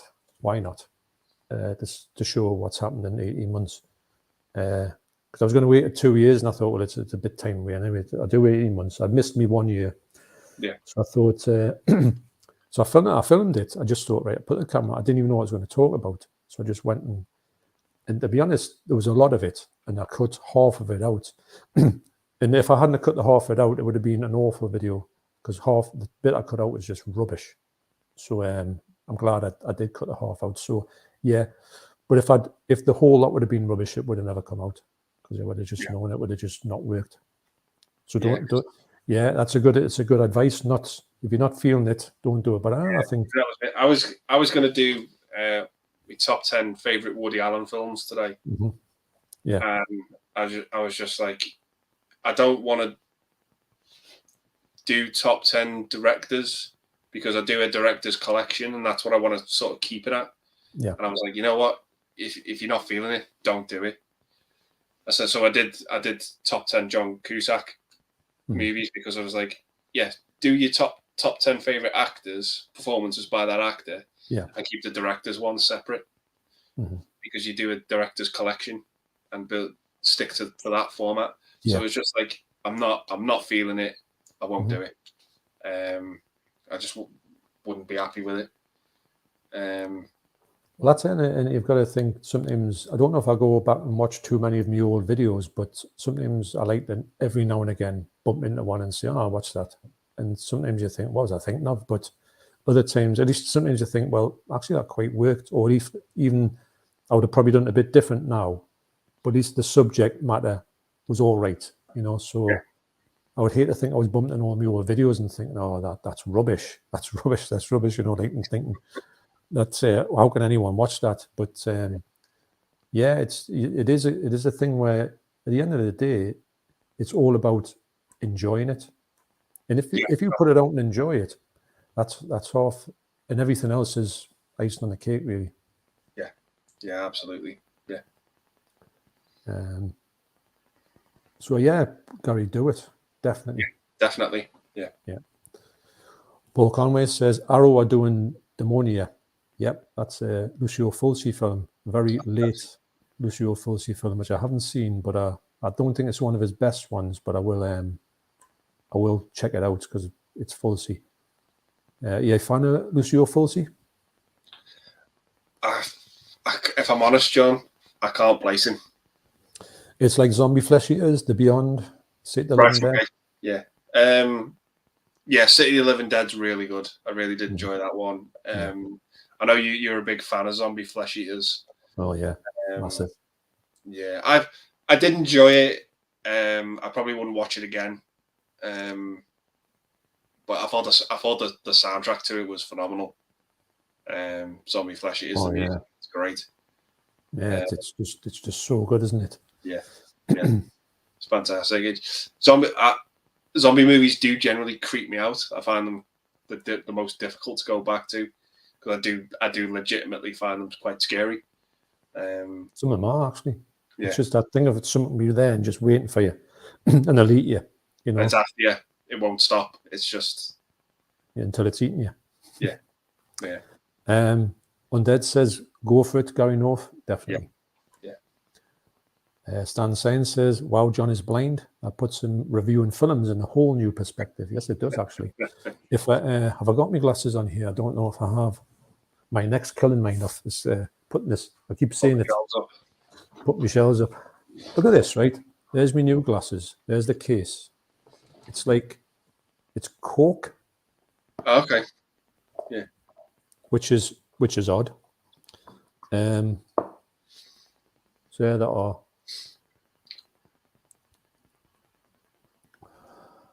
See, but that's better. Wow.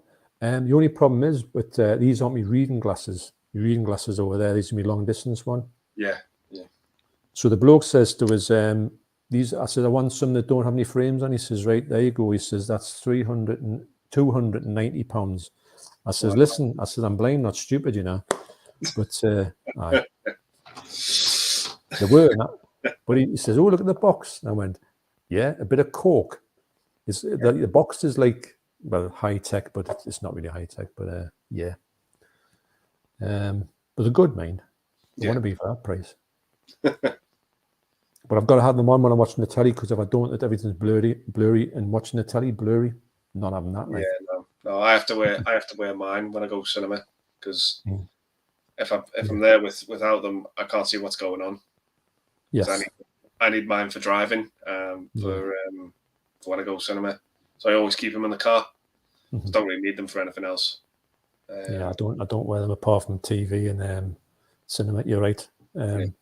I can't wear them when I'm out. I wear these out when I'm out and about. But I think that if I'm not going to break, £290 breaking them. I thought I can't let them out your sight. Actually, I think Deborah says you can't take them out the house for that reason.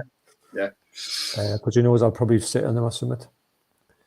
Gary says, I'm all in on the Mothman, the Northman, coming out next month. I think it could be a contender for movie of the year. I heard of this, yeah. Have you heard that one? I heard of it, yeah. I don't know anything about it, but I've heard the name in passing. Never heard of it at all, Gary. Pete says, what boutique label is your favorite? Oh.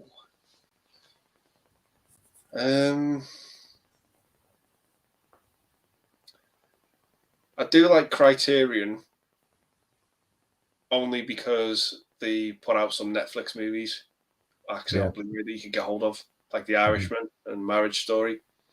Yeah. So I do admire them for doing that, but I do think they're way overpriced.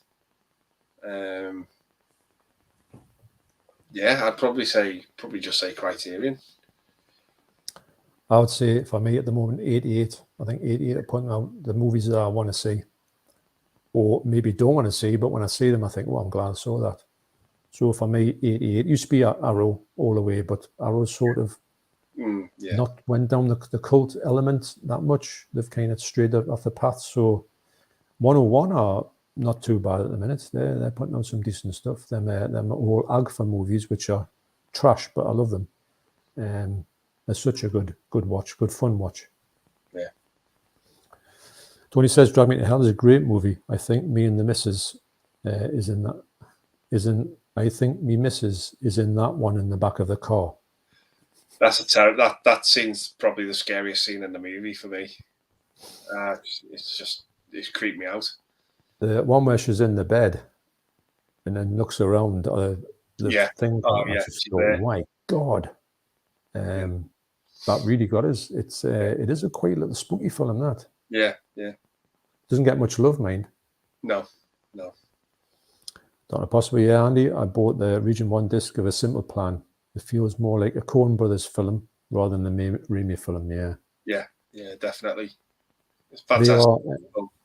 The big mates, aren't they? The Coen Brothers and Raimi. I think they're the big pals, aren't they? Yeah, because it does kind of feel like Blood Simple, that movie, a little bit. Yeah, Blood Simple. Brilliant movie, that. Yeah. Without going to spoilers, and the fellas, it's kind of not a spoiler, but the fella's sitting there talking and he gets up and his guts fall out. When you remember that bit? But it's not real. I think so. Yeah. Yeah, he's on the thing and he's going, "Oh, what are you doing here?" And he says, I think because he's dead. And he's going, "Oh, you're dead, aren't you?" He says, "No, I'm not." And he stands up, but his guts fall out. But it's a dream. Yeah. Mondo Macabre. Gary says Mondo Macabre is a great boutique label. Lots of rare and obscure movies here that do actually. Some of the stuff they get out, you think, where on earth they got this from? Because they do. Get things like that. Like really, I haven't heard of half the stuff they put out. Yeah. Stan Sensor, Mini Collect Arrow, 88 films, Eureka, Vinegar Syndrome, and Indicator, and don't really have one particular favorite between them. They all have the all great and not so great releases. Yeah, that's a good point. Definitely. Yeah. Undead Sick, I'm sure it's going to be a great film, Gary North. I love both The Lighthouse and The Witch. The Witch I also pre-ordered from Second Sight, by the way. So it's something to do with the fella from The Witch, this movie. Yeah. I did enjoy those films. I know they're not for everyone. I certainly got Lighthouse was good. Yeah. I haven't seen The Witch. Oh, the end of it's creepy, man. Whoa. Yeah. It's enjoyed it. Pete says, what's your favourite film 4 film? Very easy for me, Sexy Beast. Love that movie, isn't it? Yeah. Ben Kingsley's just firing at all pistons in that film. Terrifying. Yeah.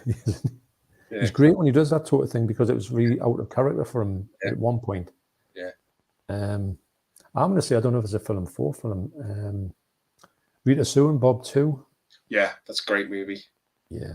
I think it's a film 4, I think. Yeah, I can see that being a film 4. Film. Yeah.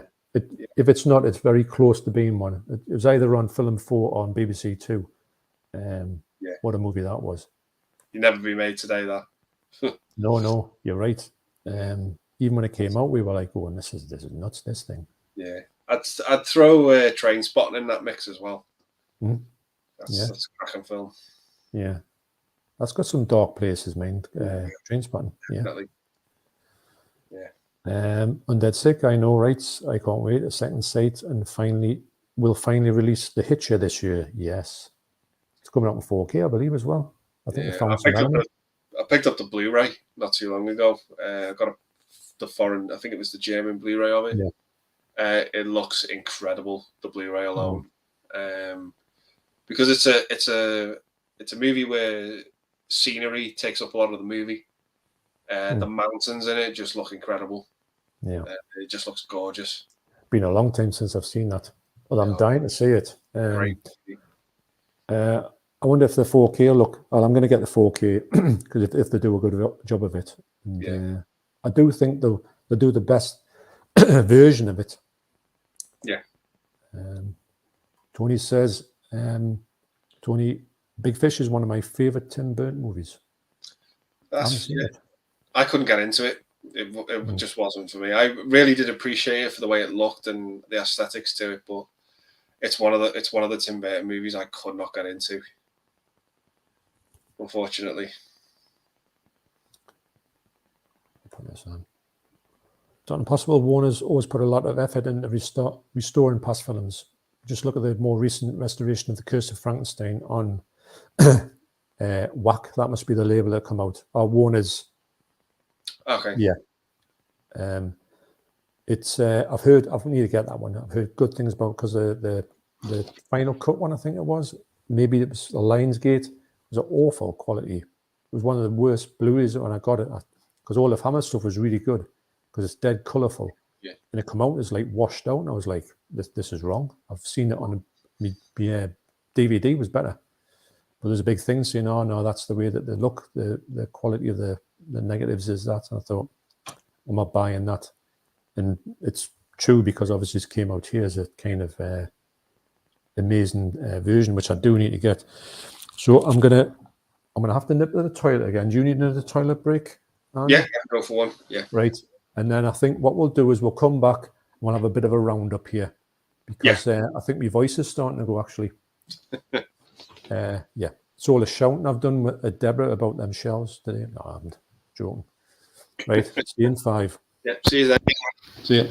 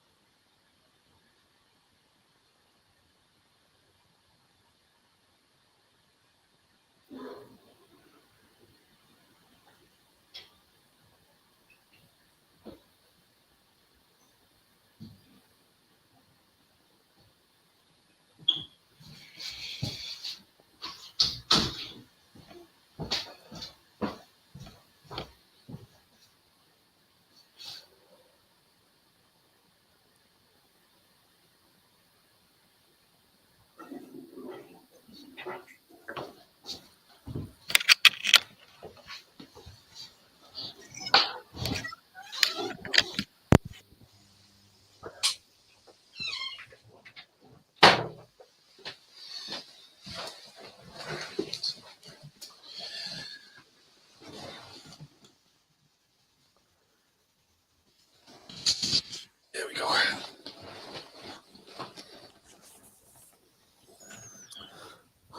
So I'll tell you what.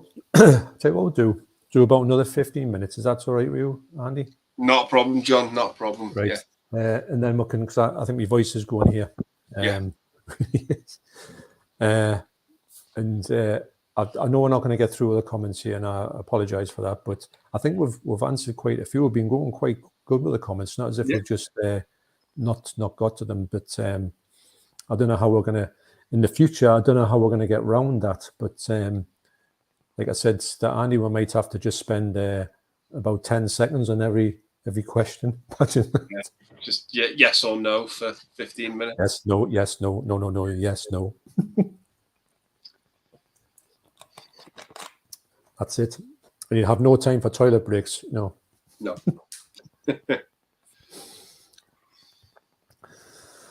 So Pete says Last American Virgin also has one of the best licensed soundtracks in the movie.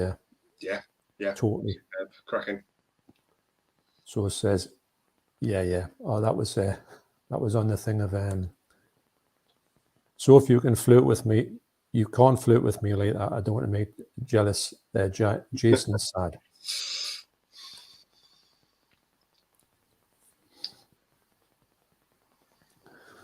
Corsair says one way of messing up the 4K transfer of The Witch is making it pop.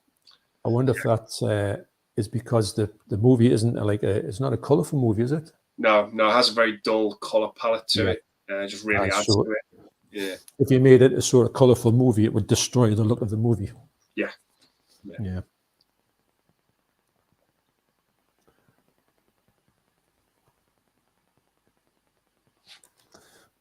So if he says Last American Virgin broke my heart, set fire to it and stamped on it. Yeah, I'll do that. Yeah, I'll go along with that one. Yeah. Tony says, John and Andy, have you seen a 70s horror movie called The Asphyx? I think it is. The Asphyx. No, I haven't. Great forgotten movie. I do know that I have seen that title before, mainly because I can't say it. It does stick in my head. But I can't, if I have seen it, I can't remember it. I think it's to do with Egypt, I believe. Yeah.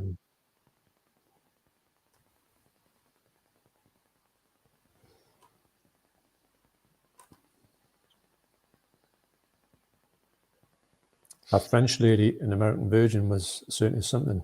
Mm-hmm. Yep, definitely.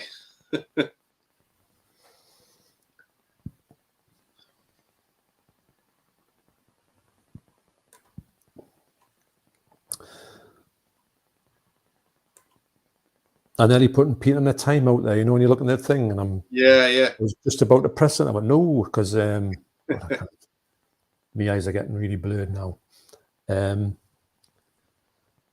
Pete says Last American was just a brutally honest film that many teen comedies lack. Yeah, well said. Yeah. Completely.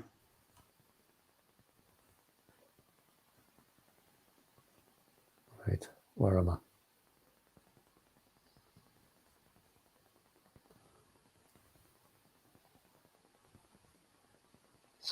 I dread to think how many comments are down below. I really do.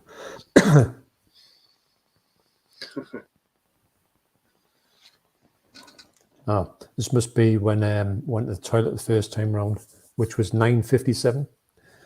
Wow. Tony says, "Are we going to hear Drebin weeing in the Naked Gun?" Yeah, that was so funny.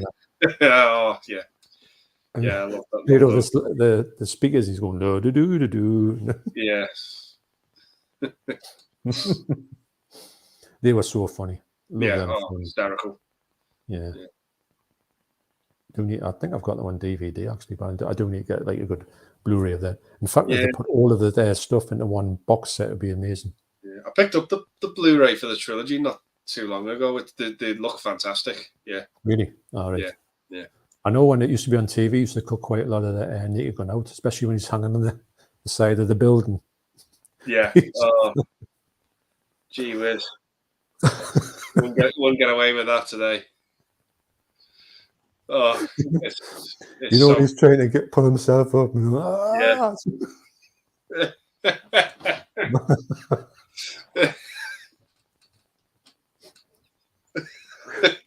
It's the thing with Leslie Nielsen. He just did it. He did everything on it. He didn't. It was so funny because he was like a straight actor for years and years, and he did this mad stuff. Yeah. Mark says synchronized toilet breaks. Lol, professional, total professional. Yes, of course. Yeah, you've got to time it, haven't you? Yeah, absolutely. Jason says quite rightly, the Last American Virgin is an example of everything coming together perfectly. The characters, the music, the story, how it's presented, everything just falls into place perfectly. Yeah. It's a masterpiece that nobody knows about. Yeah. I'd say the last 10, 20 minutes of that film are perfection. They're just. I challenge anybody to name a movie like it. I if can't you think put it of on, one. if you say to somebody, "Oh, let's watch this film, it's a bit like Porky's," and just watch the faces when it became not like Porky's. Yeah. Music passing in the wind.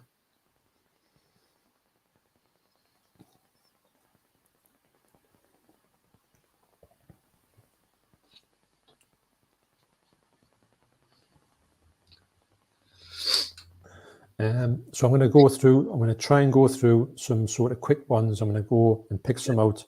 So apologies to anybody that I've missed out. It's not on purpose. It's just that it really is. I think we probably would be here for another 15 hours if we had to go to these. Niels Johansson says, hey guys, what do you think of the new Arrow video announcements? I'm not too sure what they've announced.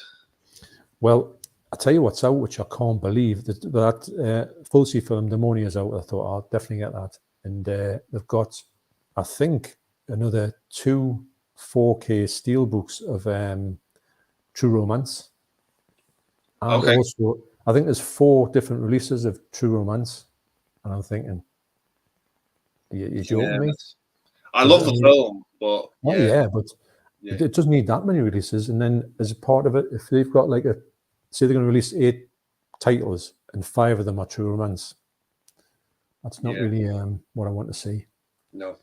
So I'm a bit, apart from the Fulci film, I'm not really, unless they have a good 4K with a slipcover, I'd have that. Yeah. Actually, that's something I think is on there. Because the slipcover, you'd say £24 for the standard release of True Romance, and it hasn't got a slipcover. I refuse to do that because if it hasn't got a slipcover, I want it for a tenner. For me, absolutely. This has been out for long enough. Mark says everyone can have a different opinion in mind as long as they admit that mine is right. Pete says, who do you think the best director is at the moment? Well, that's a cracking question.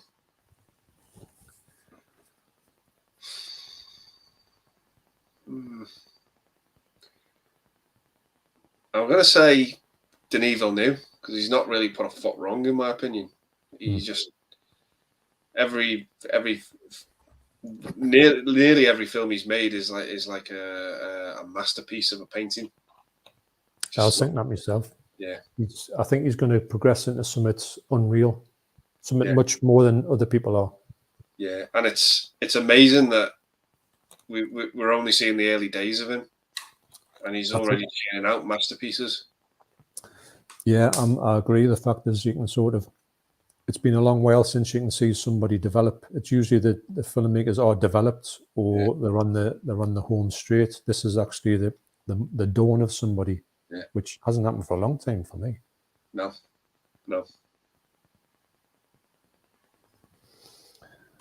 Mark says, do you guys collect anything else apart from DVDs or music? Big action figure collector. Yeah, I like my Marvel stuff. I like sort of collect figures from like TV shows I grew up on as a kid. I like try and get displays on the go. So what sort of ones would you have from the TV shows? But yeah, I've got a big Batman animated series collection. I've got a big Teenage Mutant Ninja Turtles collection from NECA. They can wipe your bank account out like there's no tomorrow. Yeah, you're right there. Prices of NECA stuff. Hasbro recently acquired the licensing from Power Rangers a couple of years ago, and they're churning out some great figures. Just that's about it, really. I collect wigs, by the way. I've got my invisible one on at the minute. I think that I don't really collect anything else anymore. I used to collect vinyl. I used to collect comics, magazines, books. Don't do any of that now. I hardly ever read. Hardly ever listen to vinyl. Although I've got a player over there. Hardly ever use it. And I would say it's mainly down to Blu-rays and 4Ks now. Don't see anything. There's not really anything else that I kind of get time to enjoy, if that's a thing. I do collect. I don't collect musical instruments, but I like buying them. But I don't buy many because I've got about 7 guitars. So you you get the point where you've got too many, but just music stuff, but it's not really, I think I've got everything that I want in that respect. I think I just go down the, I did it when I was a kid. I collected everything, I had loads and loads of toys, which I probably played with too long, and they did all break. Although I try to keep them in good nick, and they'll be worth a fortune now. But I think I sold quite a few of them over the years. With got quite a bit of money for them actually. Strangely enough, when you think no one's going to buy this rubbish, on eBay, and they go crazy for it. Usually always goes to Italy for some reason. I don't know why. So I'm just going to go up a few more like this. What time I got here? We're going to go. So we're going to go probably end on 4.5 hours. You remember I said to you at the start of this, we'd probably go for 3 hours. We've done well. I think we've done all right. And this will be, I think, the longest stream I've done, I think. Actually, Paul Conway says, Edge of Sanity looks interesting from Arrow. Yeah, that's a movie with, what's he called? Anthony Perkins. I remember seeing that one. Yeah. I've not seen Edge of Sanity, no. I just remember he plays a complete lunatic in it from memory. But yeah, that was a bit quite interesting. Yeah. That was an opportunity missed there, John. You could have said he played a complete psycho in it.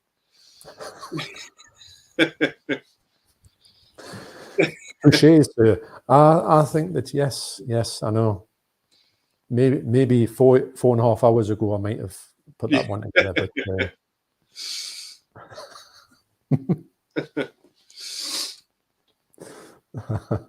I think I'll try and save that, for another one. Maybe you can do a video and just say, hey, you got a good joke for you here, guys.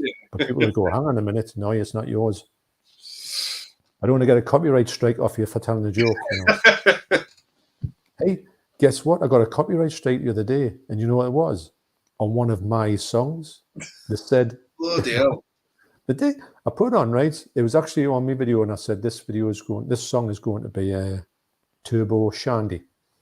Yeah. So I put it on, played through, and it come up, you've got a copyright claim. It wasn't a strike, because it would have been a strike out of it, but you only get 3, don't you? I thought it's impossible. I don't put anyone else's music on. So this song's a bit like a rock and roll song. And they come up with saying that, it's this, they come up with the song title, but it didn't come up with the artist, so I couldn't really track it down to say I wanted to hear what it sounded like, but it didn't. I wanted to see if it actually sounded like it. And it says that the hook of it is that song. So I went, well, I've never heard of it, and I didn't copy it off anybody in my mind. So they said, get this one.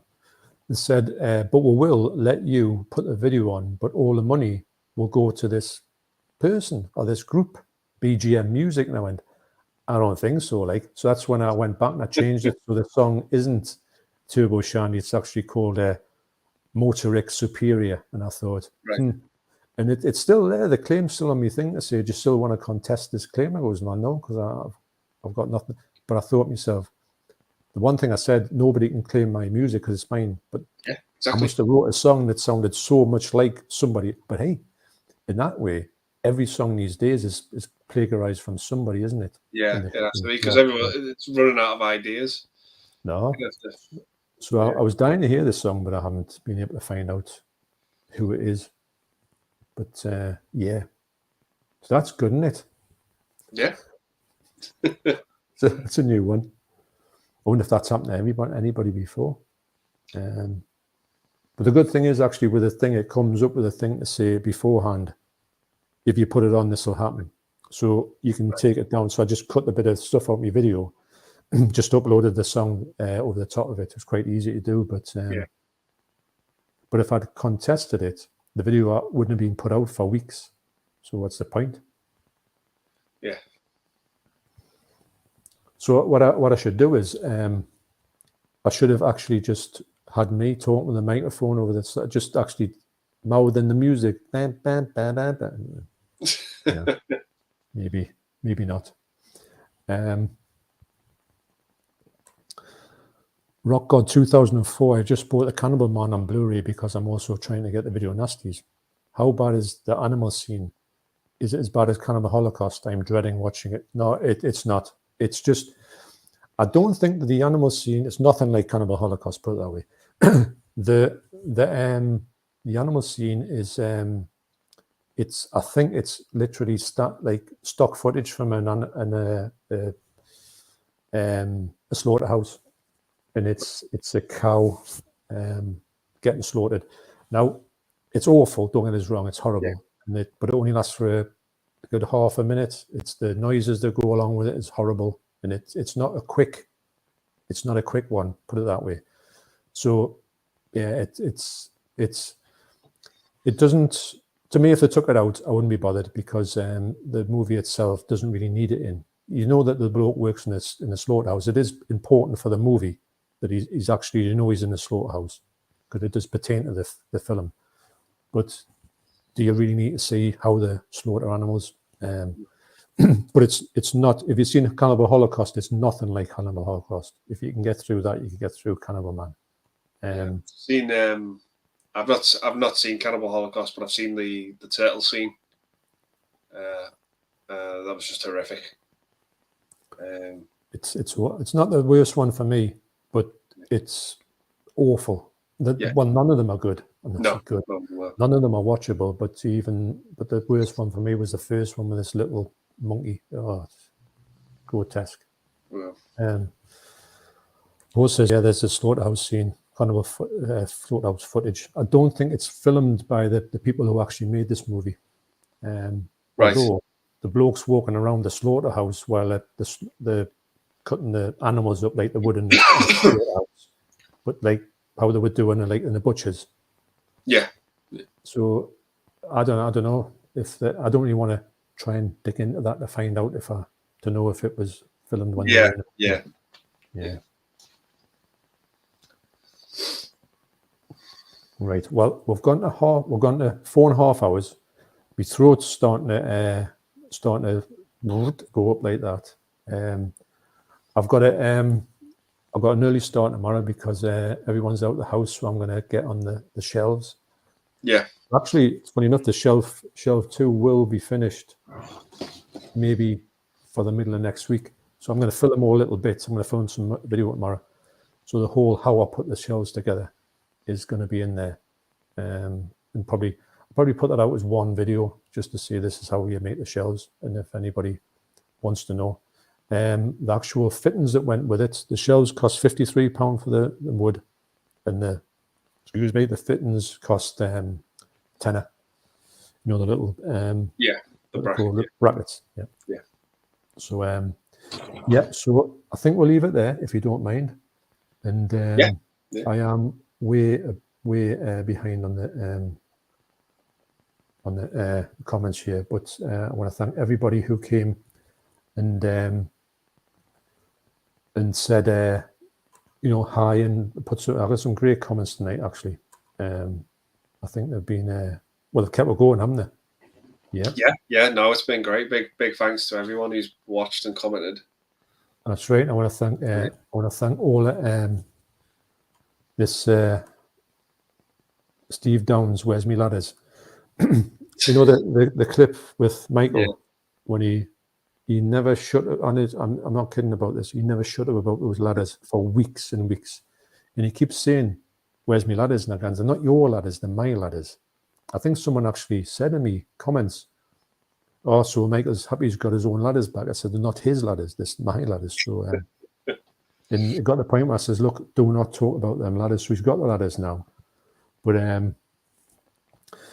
he's so what I did was I says I've got that little clip, and I says just any time when I feel like there's been something daft happened or something's I've made a mess or there's like something that's like I don't know. Have you ever seen like I don't know if you see I saw this film and the killer in it was one of the most disgusting looking human beings ever.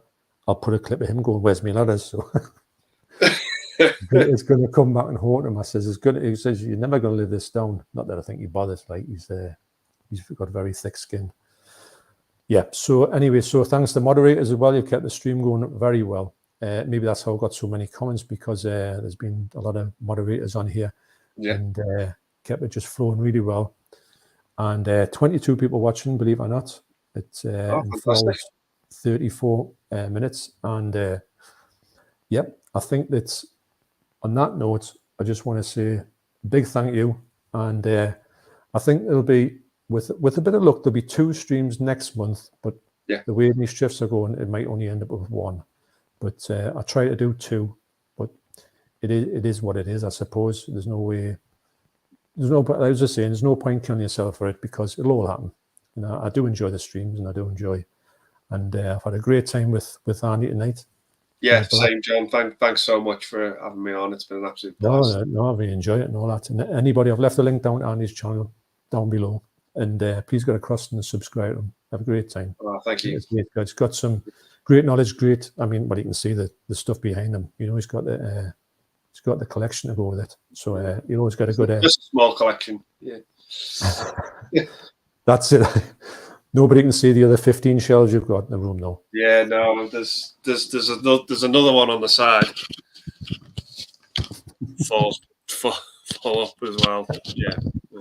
I know it doesn't matter if you can get if you moved into a house and you had a shelf on every single wall in that house, you would fill it up, wouldn't you? Eventually. Yeah. I mean, all this stuff behind me is doubled up as well. I know. I couldn't believe that when I saw, because I remember when I first saw your videos, and I said, you've got how many you got, and you were talking about maybe 4,000 or something, 5,000.